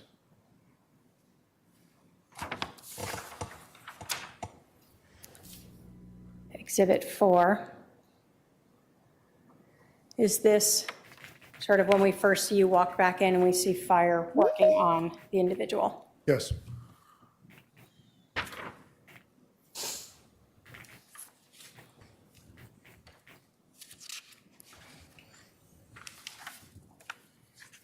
Yeah, usually, guys, when we watch trials, the first couple of days are usually a little bit snoozy. It's mostly like law enforcement testimony and then maybe some of the technical stuff. It's usually a little bit slow in the very beginning. You told us that when that individual who was on the call with 911 came out, that you observed the phone with him. He was kind of holding it. Yeah. Did you ever see any other phone in the house as you were looking around? Anything obvious laying around? I don't recall, no. I don't believe I did. No phone on the ground near the deceased male? Not that I recall, no. After you had cleared the house, allowed fire to enter, and other officers were arriving, were you tasked with going out to put up some crime scene tape? Yes, ma'am. What does that mean? It's just tape that keeps the general public out, keeps the media out, so we have a secure scene, and it doesn't get tainted by anybody or anything. So that included both the house and some of the street? Yes, ma'am. Did that sort of end your involvement? Yes. Thank you. I have no other questions. All right, cross-examination. Oh, Lori's doing the cross-examination. What is she going to ask? Sir, what does the evidence show? Am I streaming the whole Sergeant. trial? No. Where's Vicky? Is that correct? Yes, ma'am. I like to get that right. Okay. You said that the individual exiting the house was nonchalant. Is that correct? I don't know if I used those words, but he seemed very calm, yes. Very calm. Yes. Is that the same thing to you as nonchalant? I wouldn't use that word, so I would say he looked very calm and unbothered. But you said nonchalant a minute ago. I don't recall saying that. Okay. Did you say nonchalant? I don't remember. Does everyone act the same in a stressful situation that you've experienced? No? Are you qualified to give someone a psychological evaluation? No. No. You put your hand on my husband's neck for checking for a pulse, is that correct? Yes, ma'am. That's what you did when you first came in? Yes. You don't refer to him Did as you your perform husband? CPR? No. No. Why not? Because it was apparent to me that he was deceased. And that's not your protocol? To what? To perform CPR until fire comes in? Not if it's going to make it even worse because they had apparent gunshot wounds to the chest. What do you mean by that? Well, if I start pumping on his chest, it's going to start spewing blood out of his chest even at a more rapid pace. Now that this trial is happening, she is a loving mother. You know, she loves her kids, Tylee and JJ. She's very protective of them. And that Charles Vallow is her husband. Yeah, her husband.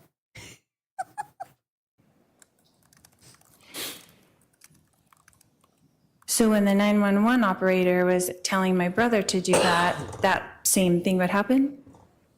All depends on when the call came into dispatch. But I'm saying if you're doing CPR on someone with a gunshot wound in the chest, on the chest. Could, yes. Loving mother. Okay.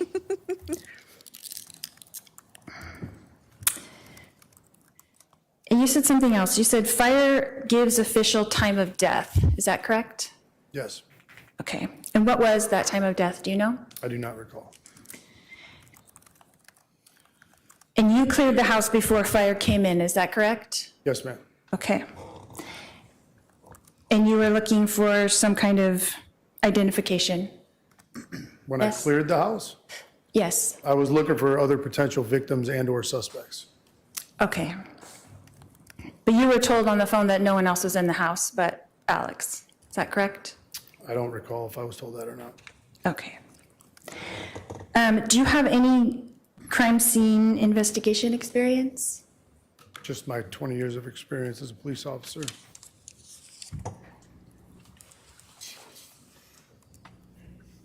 And you said something about, and this is just for me to understand, you said something about the casings being to the left of him or to the right of him? I didn't say they were to the left or to the right. Oh, did you say west or east? No. Oh, sorry, that was my interpretation. Can you tell me what the weapon was that you found? It was a handgun. Was it a 45? Don't recall. Okay. Everyone's thirsting after the judge. Could you tell what direction the bullet came from? Based off the way the body was laying, I could assume it came from where his feet were at. Near the feet? Mm-hmm. Did you see the projectile that was in the baseboard? I don't recall if I saw that or not.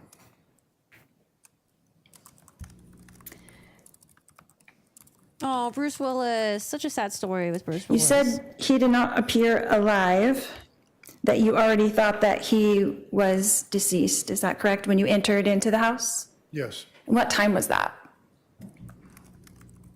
I believe I was dispatched to the call at 8:41. So I mean, if I was going to make a guess on what time I walked into the house, I would say I was probably at the residence within 10 minutes. So around 8:51, perhaps? Possibly, yes. Okay. And then when fire took over, is that the normal protocol for fire to take over and do the CPR? Yes. It's not showing? Oh, no. And so you didn't do CPR. Are you behind? But they did do the CPR. Is that correct? Yes. On top of the gunshot wound. Yes. Is that normal protocol? I don't know what their protocol is. Okay. I'm just asking because I wouldn't think to do that either. Hey, Dad bod. And then you said that you went outside to put up the crime scene tape. Is that correct? Yes, ma'am. So after you cleared the house, you left and went to the front yard? Yes. And then you were there for how long at the residence before you left? I couldn't give you a time. Did you stay for a while, or was that the end of your job there? I don't recall. It was a long time ago. I have no idea how long I was actually on scene for. And who is your direct supervisor? I believe that day was Sergeant Nocella. I'm sorry, what was the last name? Nocella? Okay. And what contact did you have with Detective Moffat that day?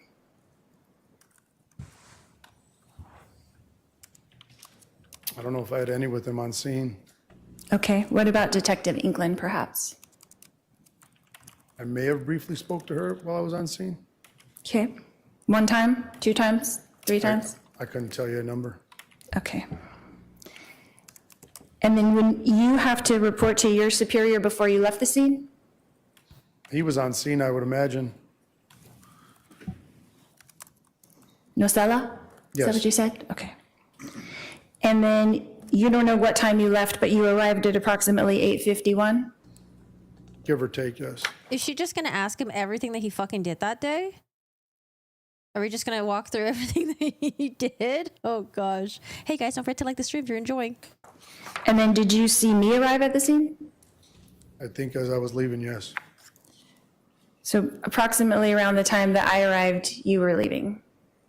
I don't know if I left when you arrived, but I was on my way out of the crime scene as far as I know. Okay. And then you...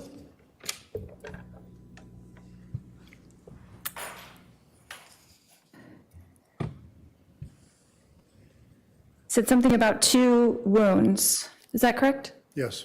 And how did you see the 2 wounds through the shirt? Just was an observation that I made when I saw him laying on the ground. So did you see 2 holes in the shirt? I'm not sure exactly what I saw when I was there, but I could see that there were 2 apparent gunshot wounds to his chest. And then I'm sure, well, I won't speak for you. So when they began CPR, they did open his shirt. Is that correct? I have no idea. Because when you walked by, his shirt was open. That's why they said 6 weeks. It's because she's pro se. I remember with Sarah Boone's trial, when she was going to go pro se, I think they pushed her, it was supposed to be like 4 weeks trial. I think they also pushed it out to 6 weeks too. They're just giving extra buffer room for someone who doesn't know what the fuck they're doing. Option 2, question. Yeah, please ask questions only. Did you discuss this case with Sergeant Nocella? I don't believe so. I would imagine he was on scene and he got briefed by the detectives. He got briefed by the detectives? Is that what you In said? fact, I would imagine, yes. Okay. And then have you spoken to the case agent on this case? How many times would you say? Who's the case agent? Oh, Detective Duncan. That's my understanding. Duncan? I mean, I've spoken to him many times in my career. Regarding this case, how many times do you think you've spoken to Detective Duncan? I couldn't even put a number on it. I would say very few. Very few? Like, how many would you guess? I would say maybe 5 times. 5 times. Thank you. Why are you writing that down? Is there a point that's being made? And would that be in-person kind of discussions, or? Yeah, I wouldn't even say they were discussions, probably just in passing. Okay. The judge is John. So how many times have you emailed with Detective Duncan concerning this case? Objection to relevance. Thank you. Thank you. Overruled, you can answer if you know. I have no idea. Could we just What about object to text relevance the entire messages? time? No idea. Phone calls? Ma'am, I have no idea. Okay. In your report that you wrote about this, about how long after the incident did you make your report? I was done by the end of my work shift at 4 o'clock. And then did you ever make any revisions to that report? I don't believe so. Ooh, what's for dinner, lady? So you left the scene approximately sometime in the morning, and by 4 o'clock that day you had written your report. Is Yes. that correct? And you've never changed anything on your report? Not that I recall, ma'am. And the report is exactly as you left it when did you review it for this testimony today? Yes. And it was exactly the same as when you wrote it at 4 p.m. on July 11th? I don't know if I wrote it at 4 p.m. It was Or done by 4 p.m.? It appears to be yes. Ask and answer. Did she already ask this question? Thank you, that's all I have. Oh, she's done. Redirect. I'm not clapping for you, Lori. I'm just clapping that you're done. Okay. All right, we got the state here. A real professional. Sergeant, you were asked about the shooter's demeanor. Were you just telling us what you observed? Yes. What did you observe? I just observed him very calm and collected after just shooting somebody. And that's both seeing him come out as well as having some interaction with him on the curb? Yes, ma'am. Oh, are there 39 When witnesses? a person is been shot and you check for a pulse and you believe they are deceased, as a police officer, are you supposed to touch the body? No. Is the body basically a crime scene? Yes. Based upon your training and experience, did you believe that the victim was deceased? Yes, ma'am. Do fire have EKG heart monitors and things that they use to determine if maybe you missed a pulse? Yes, ma'am. When you talked about giving CPR, if an individual is now a crime scene, would giving CPR to that deceased person change the crime scene? Yes. And so as someone who believed the person was deceased, you did not want to modify or change the crime scene? Correct. You were asked about the gun.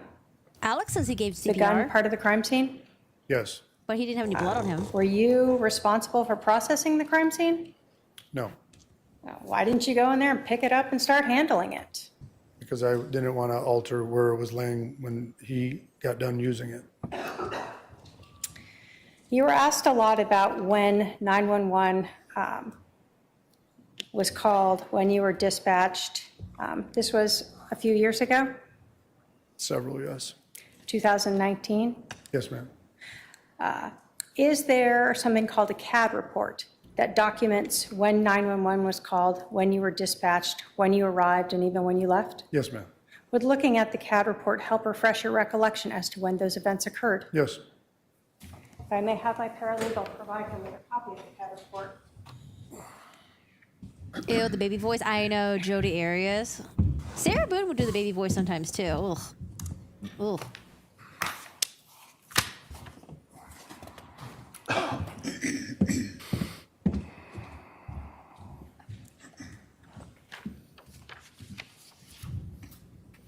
You want me to?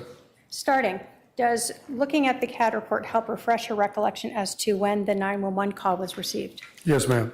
When was that? It was received at 8:36. Does looking at the CAD report help refresh your recollection as to when you were dispatched? It appears it was dispatched at 8:37. So your memory of saying 8:50 or so was perhaps incorrect. Yes. Was looking at the CAD report indicate when you arrived? 8:43. So again, that was a little earlier than your memory was. Yes, ma'am. And does looking at the CAD report help determine or refresh your recollection as to when you left the scene? Yes, ma'am. When was that? It's 5:31 p.m.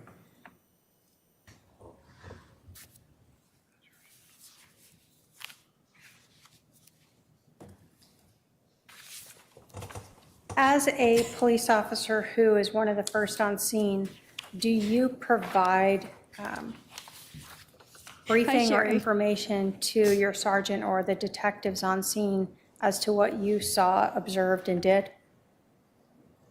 If they ask me directly, yes, somebody will brief them that's on scene.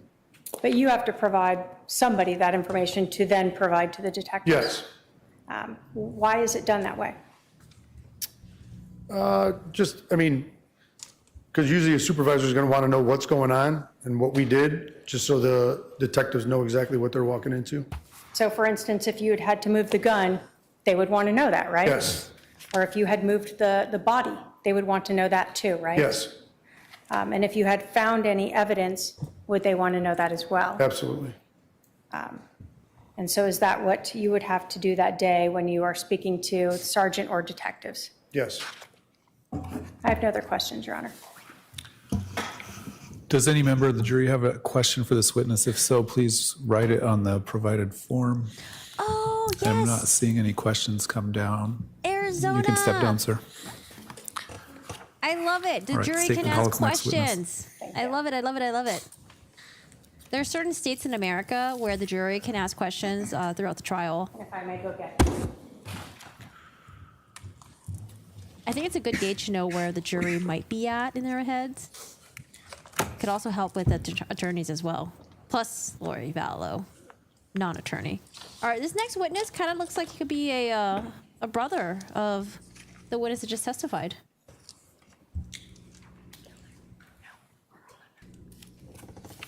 Vava boom. Are we drooling over the witness and the judge?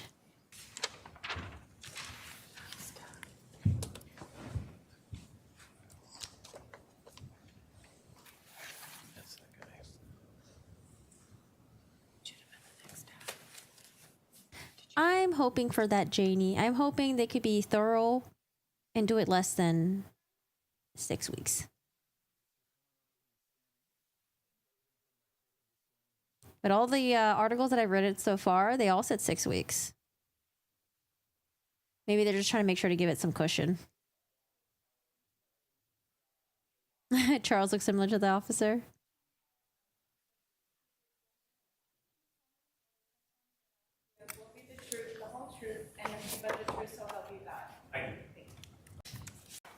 Robert Krautheim. And where do you currently work? I currently work at the Sandra Day O'Connor Federal Courthouse Robert. Back in 2019, where were you working? as a Chandler police officer in Chandler, Arizona. How long did you work for the Chandler Police Department? 25 years. When did you retire? About 3 years ago, February.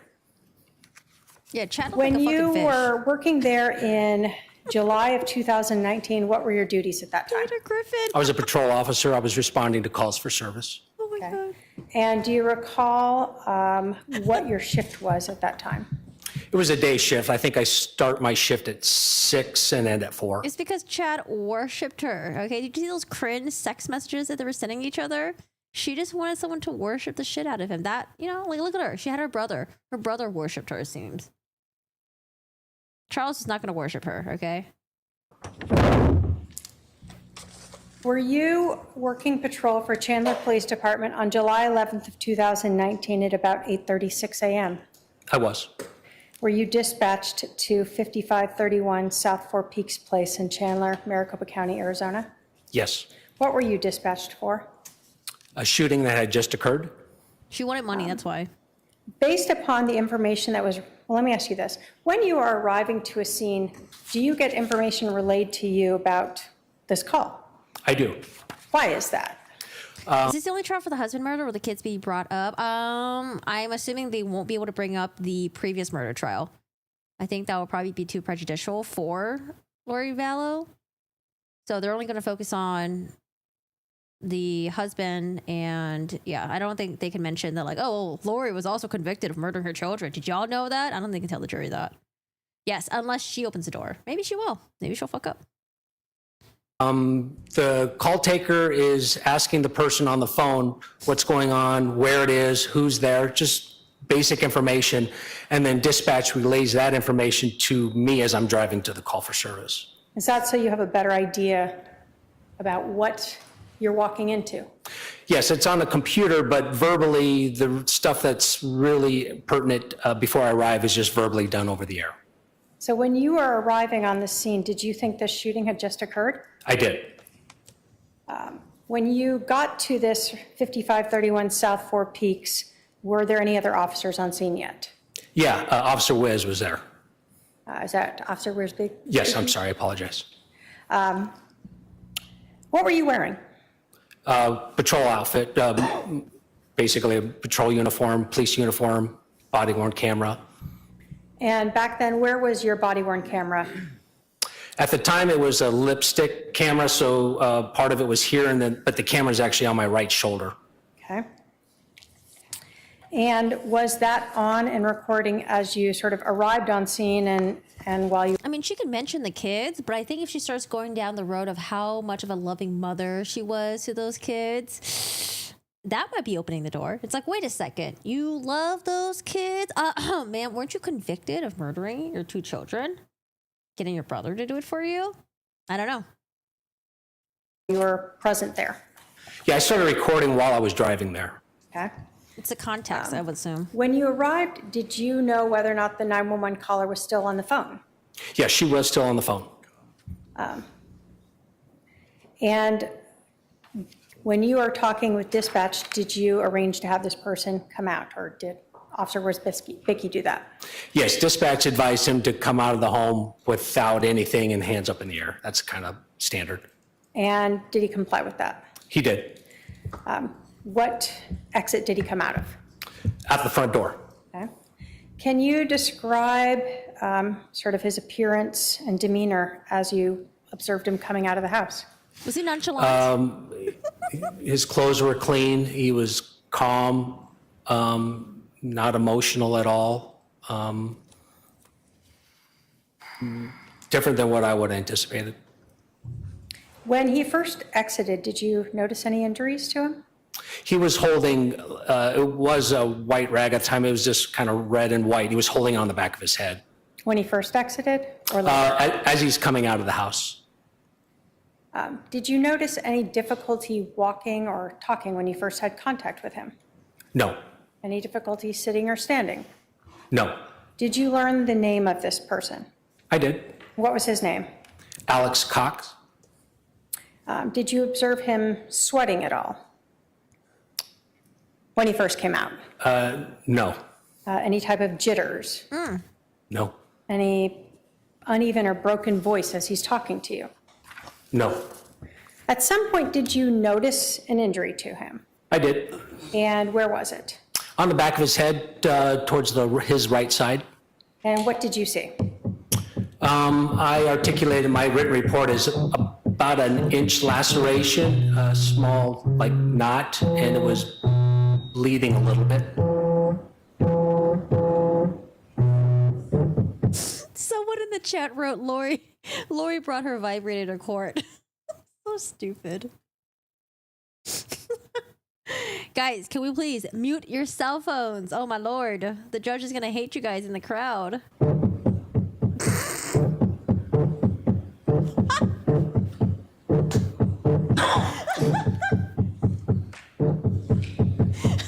If we can fix that. Whose phone is that? Oh my god. Someone got their butt plug running right now. That was a very interesting ringtone.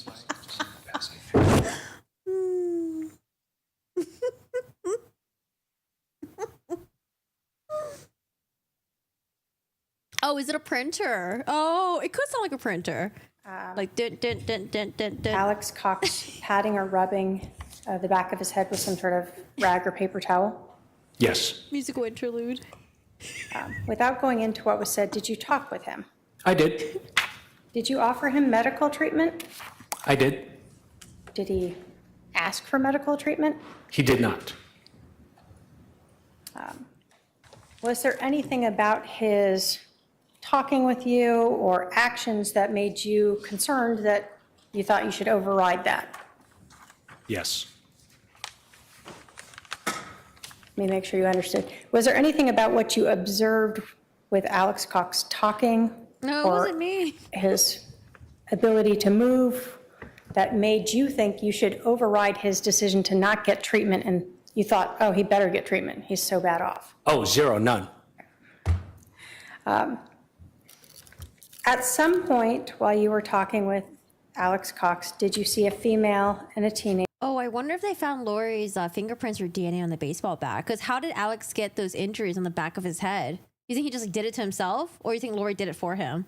Teenagers show up at the scene. I did. And did you eventually go speak with those two? I did. Where did you speak with them?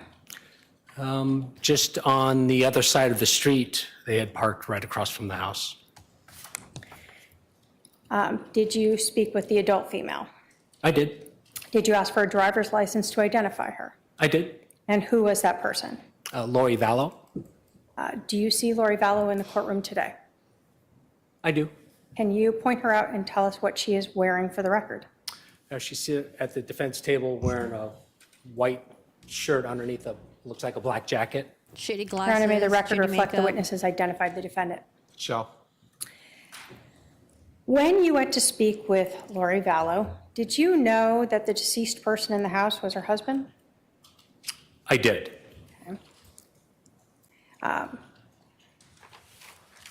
When you went to speak with Lori Vallow, did you ask her whether or not the individual inside her husband lived there? Is that her I house? did not ask her that. Can you describe for us Lori Vallow's demeanor as you were interacting with her? Calm, nonchalant, just kind of a matter of fact, just talking to me as I'm talking to you now. When you went to speak with Lori Vallow, can you tell us approximately how many police cars were parked around there? Well, I don't know either myself. I know there was at least mine and Officer Wiz's. There's a fire truck there. I think there was an ambulance there, and I think there may have been another police car. I can't remember, but there was a lot of emergency vehicles just near the home itself. Did he say nonchalant though? Now I want to know. And was her brother Alex Cox sitting sort of in view of her? Literally across the street, like the desk of the prosecutor would be her car. This is the street, and I had Alex seated right on the sidewalk. When she first arrived, did she actually walk up to where you were with Alex Cox? Oh, he did? Yes, she did. And you asked her to go back to the other side of the street? I did. Did she ever ask you how her brother was doing? No. Did she ever ask you if her brother needed medical attention from being hit by a bat? No. Did she ever ask you why there were so many police cars around the neighborhood? No. Did she ask you why there was a fire truck parked in front of her house? No. Oof. Oof, the lack of action says a lot. Other than gathering basic information, did you really talk to her about anything else? No. And were you wearing that body-worn camera footage or camera when you had contact with her? I did. After you talked with Lori Vallow, did you go back and stand near Alex Cox again? Yes.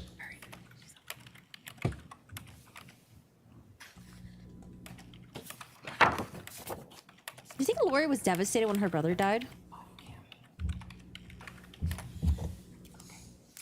If I can have my paralegal go up and show him exhibit number 1. I do. Is that a copy of your body cam footage from July 11th of 2019? It is. Is it missing the audio other than during your interaction with Lori Vallow? Correct, yes. And did you initially identify that previously as your body cam? I did.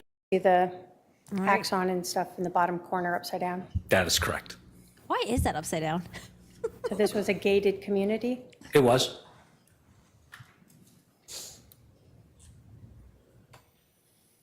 I don't know if Lori had any fucks to give about anyone except for Chad. And that's because Chad worshipped her, called her the goddess. You don't think she cared one bit when her brother died? I mean, the brother even thought that he was gonna be the one that they were gonna pin everything on.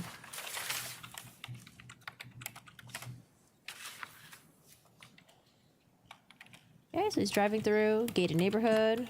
It's a nice area. Chandler. I did. And is it standard for fire to stage a little ways away from the scene when it's a shooting? Yes. Why is that? So they could respond quickly. Do they want you to clear the residence first before they show up? Yeah, it needs to be safe for the firemen. We had to make sure there was no one else in the house that was armed or in the area. And as you're arriving, is the person, the shooter, still inside the house? I can't recollect. I think he was at the door right now or just coming out to the door. Why did you pull your weapon? I was just told somebody killed somebody, so yeah, for my safety, I wanted to make sure I rendered him safe before I put my gun away. It was a threat to me. So when he came out, he had both his hands up in the air? Mm-hmm. So at that point, nothing touching his head yet, no? Correct. You know, it's like inverted video.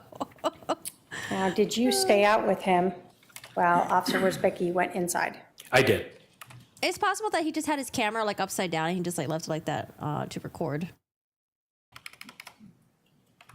But yeah, it's not inverted. While you're talking with him during this whole time, at this point, he still hasn't brought anything out to try to place on his injury. Correct.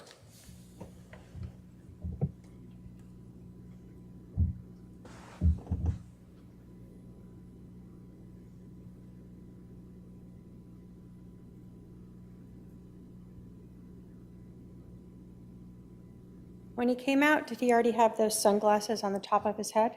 He did.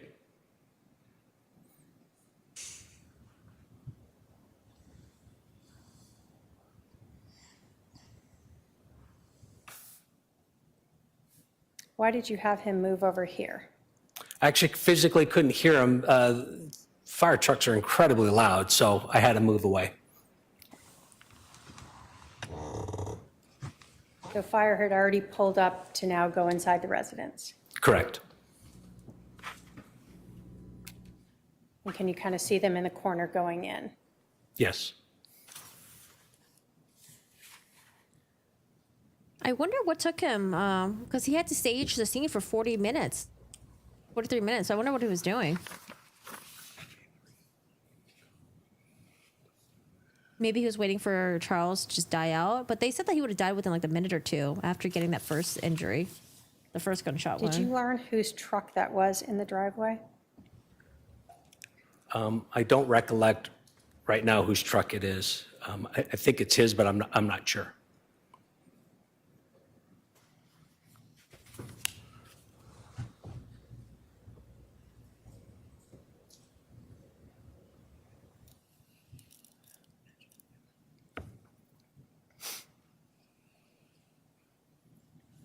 I don't know why they're not playing the audio version of this. Unless it's not played in the courtroom speakers, and maybe there's headsets that the jury is wearing.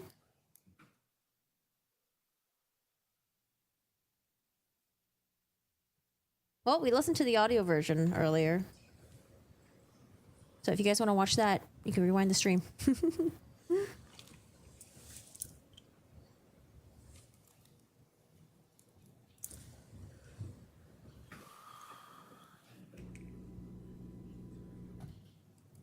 And who is that other officer there? That's Officer Wizbeski. Sorry, I've been calling him Wiz since I've known him. Shorter. Officer Wiz. Okay, let me use the restroom really quick because I've already seen this body cam.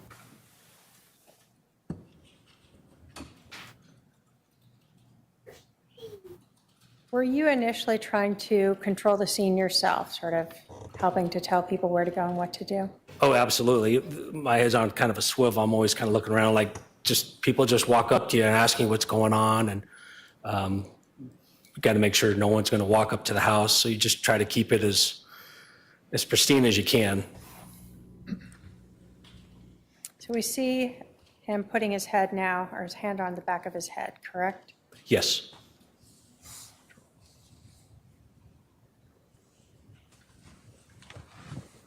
And you indicated there's a fire truck there. You asked him if he wanted any medical attention, I did. and he declined it. He refused.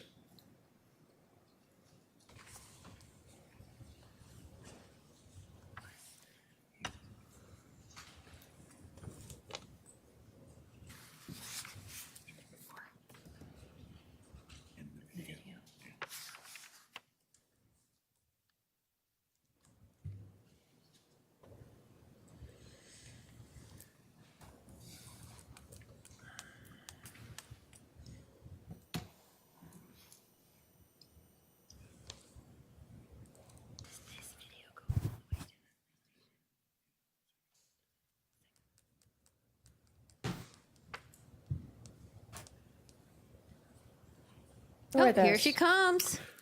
That's Lori Vallow and her daughter. So when you said across the street, we just saw a red SUV. Is that what you're talking about? Correct.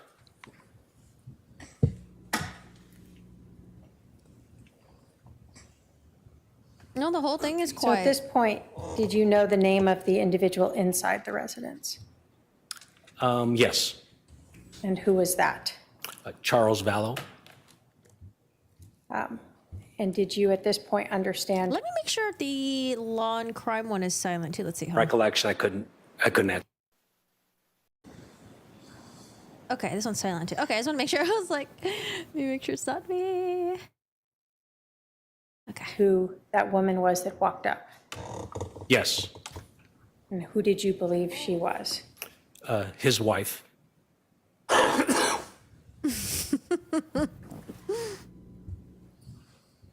Maybe he wished it was his wife. He is an Alex Cox.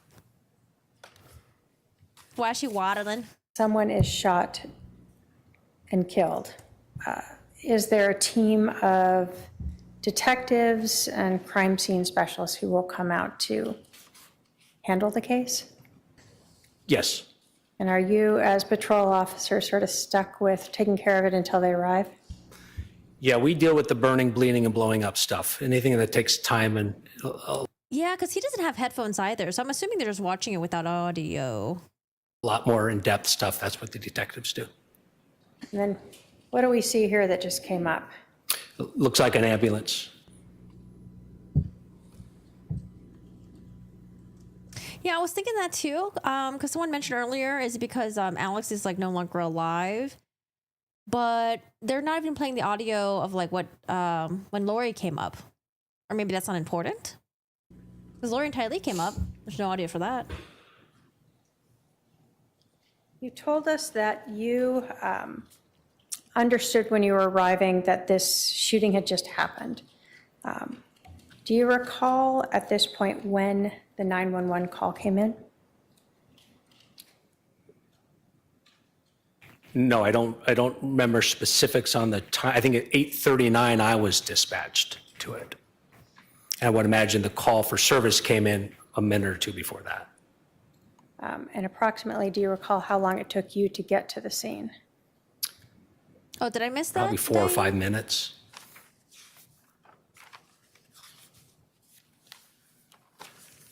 Oh, wait, is it pronounced Diane?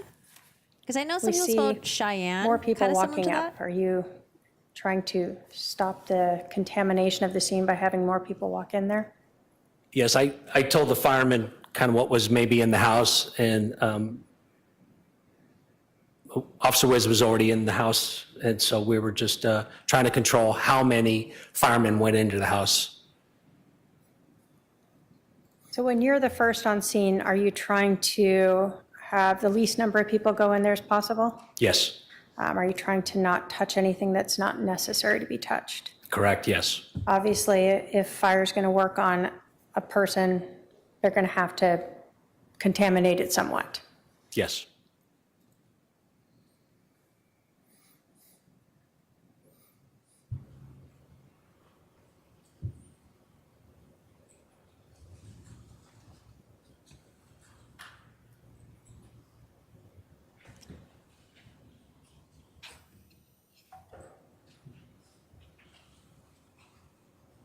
Is that when we sort of see fire now leaving?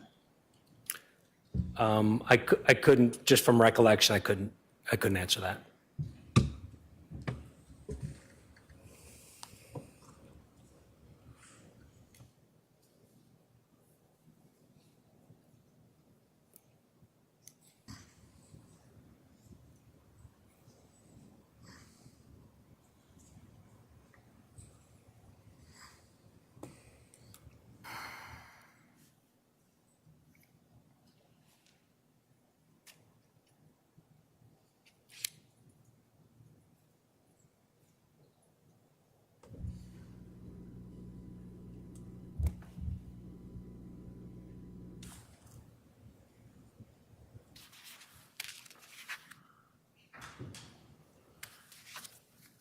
We see something in Officer Becky's hand. Is that the crime scene tape?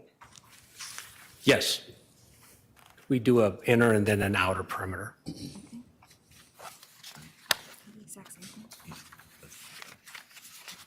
So Alex Cox to be considered an unavailable declarant because he's now dead. I'm trying to read about the exceptions to the hearsay rule. Dying declarations. No, he's already dead.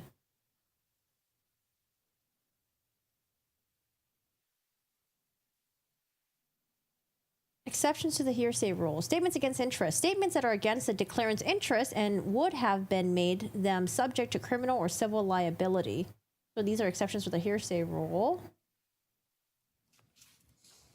Maybe Arizona is different. Exceptions to the hearsay rule for unavailable declarants. Provides a framework for admitting certain hearsay statements when the person who had made the statement is unavailable to testify in court.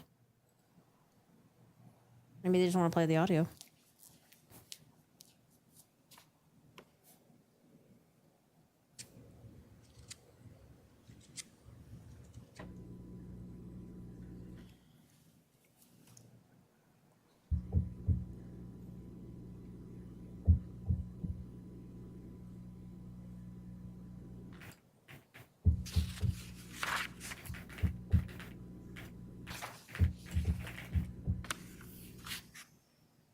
Is it normal for a patrol officer to have to stay with the individual who is the shooter and ensure that no one else is contacting them? Yes. So you don't want any of the neighbors walking up to them? Correct. At this moment, I'm still basically fact-finding. I'm just trying to figure out what happened, when it happened, who was involved kind of thing. And yeah, I try to keep them separate.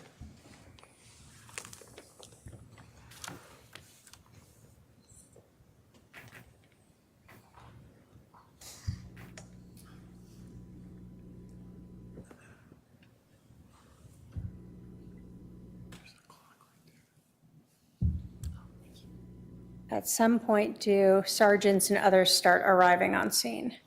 Yes, that's my Sergeant Nacella. When you have a scene like this where detectives are going to be called out, do all the different patrol officers provide their information that could be relevant to one person who can then brief the detectives? Yes, I briefed my supervisor to let him know from my point of view what I know and what I was told. And then at some point, I think he would disseminate that to the detectives. Okay. So is this you kind of telling him at this point what you've learned? Yes.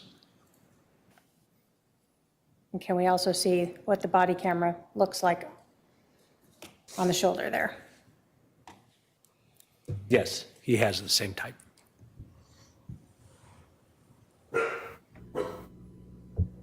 Have you guys heard of the dead man statute? Oh, What made you decide that you needed to go over and talk to Lori Vallow? Again, it's fact finding. Really, it's who are you? And when I say who, I always like to identify them by their Arizona driver's license because although my name is Robert, I go by Rob. So I don't want to assume her name is just Lori. It could be something specifically or longer. So I usually ask people for identification. And that's so you can put that into your report appropriately. Correct. So we saw the ambulance leave. That means they didn't transport him. Correct. Did you learn that you actually couldn't cordon off this area the way you had initially thought? 'Cause there was I think the dead man statute in Arizona is different. only one way out. That is correct. We initially, as you can see, cordoned off part of the road so anybody couldn't just drive up to us. We later learned that's the only way that part of the neighborhood could actually exit the neighborhood. So we had to change the tape a little bit. And then we see fire leave here as well. So now it's just police basically at the scene? Police and I think a crime scene technician.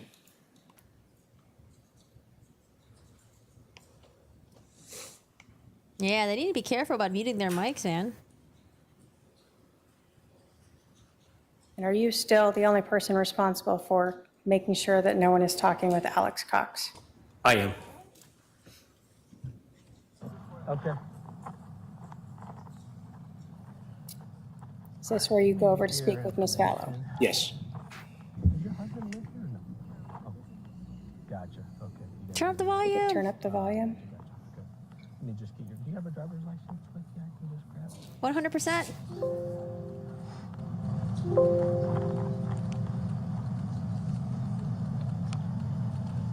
Thank you. We also saw this earlier on stream. L-O-R-I. What does your middle initial stand for? Noreen. Noreen. N-O. V-A-L-L. What's a phone number for you, Lori? 808-755. 755? 5452.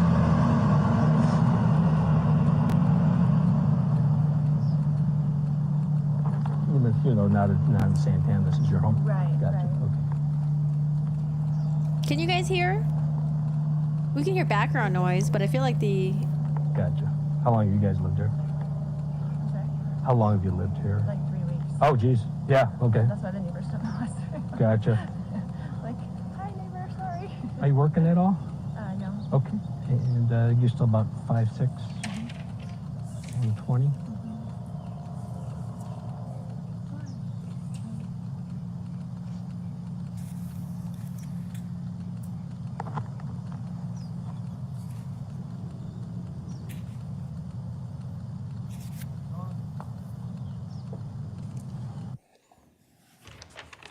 Did you also get biographical information from teenager? I did. Was that Tylee Ryan? It was. Yeah, I hate moms like Lori. All they care about is themselves.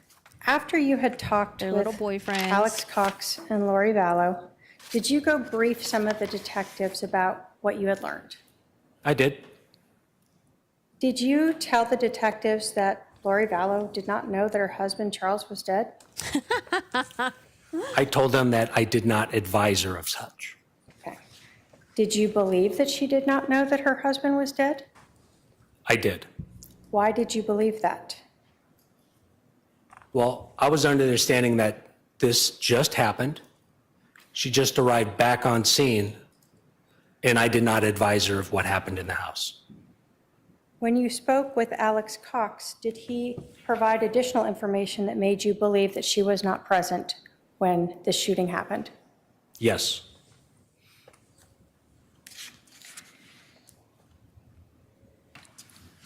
After you advised the detectives of this, did you then return and remain with Alex Cox for a significant additional period of time? Yes. All right, so I don't think we're gonna get too much out of this. I'm gonna jump to when the cross-examination happens. Can you pronounce your last name for me? I don't want to get it wrong. Krautheim. Krautheim. Yes. Yes? Okay, Officer Krautheim. At the time, yes. At the time. Okay. Thank you. Thank you. Appreciate it. I think he's retired now. You mentioned about Alex being calm when he exited the house. Is that correct? Yes. And then you were advised that he had told the 911 operator that he composed himself and then called 911. Is that correct? I don't remember the compose himself, but I think he did. But you stated in your report that Alex was very calm throughout the entire time talking with him, correct? Yes. Okay. And the scene itself, was it chaotic? No. Were people running around screaming? No. Were people running in and out of the front door? No. So were the... Yes, I've been looking at that one random curl. Why? She's got like a little small intestine just like dangling in the back of her head. Officers calm? It was just me and another officer. Were you calm? Yes. Was the other officer calm? He was. Were the detectives calm? They were. Was the fire department calm? I didn't interact with him very much. I couldn't answer that. Your friend the Wiz was calm? Yes, the other officer, yes. Okay. So when I arrived at the scene, things were pretty calm. Is that a question? Yes. Oh, yes, you were calm.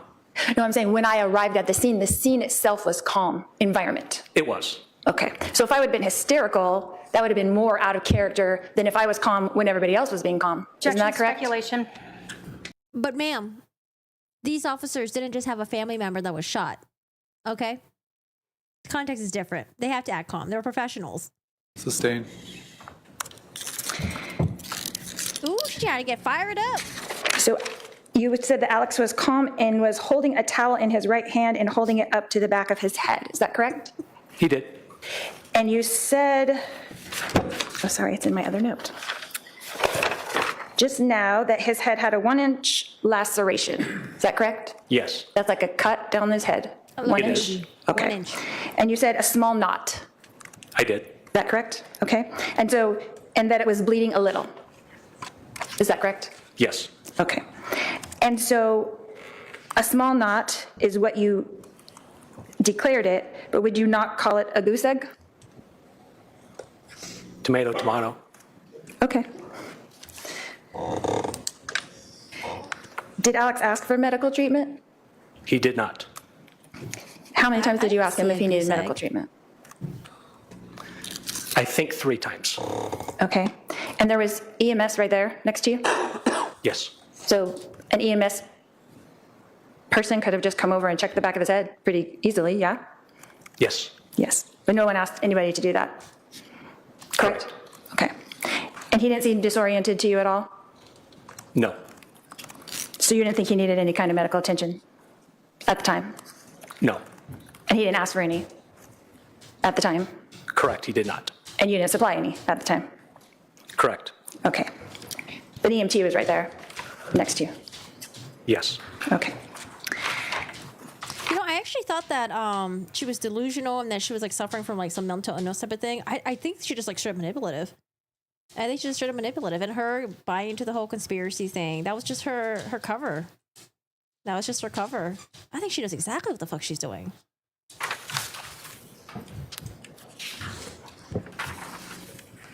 That's another thing that you said, calm and nonchalant. Is that correct?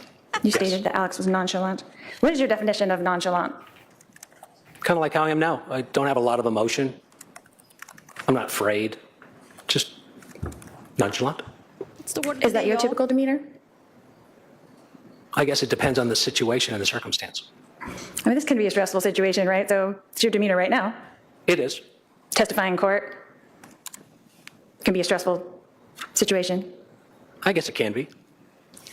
So if that was Alex's normal demeanor, then it wouldn't be out of the ordinary for him to be nonchalant. Objection, speculation.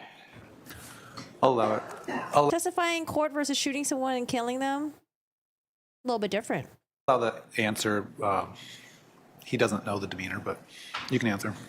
You know, I wouldn't be surprised if nonchalant does trigger her, because a lot of the times when she was confronted with some horrible stuff, what was her demeanor? Nonchalant. Very nonchalant. Oh, the kids are missing? No, they're fine. What do you mean? They're fine.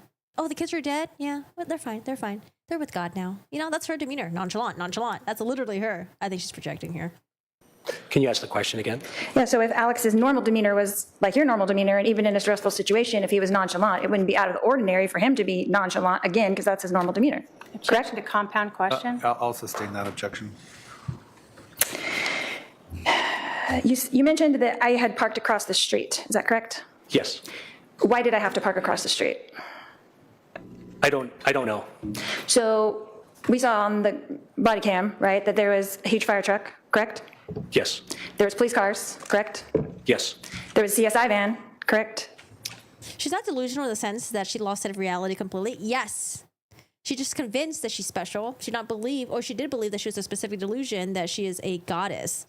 Kind of reminds me of, what's her fucking name? Oh, Ruby Frankie. I don't think Ruby Frankie lost touch of reality. I think Ruby Frankie just wanted an excuse to just abuse her children and to treat people a certain way and to think that she was special, that she was better than everyone else around her. I think it's very similar. She was parked somewhere. I don't know where. Next to the house, kind of, I guess, south of the house. So there was nowhere to park except for across the street. Is that correct? No. That's not correct? That is not correct. Where else could I have parked? Well, the street's long. You could have parked anywhere along the street. You could have parked on the other street. That's where I parked. Or you could park on the other side of the street, south of the home, where there was plenty of parking. So there was Self-centered, egotistical. other options to park. Yeah. But I parked as close as I could to the scene so that I could come talk to you. Is that correct? Speculation, testifying. Sustain. So we can agree that there were lots of police vehicles blocking the house. Is that correct? Emergency vehicles. Correct. Yes. Yes, emergency. Police, fire, CSI, all were there, correct? Yes. Okay. But even though all of those things were there, the scene was not chaotic. Is that correct? Correct. It was a very calm scene that day. Objection asked and answered. Sustained. Do you know how hot it was that day? No, but it was hot. It was hot.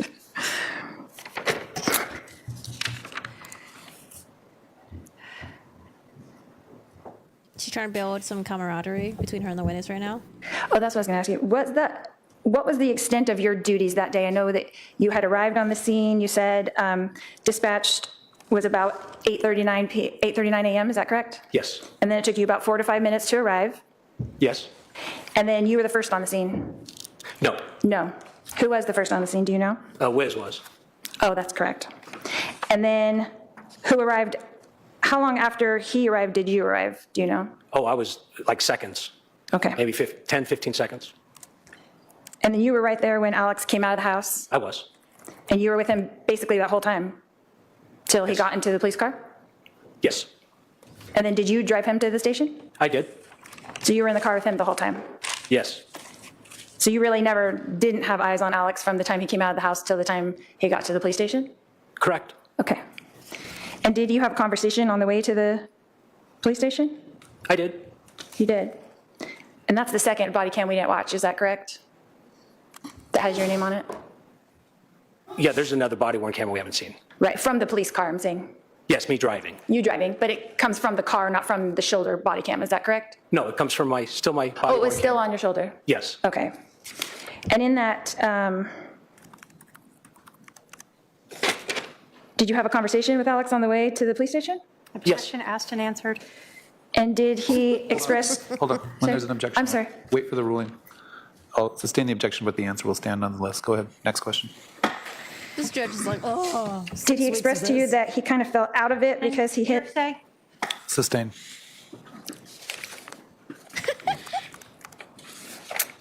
This judge is like, man, this job is going to be boring for the next 6 weeks.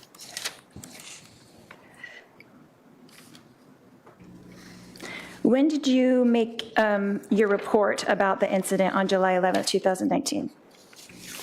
I think what was the end of my workday? That She's already got bars for life. I think this is just her way of just passing the time in her life and just doing something different, exciting for her. Like, oh, let me represent myself. Yeah, I got nothing better else to do for the next 50 years or however many years she's going to live, right? That's just basically what it is. Now, if it's like Sarah Boone, for example, like your first murder trial, yeah, you probably don't want to be representing yourself. But here's the thing. She fucked up and she pissed off so many people that she pretty much had no choice but to represent herself. that day, but I stopped and started it And then Owen numerous stepped times in. throughout the day. So did you finish it that day or it still took a few days? No, I finished at the end of my shift. By the end of your shift, which was what time that day? 4 o'clock. Okay.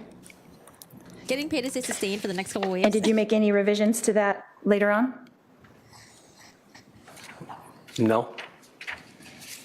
So this is the only report that you made in regards to the day of July 11th, 2019? It is. Hey, Storm. Judges all of us. I want to know what he's thinking. You stated that there was red liquid on the rag towel that appeared to be blood. Did you think it was something other than blood? Well, I had no way to test it, so I have to articulate it that way. You hate her tone? I hate her. So he was bleeding from the back of the head He was. on the right-hand side? Yes. Is that correct? Okay. And then was it you on the body cam who briefed the detectives, Detective Moffat and Detective Inklin, in the front yard? Yes, I made contact with him, yes. And then you had told them basically what Alex had conveyed to you, what happened? Yes. And then what did they do with that information? Did they just put it into a report? I don't know. You'll have to ask them. Okay. So your report goes to who after you're finished with it? I sent it to my supervisor. And who was that at the time? Do you remember? That was Bill Nacella. Oh, the same one? Sergeant, Okay. yes. Okay. And then did you speak to the case agent on this case regarding this incident on July 11th? I did at the time. That's when I walked up to them at the front door area. Okay. And was Detective Moffat the case agent at that time? Yes. Okay. And now it's Detective Duncan, as far as you know? As far as I know, I don't know for sure, but that's what I've been told. Okay. And how long do you think that you were at the residence? What was the whole time before you guys left to go to the police station? Do you remember? Do you recall? No, I do not. It would be in my CAD history on when I transported him from the home to the PD, so I'd have to look at that, and I don't know. 40 minutes, half hour, 40 minutes, something like that. Hey, Daniel, thanks. Now, someone on the video, and I don't remember who it was. I but- will say, though, for this trial, I'm unusually triggered. Because usually I'm like, okay, let's give them a chance, okay, let's give them, like a chance to explain it. Maybe there'll be something going down the road. I don't know. With Lori, I have like no fucking patience with her. Usually with other trials, I'm a lot more forgiving, you know, a little bit more patient. But with Lori, I'm just like, I'm like over it, okay? But put I hate a Lori so phone much. into a evidence bag, was that you? I don't recollect that. Okay. And then got into the car. Did someone ride with you to the police station from the residence? Just you and Alex were in the car? Yes, No other officers? correct. But before you got into the car, an officer came over and took his phone, put it in an evidence bag? You're asking me for recollection. I don't remember that. It's probable because we usually try to bring their property to the area where we're going to, so it's probable. I just didn't see it in your report, but I saw it on the body cam, so I wondered if you knew. Okay. You know what's gonna suck though? When she cross-examines the family members. I feel bad for the family members having to sort of deal with Lori Vallow, but in a way where they're being cross-examined by this batshit crazy person. Yeah, I feel bad for them. I'm going to object to the defendant testifying. All right. Please Yeah, can you fucking stop testifying, Lori? only ask questions. Sure. When you make statements about what you saw or heard, that's testimony. I apologize, Your Honor. Go ahead.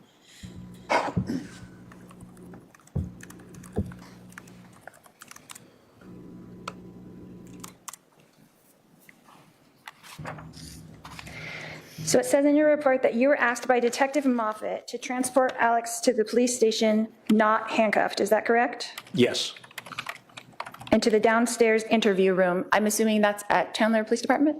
it is. Correct? Okay. And it was just the two of you in the car on the ride there? Yes. Okay, thank you. Then, when you arrived at the police station, what happened next? Walked him up to the room, had him sit down, or I think brought him some water, I think. And the detective was literally behind me. It wasn't very long before he walked into the room. So then Detective Moffett took over and you were excused? Yes. Okay. I mean, I'm sure they would want to testify because, you know, Charles is dead. Charles can't speak for himself. So the family has to be a representation of that. And then also if you get a subpoena and the state wants you to testify for their case, I feel like you probably have to. The judge tells you you have to, unless you have a good reason not to. And then was that the extent of your duty It was. at that time? And did you leave the police station after that? Yes. Did you stay and observe the interview? No.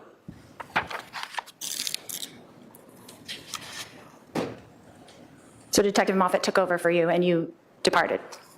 Yes. Okay. Right for her first trial. I feel like for her first trial, she was trying to play incompetent. I remember they did all these like evaluations on her and they were like, no, she's competent to stand trial. Oh, I mean, she looks pretty competent here. Competent enough. You said when you spoke to Alex that he was cooperative. Is that correct? Yes.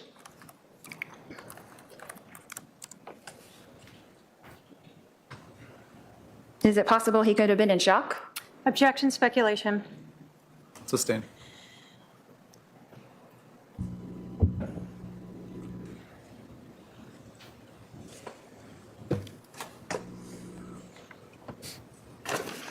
How long did the cut on Alex's head bleed? I mean, you were with him for about 40 minutes, and how long do you think it was bleeding?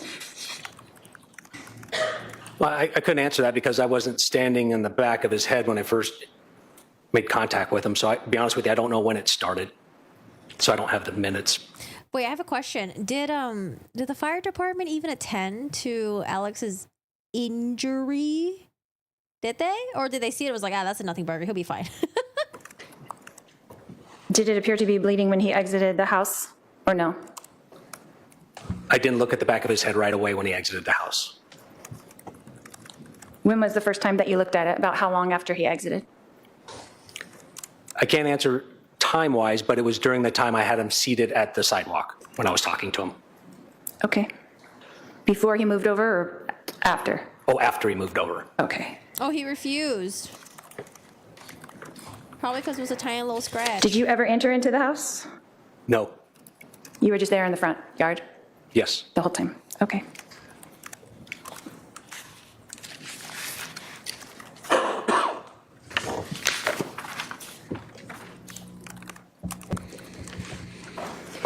When you talked to the two detectives in the front yard and gave them your synopsis of what had happened, you said they got into a domestic fight consistent. Objection. I'm sorry. I'm going to sustain the objection. What was the legal objection? Hearsay. Hearsay. Oh, I was just reading his report. Okay. Right? I was thinking maybe he should have played it up like, oh God, my head hurts so much. Like, oh God, I'm getting a little bit dizzy. Oh, I feel a little bit nauseous, you know? He's like, no, I'm good. Just, yeah, play it up. Objection, no question. Please ask your next question.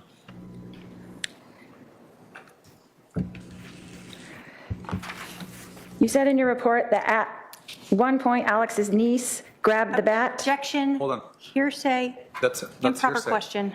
Okay, you can't ask hearsay. Please ask your next question.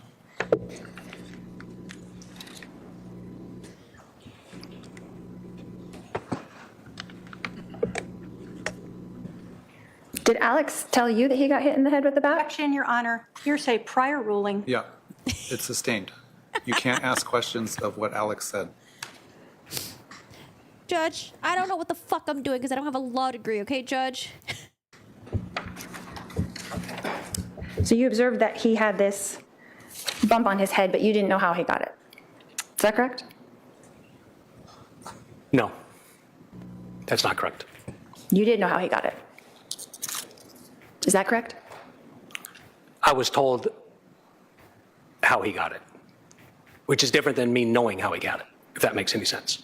Correct. You did not witness it, is what you're saying. Correct.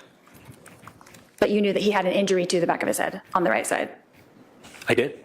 Correct. Okay.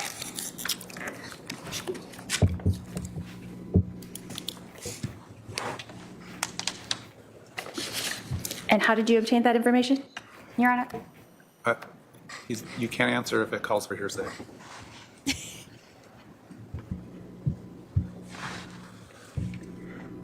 Look at the judge. He's like, being a judge, challenging, they said. Did you observe the next door neighbor come out in her nightgown to speak to me? It's gonna be a brain dead trial for 6 weeks. I did. And then there was another neighbor on the other side that came out that you told him to go back into his house? Is that I don't know if he correct? was a neighbor, but it was just some guy. Yeah, I assumed he was a neighbor. Right. Expensive. So they had blocked off the street so the neighbors couldn't really exit the neighborhood. They couldn't go to school or work, or it's kind of an issue there. Not really. I mean, when one car told us the layout of the neighborhood, then we realized that was the only person that wanted to exit. They told us they couldn't exit, so we just fixed it so anyone else could leave. Right, but they were trying to come up to me to find out what was happening. Objection, Okay. speculation, hearsay. I'll sustain the objection. Let's take our afternoon break for the staff and the jurors. We're going to take a 15-minute stretch restroom break. Please remember the admonition. Judge is like, all right, y'all, we all falling asleep here. Let's get up and stretch. Oh, okay, well, they are going to go on a 15-minute break, but I'm just going to read what happens in the courtroom because I'm going to go eat. I'm really hungry. Let's see what happens. Mr. Nate Eaton is in the courtroom right now. And since we are behind by 30 minutes, boo! Boo! Okay, how does this work? We are refreshing the twatter. Refreshing. 4 hours. How do I go to the most recent messages? How does this work? Okay. Oh. Part 2. All right. Lori Vallow, 2 hours ago. Lori Vallow. Where is the lunch break? Footage from the body cam. Screenshots. We're 30 minutes behind. Oh, here it is. Okay. No, 10, 15 seconds. A weird sound begins to play in the courtroom. No one is sure what it is. After 10 to 15 seconds, it stops. I guess it's not the printer, huh? All right, we're right around here. Right around here. Nope, right around here. Right around. Oh, back in the courtroom. Okay. Lori is at the podium, continues to question Krotheim. She asks Krotheim what she told detectives when she briefed him. Trina objects based on hearsay. Lori asks why his statements are hearsay. Judge says any out-of-court statements are hearsay. Judge is like, ugh. Lori asks how long Krotheim spoke with his supervisors. He says under a minute. Lori responds, under a minute for the briefing? He responds, yes. Lori asks Krotheim, sorry, he said how to pronounce it, but I don't remember. Krotheim.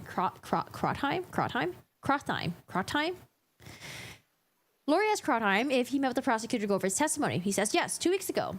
Lori asks how long the meeting lasted. He said about an hour. Lori asked Krotheim after he reviewed his report before he came to testify.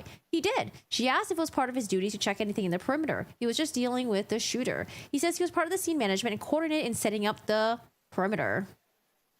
Lori asks how many people came up to him at the scene. He says one man came up and he told him he needed to leave. Then Lori and Tylee came up and he told them to go wait by their car. Lori asked Krotheim if he had any conversation with his supervisor when he arrived. He said yes. She asked when. He says sometime between the time he arrived and the time he left. That's a very specific answer. Lori says, it took you 3 pages to write what you were told, but less than a minute to discuss what happened to the detectives. He responds, yes. She replies, okay. Krotheim says about 8 to 10 miles from the home to the police department. The ride took about 10 to 15 minutes. Lori asks where Krotheim entered the police department. He doesn't remember where he parked or what entrance he used. Krotheim walked Alex into the police station and into the interrogation room. Detective Moffat then took over. I just wanted to be clear, Lori says. Lori has no further questions. Trina will have to redirect questioning. Trina begins by talking about people being nonchalant and calm. How you just got someone? No. Had the firefighters just shot someone? Oh, how you just got someone? I think that's a typo. Had the firefighters just shot someone? No. So it's not really exactly the same comparing you to the shooter, correct? Yes, that's what I was saying. Good job, Trina. Krotheim says that he would not compare them. Trina asks if Alex was nonchalant and calm when Krotheim showed up with his gun drawn. He was nonchalant and calm. Trina asks if Krotheim remembers seeing Alex Cox touch his head. Yes. Krotheim recalls seeing Alex rubbing his head. The only item Krotheim ever remembers seeing Alex using to rub his head was a paper towel, and it was mostly white the entire time, not soaked in blood. Call him out. Trina asks about her meeting with Krotheim beforehand. He watched the entire body cam and initiated it, exhibit number 1, so it could be shown in court. Trina's paralegal brings up the CAT report so Krotheim can be refreshed about the time he took Alex to the police precinct. Krotheim arrived at the station at 9:18 a.m. with Alex. Trina has no further questions. Boreski asks if there are any juror questions. There is at least one. Oh, wait, what's the jury question? The judge, the defense, and prosecution put on their headphones with mics and white noise is played. Wait, now I want to know what happens. State follows up with a question about when he finished with this call. He was done before the end of his shift and did not go back to the scene. Krotheim is done testifying. Wait, who testifies next? Keep refreshing. Dun, dun, dun, dun, dun, dun, dun, dun. Okay, let's wait another minute or so. The evidence will show nonchalant. How is he able to type this so quickly? Remember this guy? I know. How can you tweet this well? That's why I was like, oh, maybe he has like dictation. Maybe he can no, because then that's distracting if you're like talking slightly into your phone. And then I don't know if the courtroom audio picks up what he's saying. Or sorry, I don't know if the courtroom, I don't know what's happening in the courtroom can be picked up by his phone dictation app. So he must be typing away. The prosecution calls their next witness Scott Cowden. He's a Chandler firefighter who's testified in Lori's Idaho trial. You can hear his testimony from Idaho here. Wait, what? He testified in the Idaho trial? Why was he in the Idaho trial? Damn, look at him. Dropping in links, and he's able to text what's happening in the chat. Like, what the heck? How is he this quick? This is awesome. You'd be on a laptop? Maybe. But still. Wow. Okay. Well, guys, there's about another hour of court today. But like I said, usually in the beginning of the trials, it's a little bit kind of a snoozer because it's mostly just like law enforcement, firefighters, and then we might get into like the technical stuff.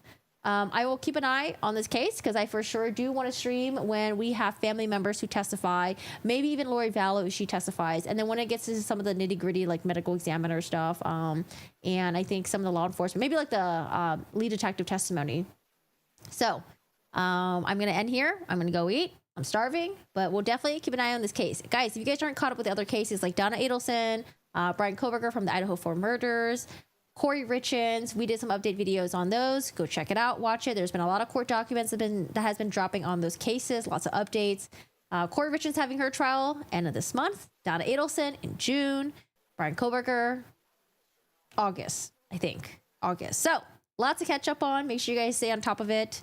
Other than that, we will definitely keep an eye on this trial. I don't know. They said this trial is going to be 6 weeks, but maybe they're just giving a lot of like leeway because Lori Vallow is representing herself, and we're going to be wasting a lot of time doing stuff that normal lawyers wouldn't really have to do because they, usually know what they're doing. So a lot of room for Lori and a lot of room to be patient. So guys, I'm going to end here. We'll have the opening statements up shortly, and yeah. I think Lori Vallow's doing okay so far, I thought she was gonna be batshit crazy. I honestly, like, she is batshit crazy. When I say batshit crazy, I thought she was gonna be like completely, she would project as completely unhinged while doing opening statement or while doing cross-examination. Like unhinged and like kind of like Daryl Brooks crazy, But Lori Vallow right now seems like, okay, she's asking questions, She doesn't really know some of the rules, and she fucking up stuff. But for the most part, she seems lucid, and she seems like not someone who's like completely lost grip of reality. Because how they represented Lori Vallow in her first trial, I thought she was just like mentally just lost, like just not even there anymore, like just gone. But it was probably just all an act. All right, guys, have a great day. Take care. Thank you so much for hanging out, and I will see you guys. And again, join the Discord if you haven't already. Have your notifications on for YouTube, all your notifications. And that way, you guys know when I go live next. I'll let you guys know when there's a next testimony that we're going to be streaming. And yeah, I guess it's a good thing that we're 30 minutes behind, because in that way, I can know, okay, who am I going to be streaming? Who's going to be testifying? And if we're going to stream it or not. See you guys. But I definitely do want to see the cross-examinations that she does, though. They're pretty interesting. All right, guys. I'll see you guys later. Bye.